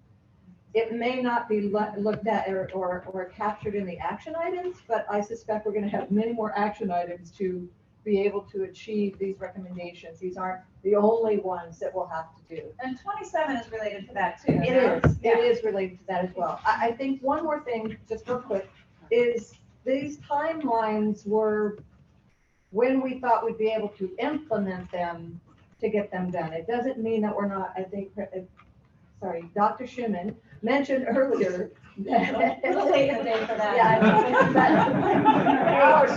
I'm getting loopy like everybody else.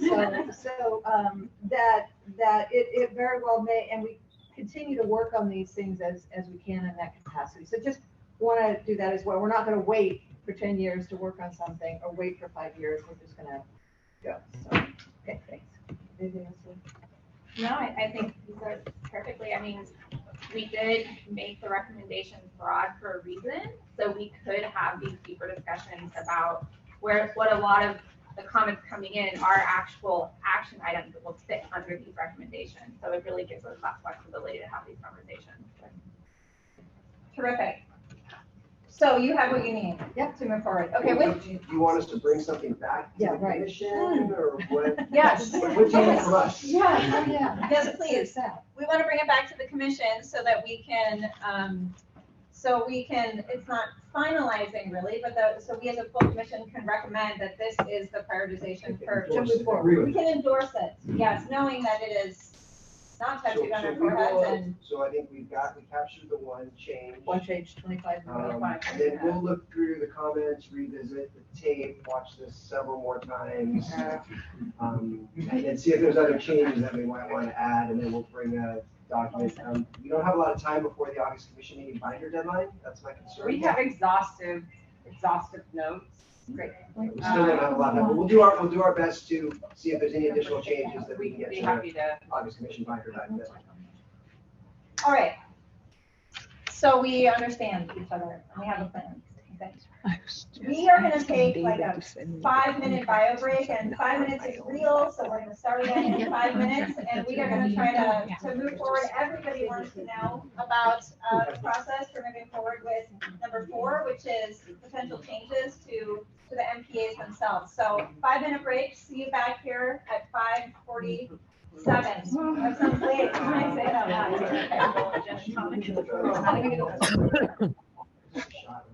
Yeah. All right.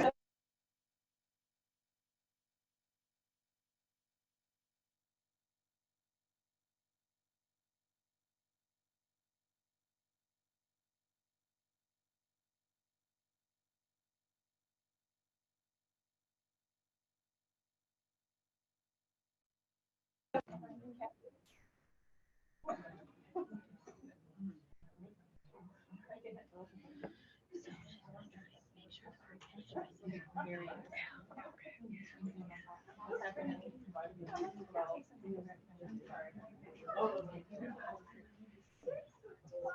right, welcome back, everybody.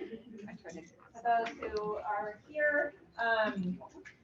All right, so what we have heard throughout that discussion is that there does seem to be quite a lot of energy around moving forward with recommendation number 4. And we know that some people have MPA petitions for changing boundaries or changing regulations inside MPAs. We've had them ready for years in some cases. And so they are very keen to know the process, the timeline, and what should be included in such a petition. So I also want to announce that we have got to stop this meeting at 6:45. And if we do that, we need Melissa says we need everybody's help packing up, right? If we want to go until 6:45. So thank you in advance. And then some of us have flights to catch. So I think we're going to start by talking about the timeline so that we understand when petitions might be due or would need to be due if we want to actually be able to talk about them at the next MRC in March, which, you know, maybe that's realistic, maybe it's not. But if we do want to be able to talk about the MPA petitions we receive, and we don't know how many we'll get, it could be quite a lot. And if we do want to talk about that in March, I will kick it over to Craig to let us know if we sort of reverse engineer, what does that mean about when we might need to receive petitions? Thank you, Commissioner Murray. So first, we looked at potential timelines. MLPA does consider petition receipt and review on a 3-year cycle after the master plan is adopted. So we think that's probably a pretty good time frame. That, you know, starting with this cycle, then we move into a 3-year cycle. Recognizing this is important to people, and this is going to take a lot of time going backwards. If petitions are in by November 1st, I think that gives commission staff barely enough time to determine that they meet the requirements for a petition under Title 14 to accept to be received by the commission, which then at the December meeting, they can all be referred to the department. By the March MRC of next year, we can, and depending on the volume and the complexity, can likely come back with 3 bins of petitions that have been evaluated. One being, yes, those are probably the low-hanging fruit or urgent ones. Yeah, probably not a good idea, not going to happen. And then there's probably going to be a whole bunch that are in the middle of, yeah, good idea, but it's going to take some more time to vet them. They're more complicated. We need to do more research. That could then move us down the path of starting a regulatory process, assuming we get direction at the April MRC meeting, depending on how complex those low-hanging fruits are. You mean March? I'm sorry, March MRC to the April commission meeting. Right. Direction to move forward with that initial regulatory package. And then, depending on complexity, it's a good year from there to get adoption. So that's a very aggressive timeline. That's for the first very, very aggressive timeline? Well, maybe it's too aggressive. If it's too aggressive, we can. So, but if we don't do that, we base the schedule. For the first, you're talking for the about first year, we're here a year from now talking about petitions. For the first time. For the first time. So we're either moving quickly with low, medium, and high, or yes, no, maybe, or we're taking a little bit longer and we're here at the July MRC 2024 having that same discussion. And those are right. Am I missing an MRC meeting? No. Those are the options. Why couldn't they be discussed in March? They can be discussed in March if the deadline is November 1st. It would have to be before the 1st. Your commission meeting is the 2nd week of December, and you have a 4-day holiday weekend in. Sorry, Commission meetings the second week of December. You have a 4-day holiday just prior to that, and you have binder week and summer week. There's no way we would have time between November 1 and 2 weeks later to have all of those reviewed. I think one option would be that it's reviewing for completeness. I think we've talked about putting some materials together to help support the public to make sure they understand what get it right from the beginning, to help that expedite the process, at least for that first staff review.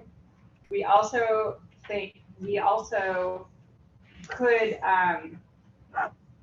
as we have done with many of the petitions from the public for regulation change, if we don't have time to complete the staff review for the mandatory completeness, we have given it to the commission with a qualifier in writing that this may or may not go forward to you. We have to finish our review. So I want to, recognize that. But if we could still get them in, we would at least have the body of what those were, and as many as we could. But we really want to put out something that would communicate to the public some of the key features to make sure that they are equipped to submit a good petition from the get-go. Well, and what about moving that deadline to October 15th? So that still gives 3 months to get petitions in, and that gives commission staff an additional 2 weeks to review for completeness. And we don't have to decide right now. But we don't have to decide right now. I think as we're talking through what that petition would look like, it's good for. Yeah, and just to clarify, we have existing regulations that govern that say what's necessary for a petition for regulation change to be complete under the regulations. So that's the part I'm talking about here. If there are other pieces that the committee or the commission would like to see and they prefer to see those as part of it, that will help us to get through them more quickly. And there might be ways that we could help to put together, I don't know, some kind of a voluntary format that if you followed it, it would really help us and help you, almost like a checklist of things that you want to cover so that it will be more clear and can move forward. And I think these would be things that we would look for as we're evaluating whether the department would recommend you move forward. So not criteria the commission would use, but the department would use on our end to evaluate yes, no, or no. Yeah, and then it seems like it would make that initial binning possible. Yep. So that's your FGC, your Form FGC1. Right. Yep, and that's just our standard petition that anytime you want to come forward for a regulatory change, it's a petition that you fill out. So I like Susan's idea about also optional voluntary checklist as well. And I would love to have the opportunity to talk a little bit about what some of the things we might be looking for in terms of guiding principles that would be voluntary. They would not be criteria, they would not be required, but they would be some of the guiding principles. I'm thinking largely those that we've already discussed in Monterey at the MRC meeting there. I think it's pretty easy to come up with some guiding principles that we would, of course, on a voluntary basis, love to see in conjunction with the petition that are more tailored to MPA adopted management specifically versus just the general petition form that we already have. Well, those would help with our evaluation and potentially ultimately the commission's evaluation by having that additional information. Did you have a question? I have a question. Yes.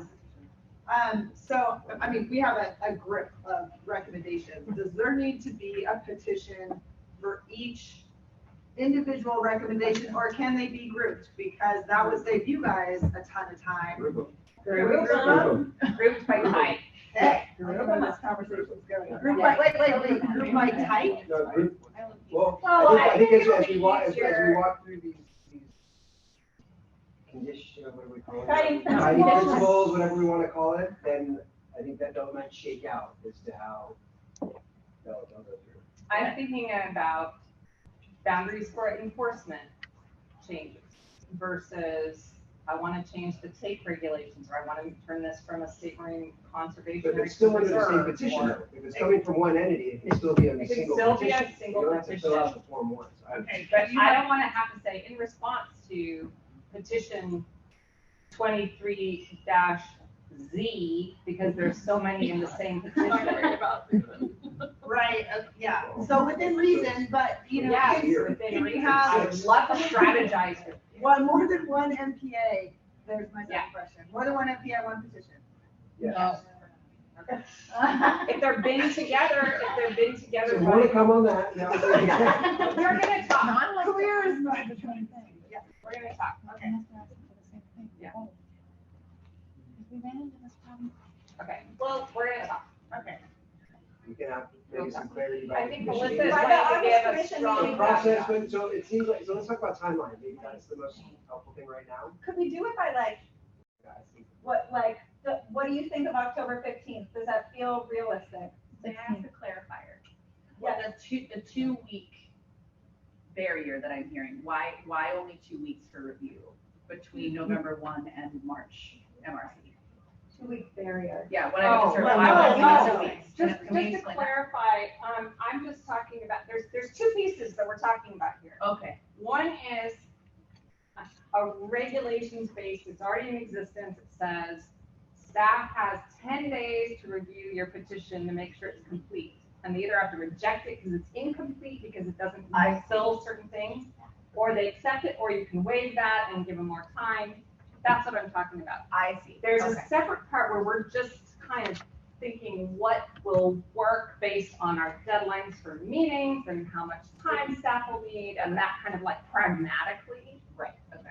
To operationalize something that's fair to you all and fair to all of Well, us. But from a process Yeah. perspective, the Yeah, way it's the just a petition process process works is you submit, the public submits a petition to the commission. Yes. The commission receives it, Right. evaluates it to make sure it's complete. The Sure. department doesn't see the petition. We don't get it No. until a commission meeting where the commission takes action Yeah. That's to refer the petition to us. So that's why we're trying to So if fast we, track that process. we need to be able to refer them to the department at By our the December meeting. That makes no sense. Thank you. Okay, for that I understand now. We need to be able to refer them to the department to be evaluated at the December meeting. If we don't get it in December, we can't have it in March. 2 layers of evaluation need to happen. The commissioners need to evaluate them, make sure they're complete, and then the department evaluates them. I see. That's the process that's Let's existing. set it up. Got it. Thank you for that. Wait. clarifier. In the idea that Cal is coming up with on grouping items together in a petition, if part of the petition gets rejected, but the rest doesn't, you guys are accepting, you know what I mean? You're That's looking what at- we- That's the we process we're not administer sure that, about, to be we're not honest understanding with that part. So, well, we need to iron that Well, out. More to come on that. So this is a process that we need to figure out, right? And we're just, because look, today was designed to talk about the priorities, so this is bonus time. This right is now. bonus. Yeah. We Move need on to the to next see the level. appetite, right? Right. We just wanna do it right, and not have to do it twice. So, And we wanna make sure that you guys have enough time to review them too. I mean, Well, you wanna help us, but there's only so much to sell. This isn't, this is just, did you meet the minimum threshold for what is required by a petition, period? If no, then no. If yes, then yes. If maybe, you know, then that, It's as complete. Is it defined as complete under the regulations? It's super simple. We're gonna help you get there. We can even You can do preload it. the form. Okay. we But are it's a not good gonna question. fast track the actual review. This will be thoughtful and comprehensive and take our time, but we do, if we want, the reason we wanted to start with this is just to set expectations that if we want to be able to talk about this at the March MRC, which feels far away, right? Yeah. But it's not, right? This is the timeline that we would be working under. So we wanted to just sort of back out of that March MRC and talk about what deadline that means realistically. October So should we 16th. talk about guiding principles? I would love to talk about that, yeah, and we've asked Kinsey to maybe take some notes in real time up there, and Just a quick question on yes. this. If you miss this deadline, is it another 3 years before you can? Oh, do it? no, it just means we can't talk about it till the July MRC. Well, no, Well, if no. we miss it or if an individual misses it? It's an Oh, individual if an misses it. individual misses it. Yeah. Well, that's a good question. Well, So that's according a to process, code. yeah. Well, so we don't, yeah, I think that's up to the It commission, is. right? So the It is. commission can The receive commission petitions at is any time. required, right, the commission's required to every 3 years, but can do it more often if it chooses. Right. So if something major comes up in the interim, you might say, hey, this is probably a good idea to switch gears if it's something that's minor and. I saw 3-year cycles, so I was a little bit worried about if we're gonna do this once every 3 years. That would be the intent, because if we're doing this on a rotating basis, all those other things on the list aren't gonna get done. They're because gone. My team's gonna be doing this the whole Well, time. and we don't want to be reviewing MPA petitions on an ad hoc piecemeal basis. We want to review them in light of all the other petitions that come forward, so we can look at the MPA network holistically as a network, right? So that's the idea behind doing it every 3 years at once, so we can take all the petitions in the totality and consider them, versus one at a time as they come in, which we have done, and it's not great. And if after we leave here today, we all are like, wow, we're 6:30 and we've been sitting in meeting all day, what were we thinking? And we want to change the timeline. We can do that. And that's why. Yeah, Keith, you have a question. Is there a decadal management review in 10 years from now? Or Yes. is this, Yeah. so what's the It's 3 every years? 10 then? years. So every 10 years is decadal management, every Yeah. 3 years is the cycle, so we're gonna 3 year, 3 year, 3 year until we get to 10, or just 3 years Well, and then we're 3 gonna wait years, till the 3 next years, 10? 3 year forever. Okay. Okay. There may be changes if there's, at the end of another 10 years, then we go through the same. So we're gonna thing. go, we just did 10, we'll do a 3-year petition cycle here, and then we'll wait 10 years and then do another petition cycle? No, every Okay. 3 years. Every No, 3 it's years? every 3 years. Every 3 years from now on. Okay. It helps, it's just intended to bundle them so you can Sure. comprehensively. One thing I would say about the guidelines is that you have to meet the commission has to have a legal authority to act upon that. Yes. But there's also this thing where sometimes you have legal authority, but you also follow behind National Fishery Service or something like in my instance, right? That you have the authority, but you don't really have the authority in a way because you're following behind National Fishery Service. No, that was discretion, like you got approval through a regulation with a strong qualifier because the commission chose to give you something, to grant something that has not been done before. No, I'm talking about the denial for prohibiting fishing close to shore. That was something that you couldn't do because you had the authority, but you didn't. No. What we said is that ground fish regulations start through the Pacific Fishery Management Council process. Right. The commission has the discretion, but it chooses to prioritize the multi-dimensional process that occurs for that. Okay. That's why. So that's in the guidance, we like don't bring that up. But we'll ask them. We had strong reasons to deny it other than that. Well, Maybe this we could take offline. Okay. This Yeah. is very special and Sure. one-on-one, yeah, specific. So if we want to talk about the guiding principles, I mean, the first step is, before we get to that, is just this form FTC1, which we know is required. So that would, yeah, exactly. So the first step is the form FTC1 have to contain the necessary information in each of the required categories listed on FTC1 and must pertain to regulations under FGC authority. And that's the kind of thing where, Susan, you said we can be very helpful in leading you to, like, here is the form, here is what is required just for the basic Fish and Game Commission change to regulations form, right? Yeah. We can be very transparent about that. In terms of guiding principles, I'll just say some of the things that I've been thinking about, and this isn't going to be a surprise to anybody. It's the same things that I was mentioning when we met in Monterey at the MRC meeting in March. But just to get the ball rolling, that's okay. The petition, I think, must, and I think this would be a mandatory, right? Must be related to one of the MLPA goals, have scientific underpinnings in one of the MLPA goals, and some kind of community support. I think those are the two things, cross-interest support and related to an MLPA goal. Those are two things, and this is just a straw person getting the conversation started, no bad ideas. But I think those are two things that would be a must. Well, I'd say a must to get into that, like, yes, we can do it immediately, right? Yes, not a must, because these are voluntary guiding principles that are not required. It's not a must. If your suggestion meets all of these guiding principles that we are, gonna hopefully hammer out here, then that makes it really easy for us to look at it and say, well, check. That's an easy recommendation. 100%. Thank you for that clarification. Yeah. And then other things that we talked about in Monterey were Enhancing climate resilience of the ocean and coast, and or mitigating climate impacts, something related to that, something about climate resiliency. And these, it could be any of these, right? Improving compliance and or enforceability. I can imagine there would be MPA petitions related to that. That would be valuable. Improving access and equity to traditionally underserved and or historically marginalized communities.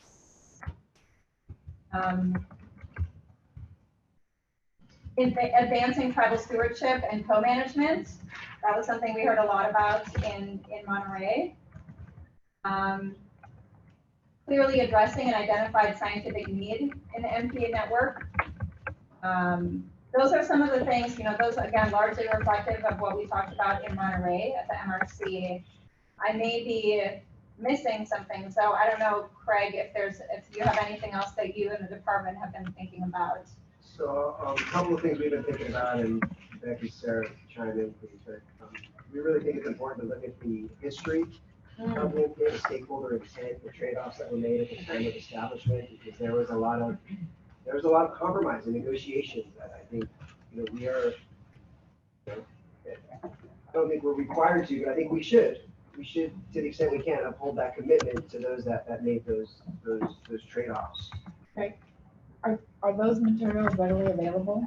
They are. Okay, so folks could go to a website and find that information? They are, but they are to a certain extent, to make room on our document library on our website. Our technical division had to kind of move some things off, so they haven't gone away.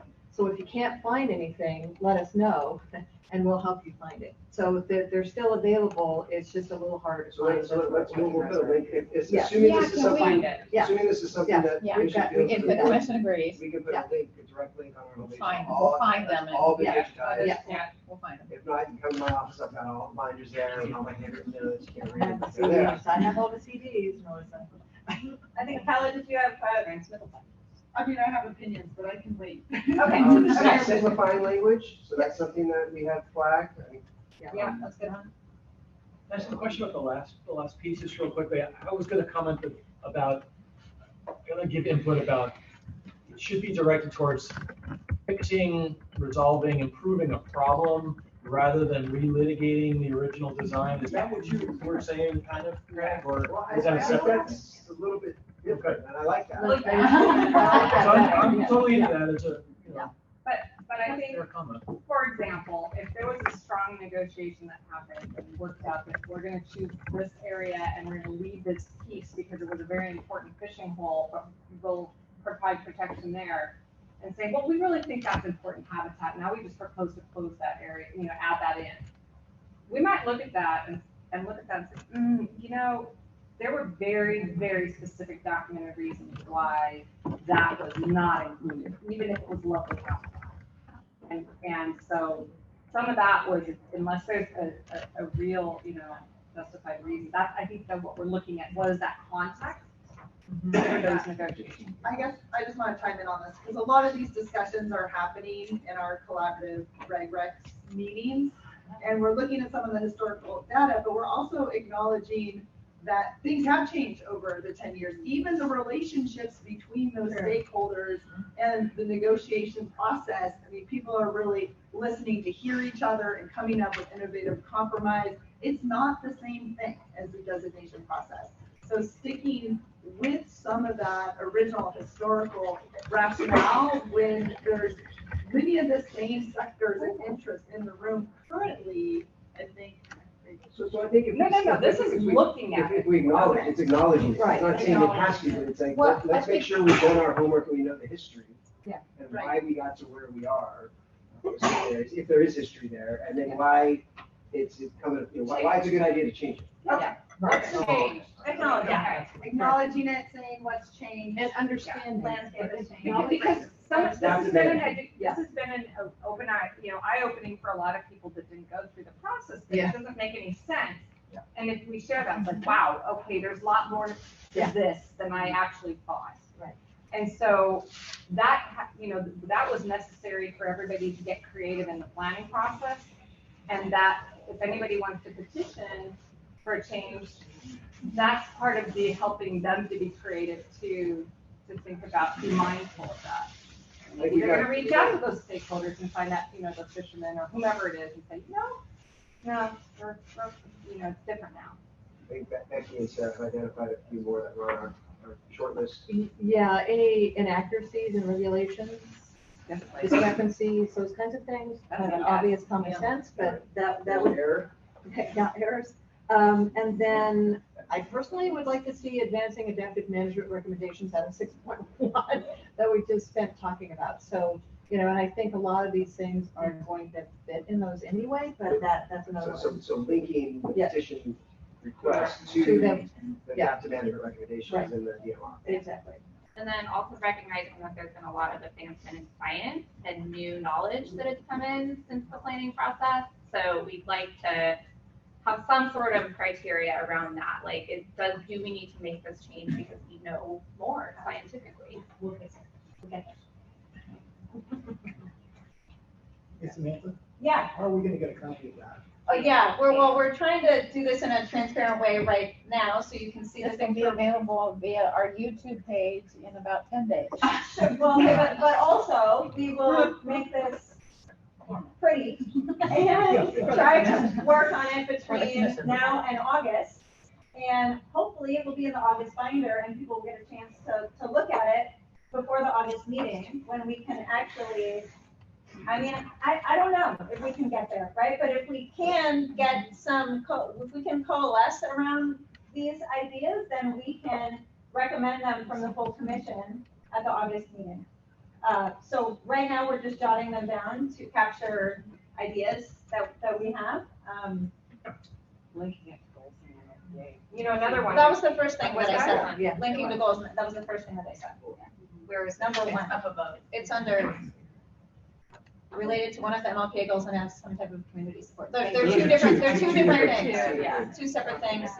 I think Kala's head will explode if we don't make sure that on the history stuff that we say acknowledge. That it's not, not a whole piece of things. Yeah. Not just Kelly's. Right, many exploding heads, that would be on there to put us in 15 minutes. I think.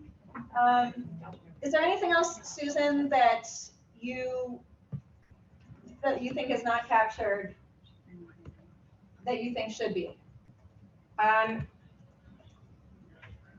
And then we want to hear from you. I think we're to be mindful that there are habitat coverages in certain MPAs, or backbone MPAs that need a minimum standard of habitat coverage, and so it would be, I think it's important to evaluate whether a boundary change would have an implication for reducing that beyond the minimum size or preferred size. Well, so thank you for saying that. I had an idea where I wanted to say the petition does not, or ideally, voluntarily does not significantly weaken the ecological protections of the MPA network. That's a broader level, yes. Yeah, absolutely. that it does not weaken the integrity of the whole network. That's a tricky one. I think the burden would have to be on the petitioner to show that it does not weaken the network overall. Maybe that's a little bit different from what you were saying. Well, it sounds like Susan's thinking about accounting for the original science guideline. Right, Yes, Exactly. So not undermining the, undermining, recognizing that science has changed.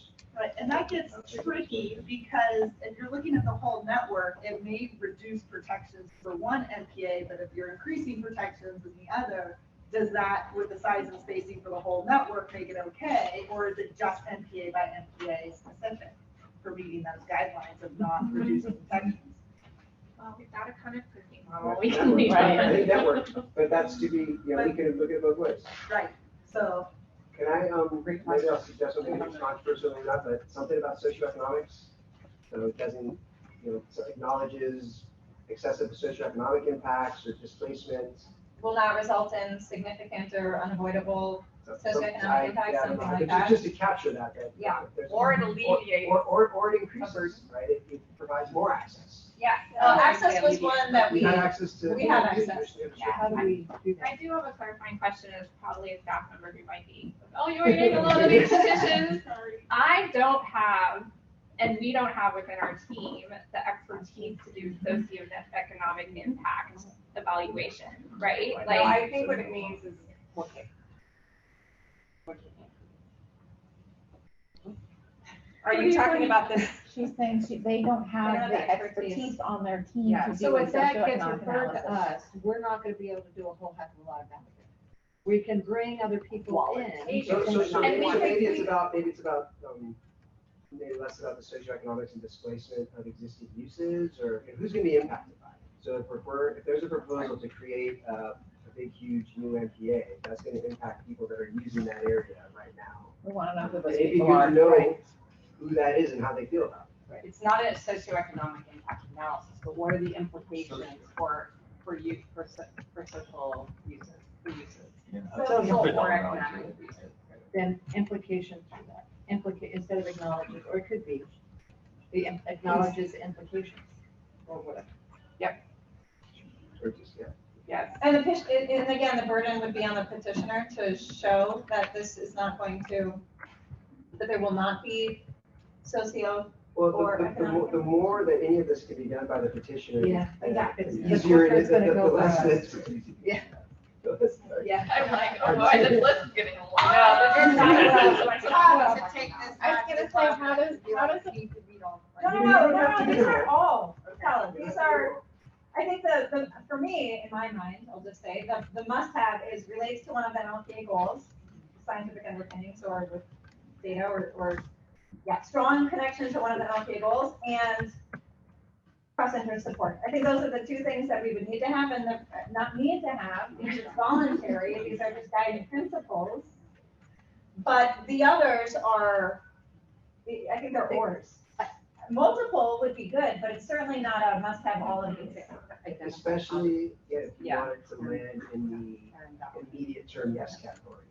Right? So like if there's something that meets all of these, but there's not a lot of cross-interest support, that's probably gonna land in the maybe category because we're gonna have to vet it in multiple meetings because Melissa won't let us bring in this red package. A bunch of people hate it.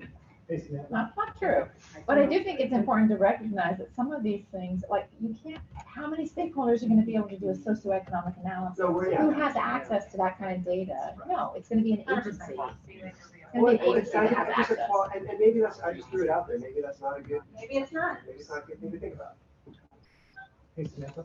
Yep. I think one of the things, if you're looking at boundary changes, it's gotta be whether or not it's enforceable, right? You gotta be able to talk to those guys. We have that. It's up there. Is it? I didn't see Yeah. it. Yeah. It's also in the master plan. Compliance Well, and enforceability.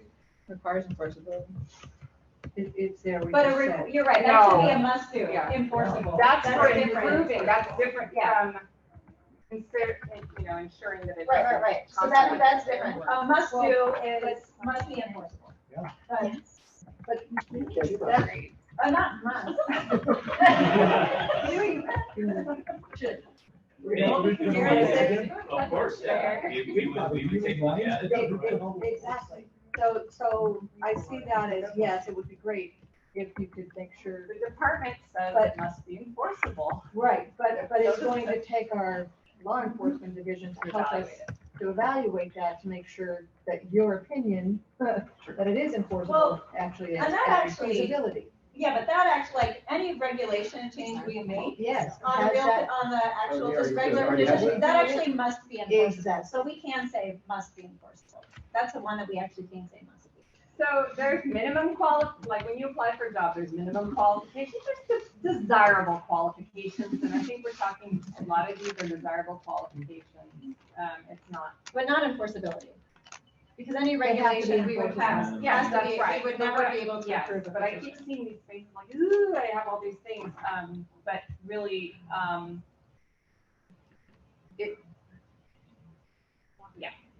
it gives you the things to look at for what to really think about, where the priorities might come in for a review, what might make it a little bit more clear or less or more vague. Now I'm gonna be the wet blanket. How wet, oh, good. Becky's gonna wet blanket, and then how wet are you? So I could go so many places. with I that, would but I sit next to her.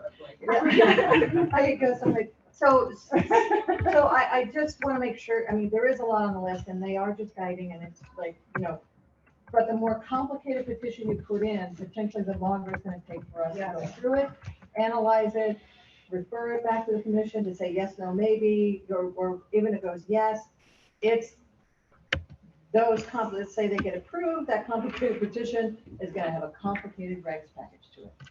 So just, you need to keep that in mind too, as a realistic wet blanket advice that, you know, if that's fine, you can still do it. It's just not necessarily going to happen overnight. It's not going to be a short-term petition that's going to happen in that time period that we, you know, talked about. Well, and just, I think from our perspective, it's trying to establish what the expectations are. So we'd like to know what the expectations of the commission is on the things they're looking for, that they're going to want it for.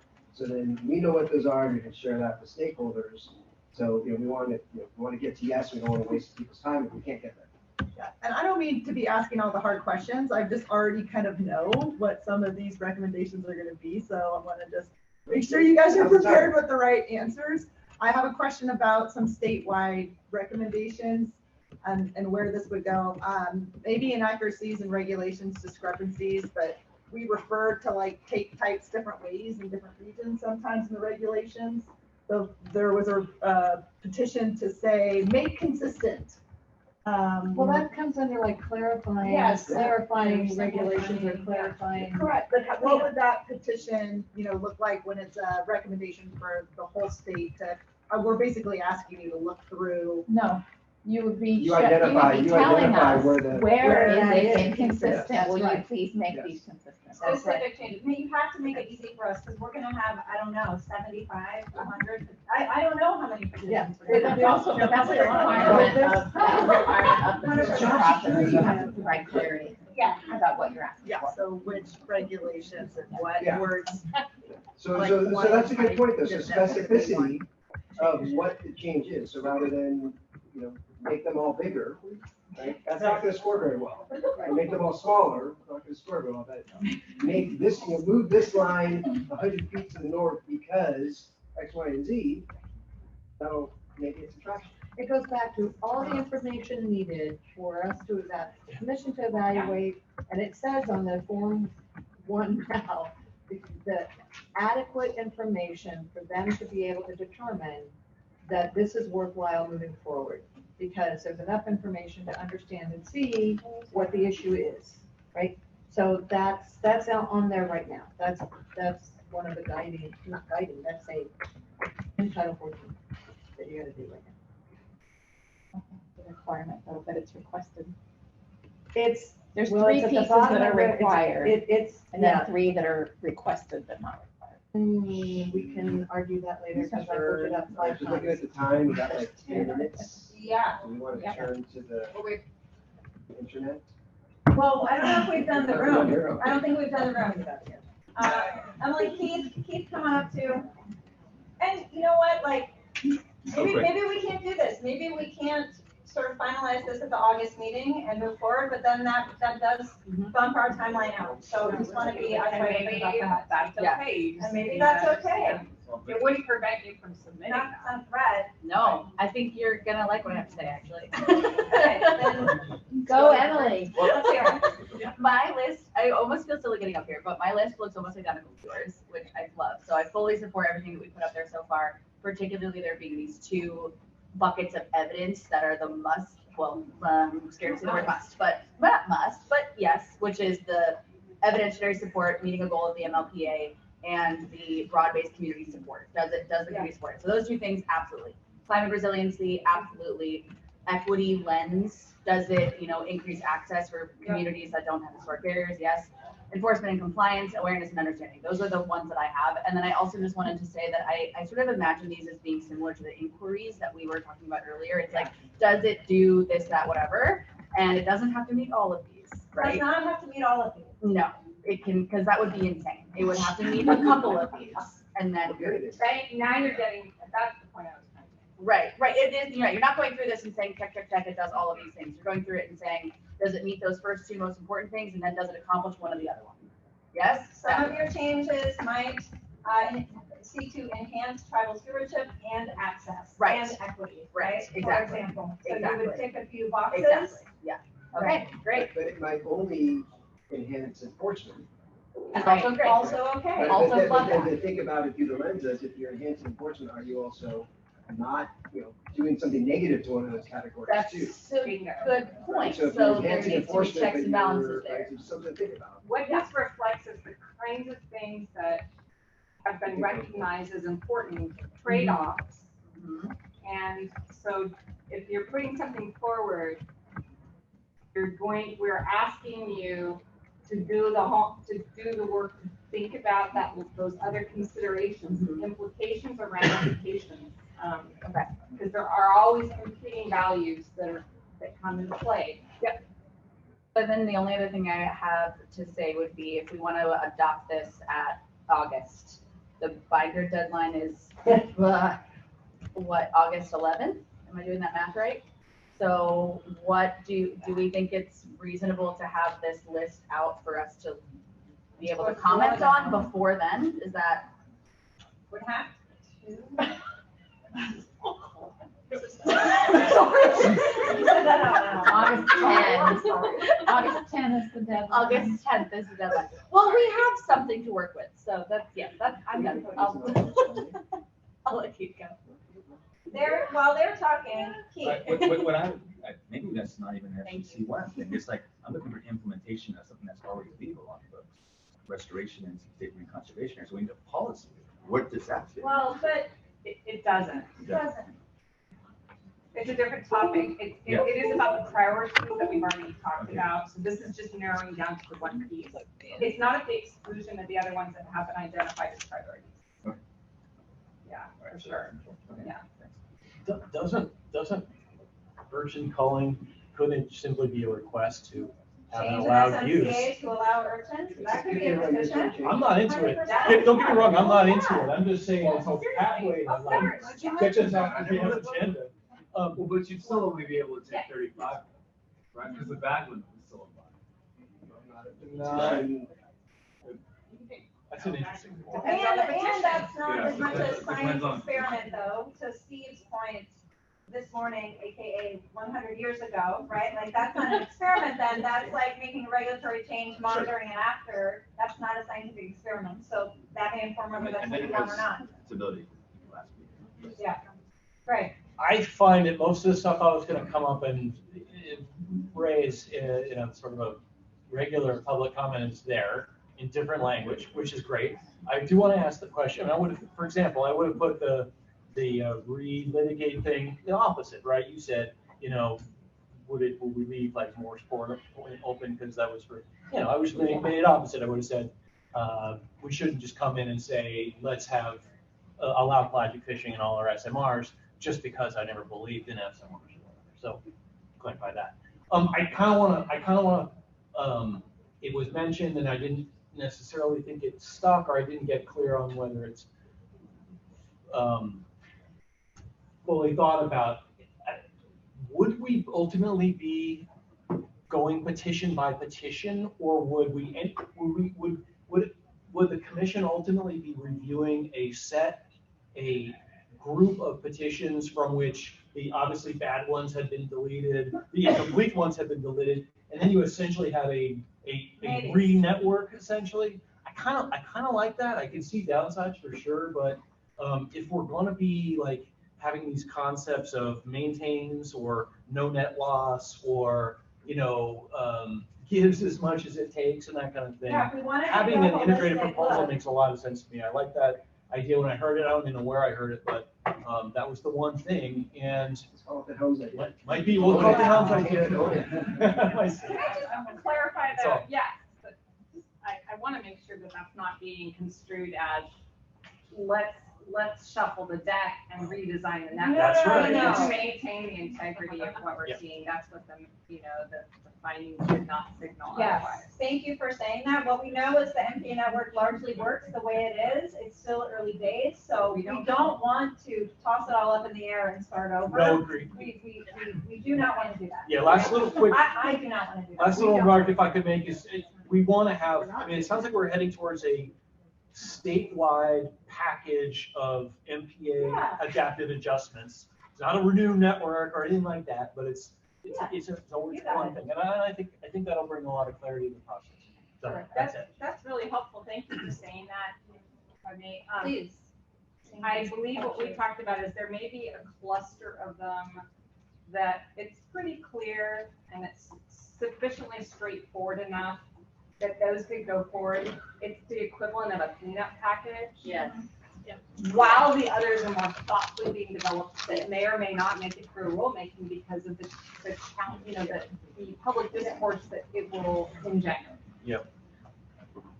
So I do want to say, under the Administrative Procedures Act, the commission has to act on every discrete. Your conference is already in progress for 10 hours, 34 minutes. To continue the conference, otherwise, your conference will end in 1 hour, 15 minutes. Thank you, everybody. Oh, God. What do we do about that?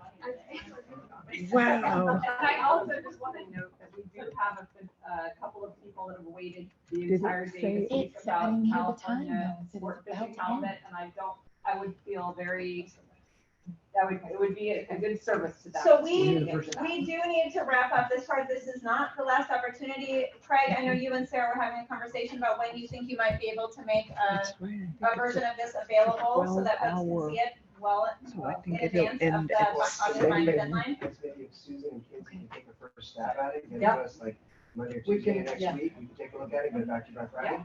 Yeah, right. Okay. No, yeah, absolutely. Just because I don't. By when? So we can commit to sharing it publicly by Maybe next week. How about that? That's not an answer to the question I just asked, but Say we can get. We're going to be conferring with each other on Tuesday. Ideally a week from Monday. okay. To the public? Okay. To the A public. week from Monday. Yeah, all next week. It's not, it doesn't It's have not to be- rocket science. I think we need to do something drafty a week from Monday. Yeah. And then just envisioning. Send a message out. We have like some sort of spreadsheet that we would develop that goes along with it. So when you submit your petition, you also have this accompanying document. Handy dandy. Standardized format. Okay. Choose to use it. Voluntary. Okay, I'm gonna be super fast. Ashley with EAC, I agree with the proposed timeline. The draft guiding principles proposed. I think maybe one more to add might be habitat connectivity, and I want to make time for this week. Thank you, Thank Ashley. you. I want to go to Aubrey if we can for Aubrey, so cool if you could do it in 30 seconds so that we can move on to this other agenda item briefly. Yeah, 30 seconds. I think also making sure that there is enhanced clarity of regulations and outreach materials for the public, and that we're not putting undue burden on the petition submitters, because I know that the MPA Collaborative Network will be pivotal in helping to submit these petitions. Thank you. Thank you. All right. So with that, and I would like to say one thing. It just occurred to me. I'm just thinking about how, as a general, it sounds like there's a general concept of setting a deadline, asking the public to submit their petitions by that time to go through this cycle. The one that I'll just, since they had to leave because of the end of the day a long time ago, Greater Fairlands National Marine Sanctuary had talked about concept. They know the areas. They know that they'll probably take a lot more work locally to work on what would be what would get that cross-interest support for that area. And so I just want to put in a one caveat there. Okay, thank you. So, in conclusion, we thank you for that. And we will get you something to the public by a week from Monday. It will be drafty, but it will be something that you can respond to in advance of the August binder deadline. Really appreciate all the comments, really appreciate all the collaboration. I know it's been a long day, and so we're all a little, I don't know, caffeinated and ready to move on. But that was actually really productive and very MRC-like in some ways, so appreciate you. I And you have what you need then to move forward, right? We don't need a further recommendation on that, and we already talked about the prioritization. But what I think we do need, to clarify what the MRC recommendation is. Yes. Is the recommendation, as I understand it, is for the commission to support the proposed prioritization with the adjustments that we discussed today. Is that right? That's part of it? Well, we already talked about the prioritization. Yeah, that's I already part made of a the recommendation on that. Just clarifying. And then for this piece, that you are recommending a general time frame in the near term for moving forward with proposals and the details, including the timeline and proposed Guiding principles that we would like the Fish and Game Commission to adopt at our August meeting. Yes, that is the recommendation. Terrific. Just we're all on the same. So with that, we are on to agenda item number 6, which is staff and agency updates. And our Eric, Assistant Chief Report, are you still hoping to give an update? No. Not 5 minutes now. I can push it to another meeting day. That would be terrific if that's okay. And we did get to hear. I'll refer you to our written update. Thank you so much. And Marine Region, the Marine Fisheries Data Explorer, we have bumped. Would love to hear from you, sir, about the California halibut bag limit regular rulemaking, including statewide options. And I've got a 30-second update for that. So we've got written materials for Red Island and Marcus Squid. So as you recall, the commission adopted emergency regulations to reduce the northern recreational halibut bag limit from 3 to 2. That's an emergency rulemaking. Those regs are going to be expiring coming up. So we're planning to do a standard rulemaking process, but also include Southern California in that. So right now, an option for Southern California. Right now, the bag limit is 5 in Southern California. We'd recommend the commission consider 2 for that as well. We're happy to have that discussion. And that will be on the same timeline as the Tankers Reef and Casper Cove proposal, because as it expired. So that would be August, December, February. I'm sorry, October, December, February. Thank you. Yes. And you are here to talk about the halibut bag limit. Right. My name's Ken Brown. I'm the owner of Bodega Tackle here in town. I'm speaking for a group of commercial fishermen and some of the sport guys, and everybody's in favor of the 2 bag limit. But the problem is you got to bring it up to 24-inch limit. There's no reason to keep a 22-inch halibut. The commercial guys agree, and everybody's on board. But if you guys do this two fish limit for the entire time, you got to crack down on the open access commercial guys. Because in my shop, I have customers because we give a discount commercial because we support the San Francisco Bay, all up and down the coast, and they get a discount. I get guys coming in going, I got my discount now, and they got licenses now. And I'm like, I know they're contractors, they have jobs and that, but what? You're not doing this. And they're not doing it for the right reason. They're doing it to have an extra rod. So I've heard talk of maybe lifting the limit, the cost of the license to deter that. But why punish the people that are doing it right? Make it to be where they have to show proof of 10 tags at the end of the year or hour. Because there's no reason to really punish the people that are doing it right or doing it for a living, and because for the people that aren't doing it. I keep hearing everybody keeps talking. I'm just going to go off track real quick. Keep talking about information. You guys have all the information you need, and it's at my shop as a fisherman. And I've been here 4 years, and nobody's talked to me ever. I never heard anybody talk to me. Fishing Game came in one time because somebody got in trouble or somewhere. I don't hear. Nobody asked me anything, and we're the people that know. I'm on the water all the time. My customers are on the water all the time, and they know. It's like the salmon. There are so many salmon out there. I'm gonna make this real quick. It's water. The die-off in the bay that we had last year is because there was a lack of water. You do a 2-fish count on a year when we have no water. The 2-year fish are not going up to breed and die. They're tagging along. When they get to the point, there's no oxygen and there's no water, they're going to turn around and go feed. And the big ones are going to go up, and you're not going to get a count. There are so many salmon out there. I have stories of boats, had boats that are just scooping up salmon everywhere. I see them everywhere. My clients, my customers see them everywhere. And the fishery is good here. It's just being, how do you say, mismanaged, but just not a lot of people working together. I don't know. And the sturgeon thing, do it to one fish. Everybody's in support of that too. But the sturgeon fishery is phenomenal right now. I haven't caught a slot sturgeon forever. They're all oversized. They're all big breeders, and most people aren't keeping them. And most people don't care. I've kept one sturgeon in probably the last 5 years. I don't need, I don't need 3 fish a year. But make it catch and release, and make them fill it up. Give them, enforce the tickets. If you don't have your pin, give them a ticket. Because then I tell everybody, make sure you have a pin. Because if you're catching fish and release like I do, I fill it up. I don't sturgeon fish very often in the winter, but it's a great fishery. Please use us. We're here. Everybody, you guys got free information. So use us. And like I said, but the biggest thing to the halibut is the fly-by-night commercial guys. If there's a way to crack down on that. And I say, don't raise them. Don't punish the people that are doing it right. Thank you so much Okay.